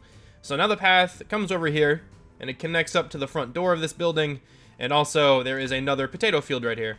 In the same kind of style that we've been rocking with this whole time. But yeah, hopefully you guys like what this building looks like. I think it looks pretty cool. I feel like it's potentially a little awkward in some places, but I think I'm alright with it. Then we have the nice lumber yard right here with a whole bunch of different types of wood. And, you know, some coarse dirt, podzol, regular dirt, some stone in here, some rooted dirt as well. I think it's a cool little area. And over here, in this little outpost, this is where, you know, the wood, you know, theoretically, if you use your imagination, is actually cut. And this is just kind of the backlog that we have to cut. So if you look right here, here's a saw. And then the wood's going through, it hits the saw, turns into campfires. But, yeah, I mean, this is supposed to indicate, like, chopped wood. I think it looks alright. Hopefully, it's okay. And the inside of this is obviously not done at all. But I did put in a floor. So that's a start, I guess. But I mainly just left it like this because I really don't know what's going to go in here. I'm thinking that I could eventually make this like my wood storage building. If I ever grow out of the storage building we built, you know, last episode over there in the tavern. If I ever grow out of that, we could probably just store wood in here. And maybe I can do a similar thing with stone, and we can actually just, like, attach a mine to it instead of a little offshoot for some logs. It's just like the entrance to a mine. That could be a pretty cool project to have later down the line. But yeah, I think this area just looks kind of cool. I think it adds nicely to the overall, you know, aesthetic that we've been going with. Oh, that was just the best. Let me do that again. But I think it adds to the area pretty well. Now that that's done, the next thing we have to work on, which is the final thing we're going to work on in this episode, it's the raid farm. So I'm hoping you guys see it in the title. I'm hoping I end up actually doing this build and it doesn't turn out to be too much. I really want to make like a coliseum for this thing. I think that'll look really nice. I'm just hoping that it doesn't have to be absolutely massive. Like in the title I might put I made like a massive Coliseum or something, but I'm hoping it doesn't actually have to be like a mega base sized build. Okay, so I found a very easy raid farm tutorial, which is probably what I'm going to be using for this build, but the difficult part still is the Coliseum build itself, because I'm trying to look up like how pillagers spawn in a raid. It kind of seems like the members of the raid can spawn within a 64 block radius of the center of the raid. That's kind of what I'm getting from this article that I'm reading. So what I think I might do, rather than making the biggest like Coliseum ever, I think I might just make a fairly large one and then try to spawn proof everywhere around it, and hopefully spawn proof within the Coliseum itself, like within the stands and stuff like that. Maybe we can just use slabs for seats, just so I don't have random pieces of the raid spawning within the Coliseum in a really weird spot. I think that'll probably work out pretty well. So let me just go put all the materials for this raid farm in a random shulker. It doesn't actually seem like it takes that many materials at all, which is very nice. This video will also be down in the description below, you know, the tutorial that I'm following to build this thing. But these are all the materials that I need. I also need this to be a lava bucket, so I have to go do that. And of course we need a villager. I would love to take one of the villagers I have over here, but I don't want to transport Jim that far away. And I actually want to go turn off my villager breeder. I think it's been on this whole time, so it's probably producing like way too many villagers.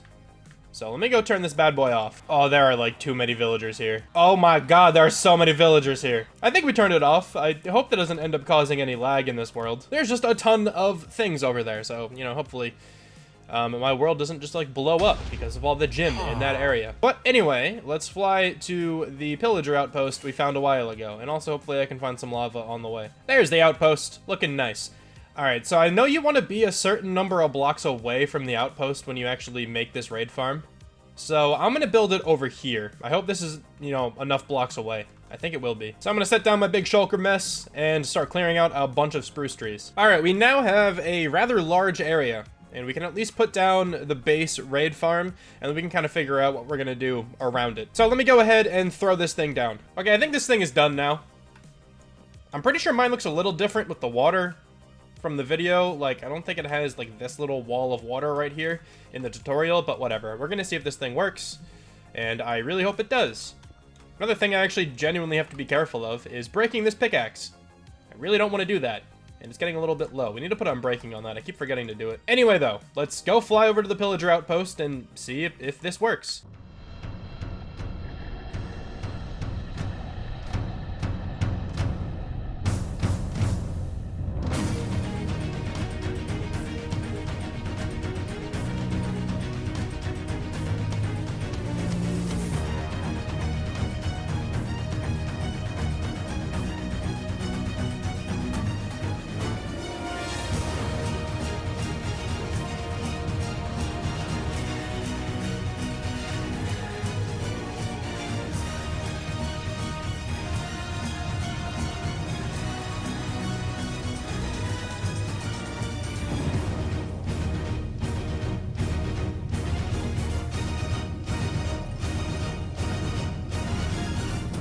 Let's go, we got our first totem. Oh, that feels awesome. All right, I'm assuming they got stuck somewhere because nothing's come down yet. A few things have died, as you can tell by like the bar up top, but nothing's come down and the bell can't find them. Oh, I found them all. Oh, that could be a problem. All right, well, at least I know that now. I completely forgot how loud that noise is, but we finished a raid. That's pretty cool. And we got 4 totems out of it. 5 totems, actually. I forgot I'm holding one. So, not too bad, really.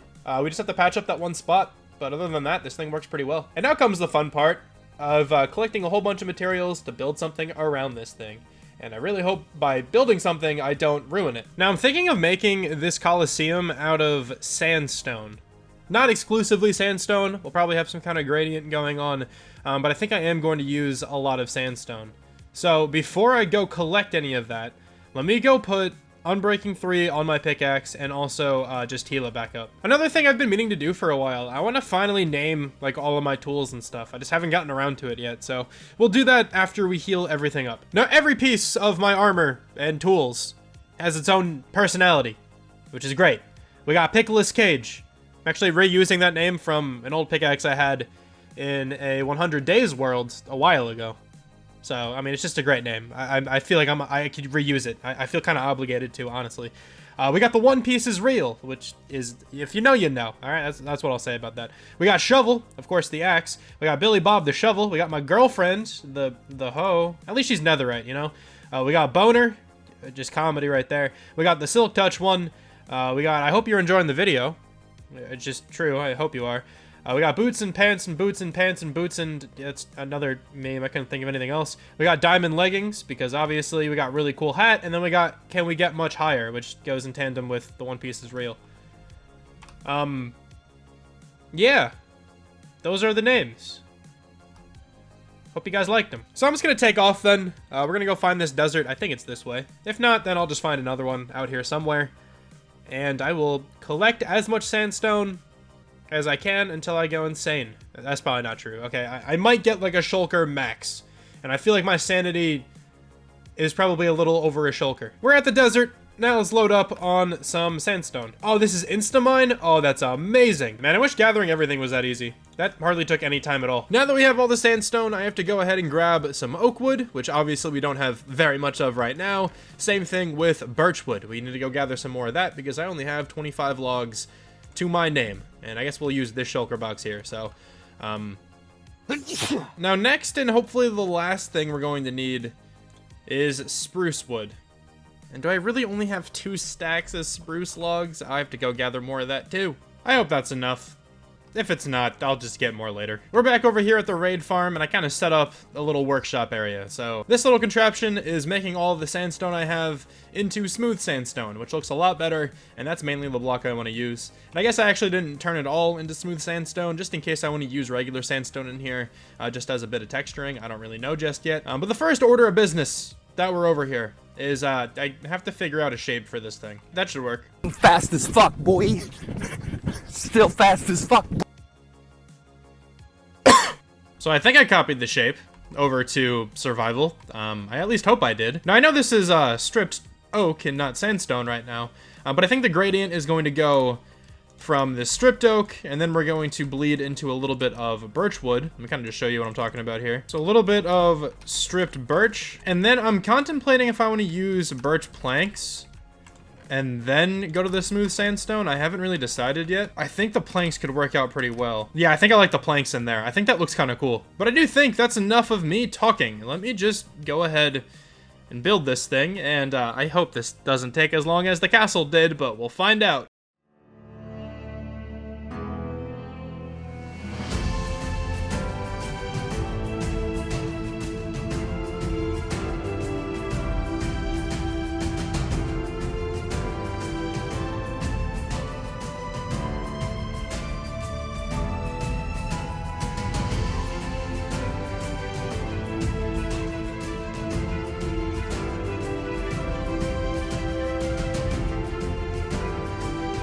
I really hope you guys enjoyed that time lapse, and honestly that did not take nearly as long as I was expecting. It was just like a couple of recording sessions and we were able to finish this build.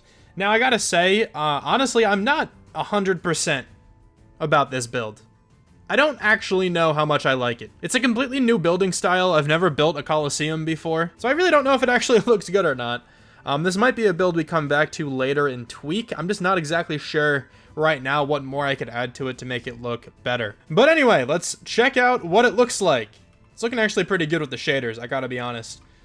But yeah, I mean, it's a little basic, I think. There's not too much texturing involved. I mean, I think the leaves helped a lot at the end. I think it looks way better with the the vines draped around. But yeah, there's not too much texturing here. There is not much depth, I feel like, with a lot of the builds. The only kind of bit of depth we have is like right here at the front, and like the sides and the back have the same kind of, you know, pattern.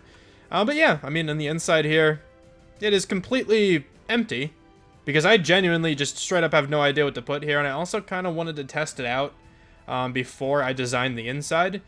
Just in case, like, these, you know, pillagers destroy this place somehow. Like, I don't know if the ravagers are just gonna run through the walls here. I really don't know how they work. But yeah, and then on the inside, we just have a bunch of dirt and coarse dirt and stuff for the floor, and then the actual farm itself. I'm also not gonna run the farm at the end of this video here. I kind of want to leave it up to you guys if you see any glaring issues with this that would really limit what's happening with this farm. Let me know in the comments. Okay, I'm an idiot. I will probably miss any huge issues with this farm, and I won't realize until it's way too late and the whole thing gets destroyed or it just completely doesn't work anymore. But actually, there's one thing I need to change. I realized this a little while ago, but do I have a trapdoor? I have some trapdoors. Okay.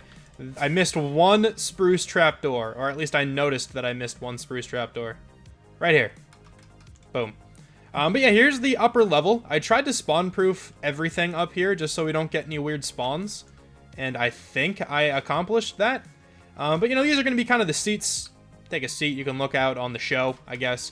And then my idea over here is that these are two, like, throne seats. I kind of feel like in a lot of movies with Coliseums, there's, like, really important people in, like, a really nice booth or something. That's kind of what these are. So, I don't know, I hope that effect is here.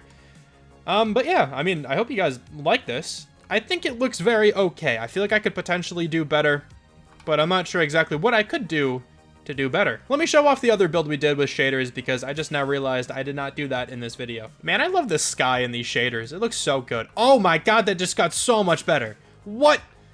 There's like lights like that? Oh, that looks amazing. I never knew those were here. Oh, that is so cool. Dude, Minecraft is such a beautiful game. I'm just saying, like, with shaders on, it's so nice looking. Oh, that's why. You gotta fly all the way up there to get that effect. Oh, that is so cool. I wish that was there all the time. Anyway, though, yeah, let's show off the other build we did today, which, of course, is the lumber building. We already looked at this building, so I won't go crazy with it, but just a quick run-by with shaders. Looks pretty cool, in my opinion. I'm very happy with how this building turned out. I need to put a lantern right there. I keep finding spots I need to put lanterns, and I just keep forgetting to do it. But yeah, the actual lumber yard looks nice, too. Little outpost area over here. Looking pretty chill, if you ask me. But honestly, you guys have been absolutely crushing these videos lately. I really appreciate all the support. It's fantastic. Every time I look at my channel, it's growing. It's so cool. And you guys actually really do seem to be enjoying these videos as well, so I very much appreciate it. I hope you enjoyed this one final time, and I will talk to you soon. Bye. This has been my nether portal for approximately 400 days in this Minecraft world. I have full netherite armor and tools, and I don't even have a completed nether portal. And this has been my nether spawn the entire time. What the f? Both of those things are going to be changing in this video, and I'm very excited to actually get started with those. Now, when I've made nether portals in past worlds, I would usually do one of two things. The first thing being exactly what I've done in this world so far. I've kind of just left it the vanilla basic looking nether portal, not even finished. Usually just like plugged in the side of a mountain or something. And the other thing I would normally do is build it within a cave and maybe decorate the cave a little bit.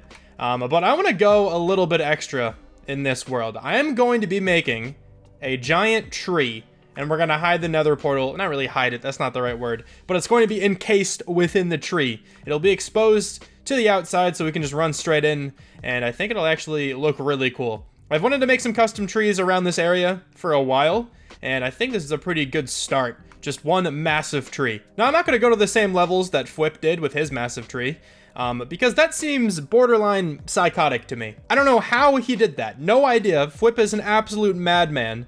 That tree is insane. It looks amazing, but oh my god, there's no way I'd be able to build anything close to that scale, I don't think. Now, I really don't build custom trees all that often, but I'm hoping this gives me a good bit of experience, maybe for future builds and stuff like that. But of course, though, let's detail the other goals I have in mind for this episode.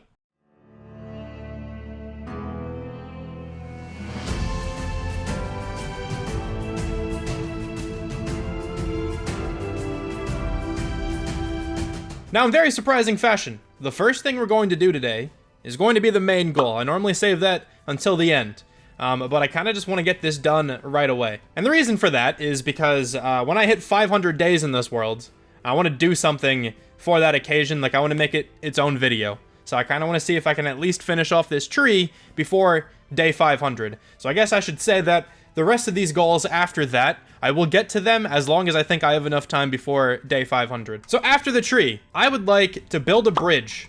And let me show you exactly where this bridge is going to go. I've mentioned this before, but I want to build a bridge from here to over there. Because then over here is kind of like the third goal, maybe like with the second goal too. Same kind of thing. Over here, I want to build like a gatehouse kind of thing leading up to the castle. And then down here as the final potential goal for this episode, I would like to finish off the interior of the tavern. I kind of meant to do this last episode, but I just never got around to it. Of course, though, before I tackle the goals for the episode, let's go over what we did last time. So last episode, we did a few different things. I designed the interior of the sugarcane farm down here. Let me go show that off real fast. Of course, this is the farm we built a couple episodes ago, but now it is all decorated down here with some glowberries, with some moss, with some spore blossoms, and it's still completely functional in these two chests over there. Also last time, we built this building for our lumber stuff. Maybe our lumber storage eventually. This is where I can like store my wood if I ever grow out of our current storage room. And then the main big build for last episode was off in this direction. It is a raid farm that I put inside of a coliseum. It's a short flight away near the pillager outpost over here. But yeah, here's the raid farm and the Coliseum. Still not the like biggest fan of this build in general. I might come back and tweak it later, but I think it's good enough for now. And it was actually another build I had last time as well, which was a gazebo on the other side of the bridge in the pond. And I will show that off in 1 second because I actually want to go grab a few more blocks for that pond. I tried to grab coral blocks last episode for the pond, but I didn't silk touch them, so they're still dead. So I'm just gonna make a very quick trip over to the nearest coral biome, and we can go grab some with our silk touch pickaxe. I've been meaning to mention this as well for the last few episodes. I literally just kept forgetting. But people keep asking me what the seed of the world is and what the shaders that I'm using are. The seed is down in the description below. It's in the description of each of these episodes, I think. It is a cool looking area too. Wow. I don't think I've ever been here before. Nice cliff. Like that. But yeah, anyway, the seed is down in the description below. If you would like, you know, to get it down there, you can copy and paste it into Minecraft if you want to play this world for yourself. And the shaders that I'm using are these ones right here, complementary shaders. Obviously, I'm not using them now, but when I actually show off my builds, I use shaders. I didn't think I clicked on it, but apparently I did. But yeah, we're using complementary shaders. Here's what they look like. If you'd like to use these, I will go try to find where I downloaded them, and I'll put a link in the description. We now have the right kind of coral, and I also put a piece of sand under these turtle eggs so the turtle can actually grow. But let's throw down some colorful coral down here. I think I broke one of the turtle eggs by walking over it. Wait, is that a thing? Whatever, we have one turtle egg now. We now have some coral. That's probably gonna look pretty cool at night. I'll have to come back and check that. Now let's start gathering up a whole bunch of materials to go ahead and build this tree. Now I think I'm going to use a mix of oak logs and stripped spruce logs. I need way more spruce logs for this, so we'll have to go and collect some of those. I'll probably take some stairs, I'll take some slabs, and a whole bunch of other random wood things. I think a good idea would be to fill out this entire shulker, so we're gonna have nearly half of it oak, and then the other half spruce. So let's go ahead and do that.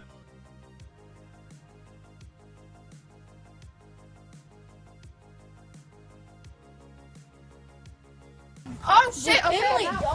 Alright, this shulker box is now full, but the thing is, I want to make most of these, maybe all of them, into this type of wood, where all of the sides are this texture. And you actually lose out on a little bit of materials doing this, but it's gonna look a lot better on the tree. So this is now what the shulker box looks like, and I accidentally made a little bit into planks, so we're missing out on a little bit more, but it's fine. This is at least enough for a start, and I think I want to put this right over here. I feel like this is a good spot. It's pretty central, and if we clear out more of these trees and maybe like level out the land a little bit, this will be more than enough room to have a massive tree and also like a little campsite maybe around, a couple benches, some other different, you know, forms of decoration. We might have to move this well, but also maybe I could just put the tree back here and we can keep the well there. I don't know. I didn't mean to do that, but let me clear out these trees all right here in this area. So we'll actually get a little bit more oak wood, which is very nice. Alright, I believe all the trees on this, like, top layer up here are all chopped down. So while I'm waiting for the leaves to go away, I think I'm gonna try to terraform a little bit of this area. Because there's this little, like, half circle right here that I kind of want to get rid of. Alright, this place is now completely covered up. And I like what it looks like. I think it's a lot better than it was before. It's much more of a gradual decline now, going down to where the nether portal used to be.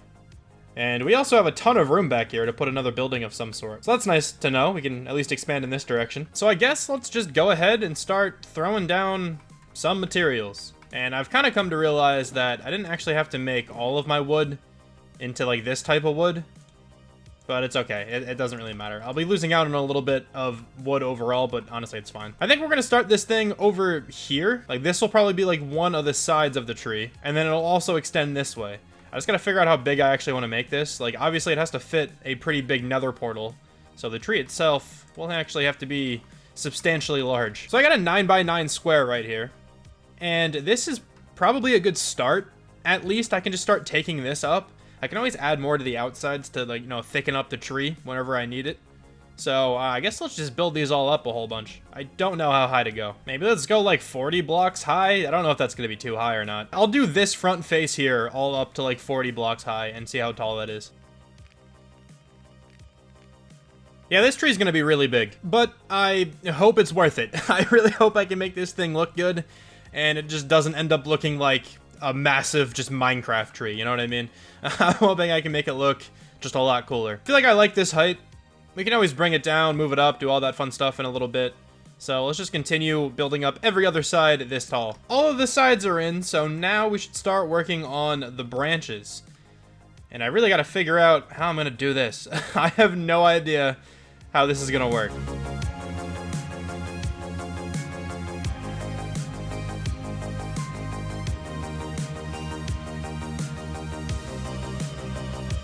I feel like that branch might be long enough. Let me go add a bunch more of these branches. Some will be smaller, some might even be bigger. But let's just get working on that now.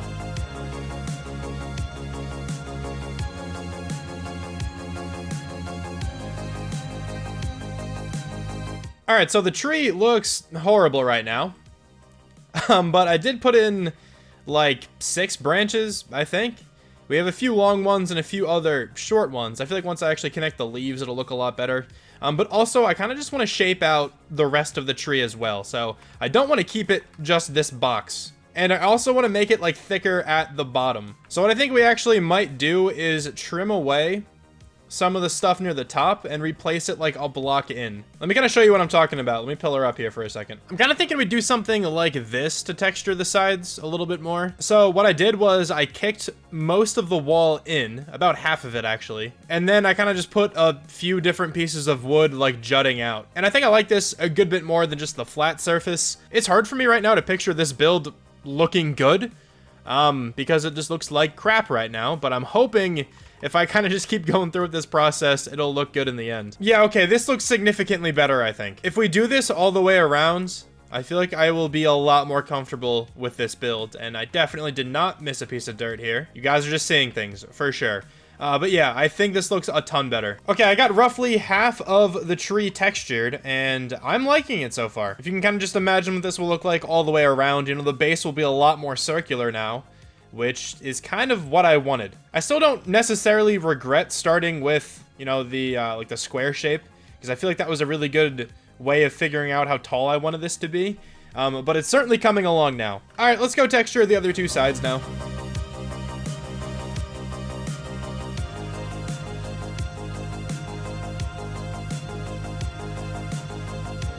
I do apologize that it's raining, but we do have all of the texturing done now.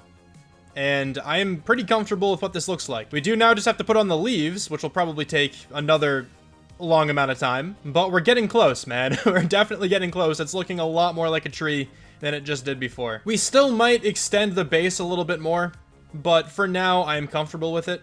Let's just go start putting on the leaves. Now, I only did like 2 branches, and I feel like I used so many leaves. But doing this all the way around could actually look pretty cool, I think. And I will be hanging some lanterns and stuff from the top. That'll look really nice too. So let's kind of just replicate this all the way around. This is actually going to take forever.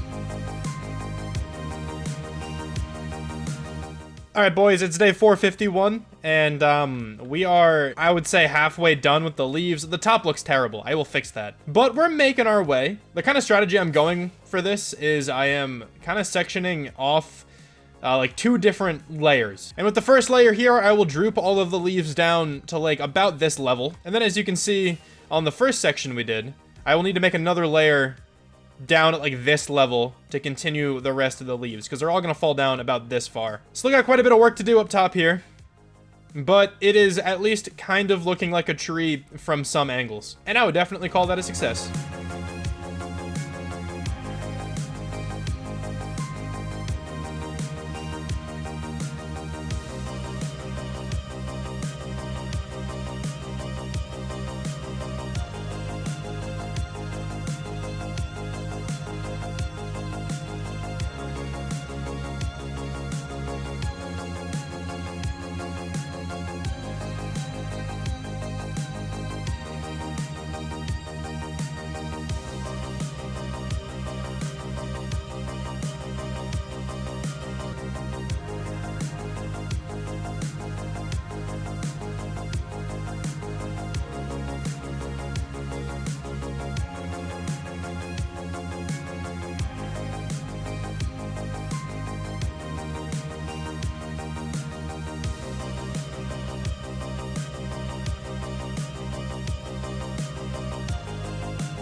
So I think I have all the leaves placed on the sides, and I actually quite like what this looks like. It at least looks good like from the sky. The top I will work on in a second, but at least looks good from the sky. Hopefully it looks good from the ground as well. Let's, I guess let's walk through this way. Yeah, that's looking pretty cool, I think. Dude, this thing is massive. This is nice, though. I like it. All right, so next up, I want to work on the top, because as you can see, the top looks really weird.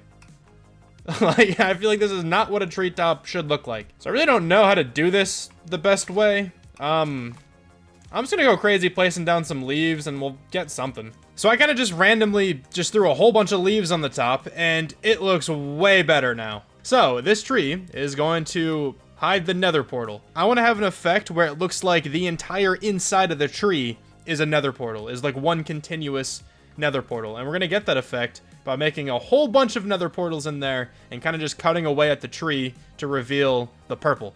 I think it'll look really cool. The thing is, though, I need a butt ton of obsidian. I might just get, like, 2 stacks, but that's gonna be a lot without a beacon, and I really don't want to go get a beacon right now. I'm just gonna head off to the end and start collecting obsidian. Let's see how long this actually takes. I gotta say, man, it's, like, way too normalized at this point. If you're a hardcore Minecraft YouTuber, you gotta take down all of these pillars and, like, destroy your end island or something. I don't know if I'm ever gonna get to that point. Like, it would be kind of cool, I guess. But I've only taken down like 3 layers of this pillar, and I'm already very, very upset about my life choices. So I can't imagine what it's like taking down all of these pillars. Like, I know that like many of the people who take out their whole end and like take out all these pillars, it turns out obsidian is like their most mined block. That's ridiculous, man. And they say it like so casually. Like, that's insane. My most mined block is netherrack. You know, the thing that's insta-mine? I'm just not built for this bad. I don't know. No, I don't know. Maybe, maybe if I dedicated like a full day to doing this, I could do it. Like if this was my actual full-time job, I don't know. But even still, man, like, it messes up your mental, I swear. Like, these people are built different. All right, I got 2 stacks. I'm sure that's enough. If it's not, I guess I'll just come back. I definitely did not set my spawn. Oh my god, I actually did set my spawn. That's remarkable. So I guess it would probably be easier for me to kind of cut out all the holes in the tree and then put down the portals. Yeah, let's do that. All right, so we're gonna have one right here because this will probably be the actual one I enter through. So something like this, where like you really can't see the portal frame in the background and I could just walk right into this portal. Who put all this tall grass here? All right, whoever did that's an idiot. Creepers just blend in, you can't hit them. I don't know who did that.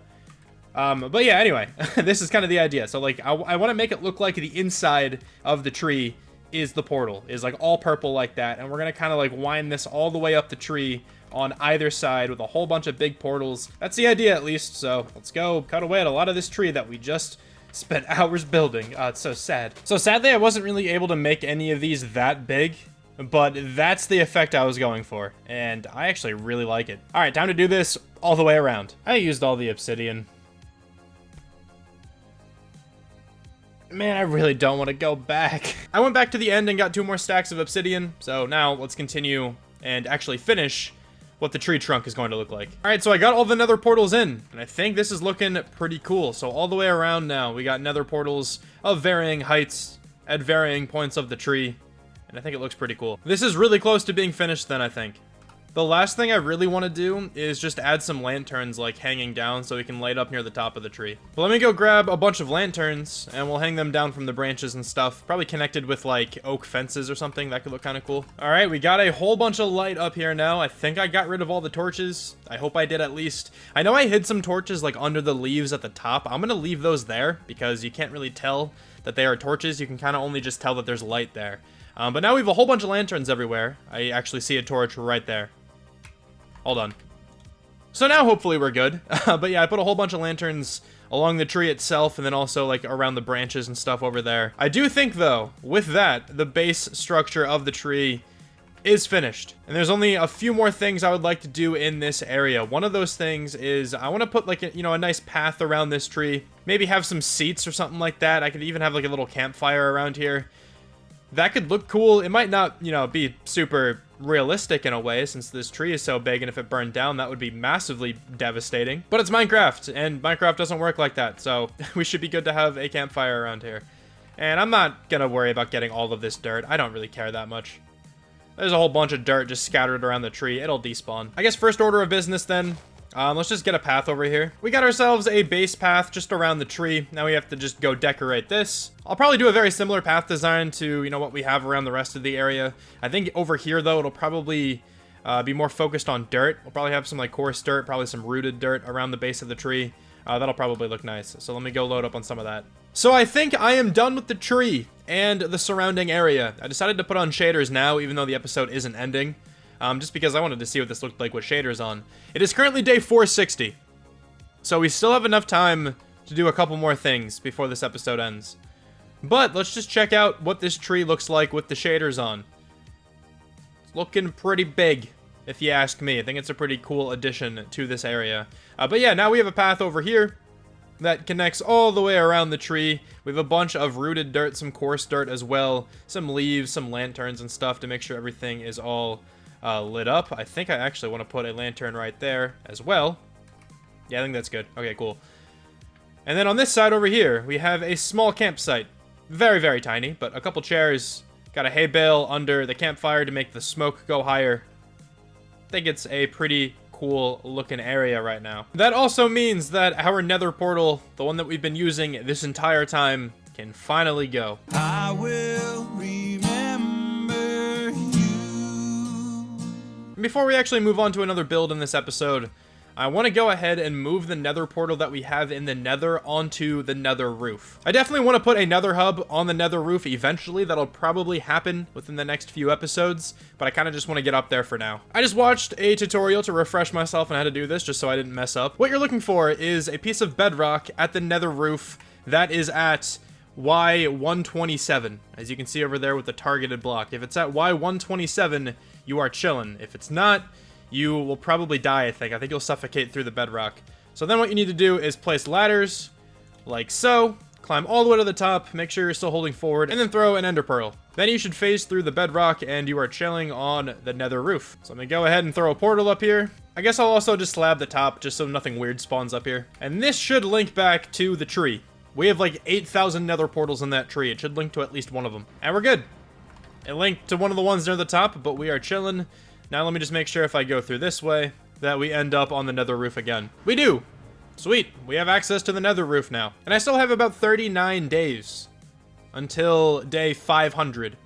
So we definitely have enough time to work on goal number 2, which is going to be the bridge. And let's figure out where that's exactly going to go. I initially wanted to connect it from there to over there, but that'll probably go right over this pavilion, and that might look kind of weird. So I think what I'll do instead is kind of raise up all the ground over here and make a little hill like this. I kind of just push this hill over here and then connect it to there. This lines up really well right over here. So I'm thinking like the bridge will probably start on this level. We can always trim this one down like a few layers just to match it up perfectly. But I think at least where I am right now is going to be the top of this like kind of new hill that we're going to be building. I don't know if I'll completely take away this hill or if we're just going to extend it. Might just kind of extend it and make like a little cove over here. Maybe we can actually put like a pond that the bridge goes over in the future. That could look kind of cool. But yeah, let's just start terraforming.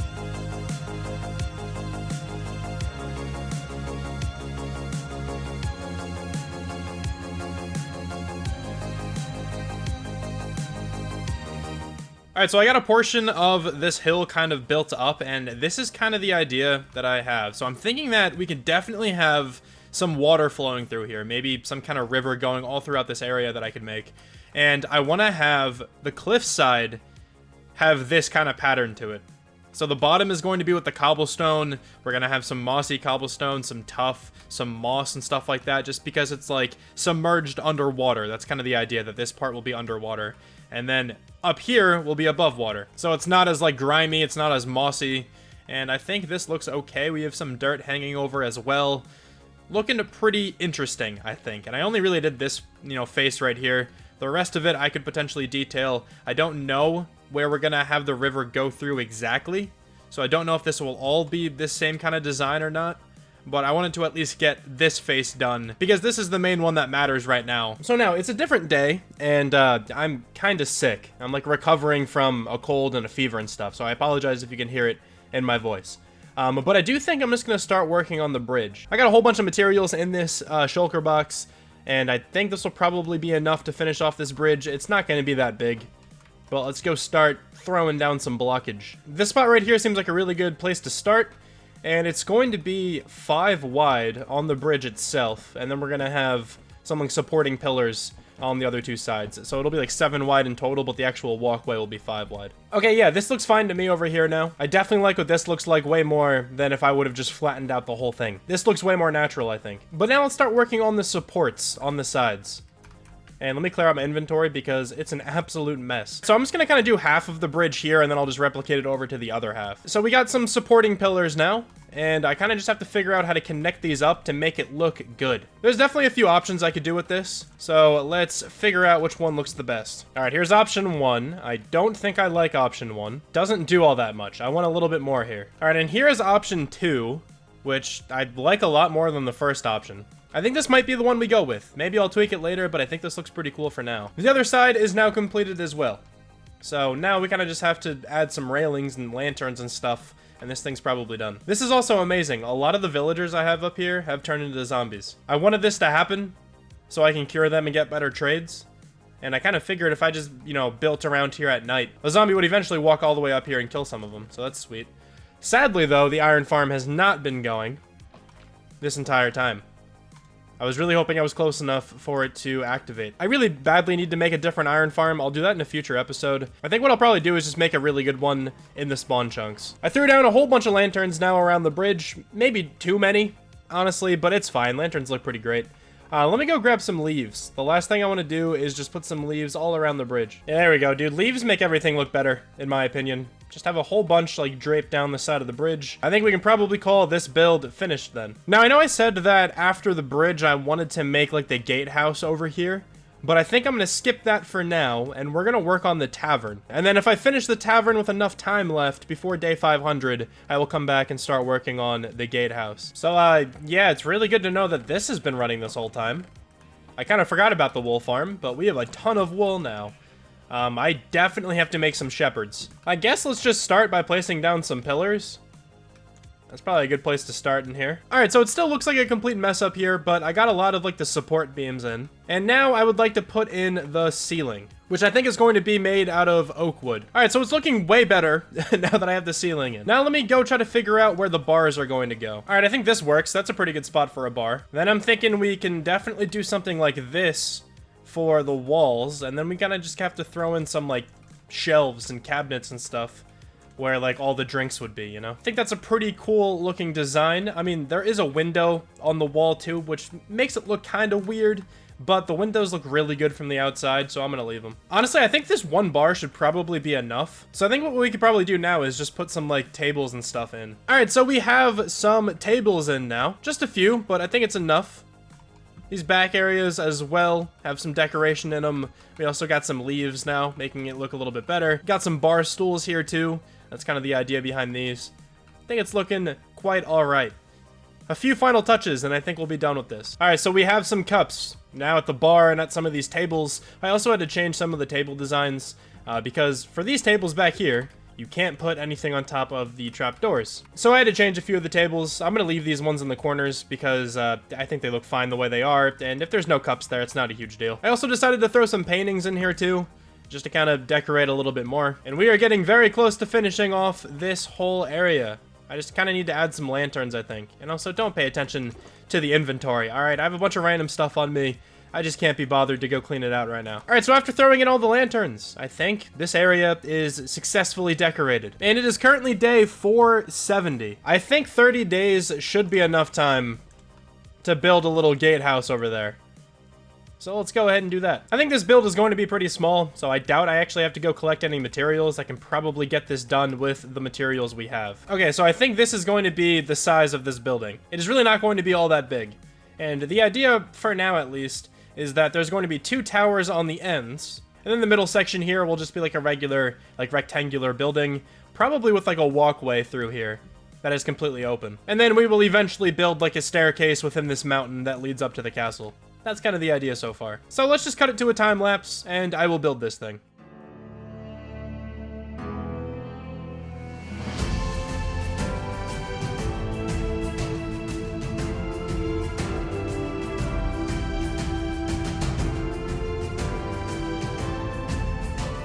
Alright, so at least the outside of this build is finished. The inside is completely empty, kind of like the interior of most of my builds in this world. I will fix that eventually. But to finish off this episode, the last thing I want to do is I kind of want to connect up the bridge and this new gatehouse building to the rest of the area, you know, through some paths. And I'll probably bone meal this area around here too, because it looks very, very empty. So I'm going to start working on this, and when I'm back, I will have shaders on, and we'll take a stroll through everything we did today. The shaders are now on, so of course that means we are finished with the builds for this episode. I connected up all the paths, did all that fun stuff, so we can go ahead and take a nice little walkthrough. So let's start by heading over to the tavern. I'm sorry my frames are pretty low right now. My computer is struggling at the moment, and I'm not exactly sure why. But it's fine. We're going to deal with it. We're going to move on. It's a nice place to get drunk. I think I would definitely get drunk in here. This seems like a comfortable place to do so. I don't know. But, yeah, it looks way better, obviously, than it did before when it was completely empty and looking gross. But now also, if I walk back to the starter house, the path continues this way. And of course it's raining, but whatever, it's fine. The path continues over this way. And obviously don't mind all the torches. I want these to be lanterns eventually. But I just don't have any iron, which is hilarious since I have an iron farm. And then on the other side of the bridge, we have a little extension of the path leading up to this gatehouse building. We did a ton of building in this episode, so I hope you guys enjoyed this one. We didn't really make all that much progress, but it's all good. Thank you guys so much for watching this video. I really hope you guys enjoyed this one, and I'll talk to you soon. Bye.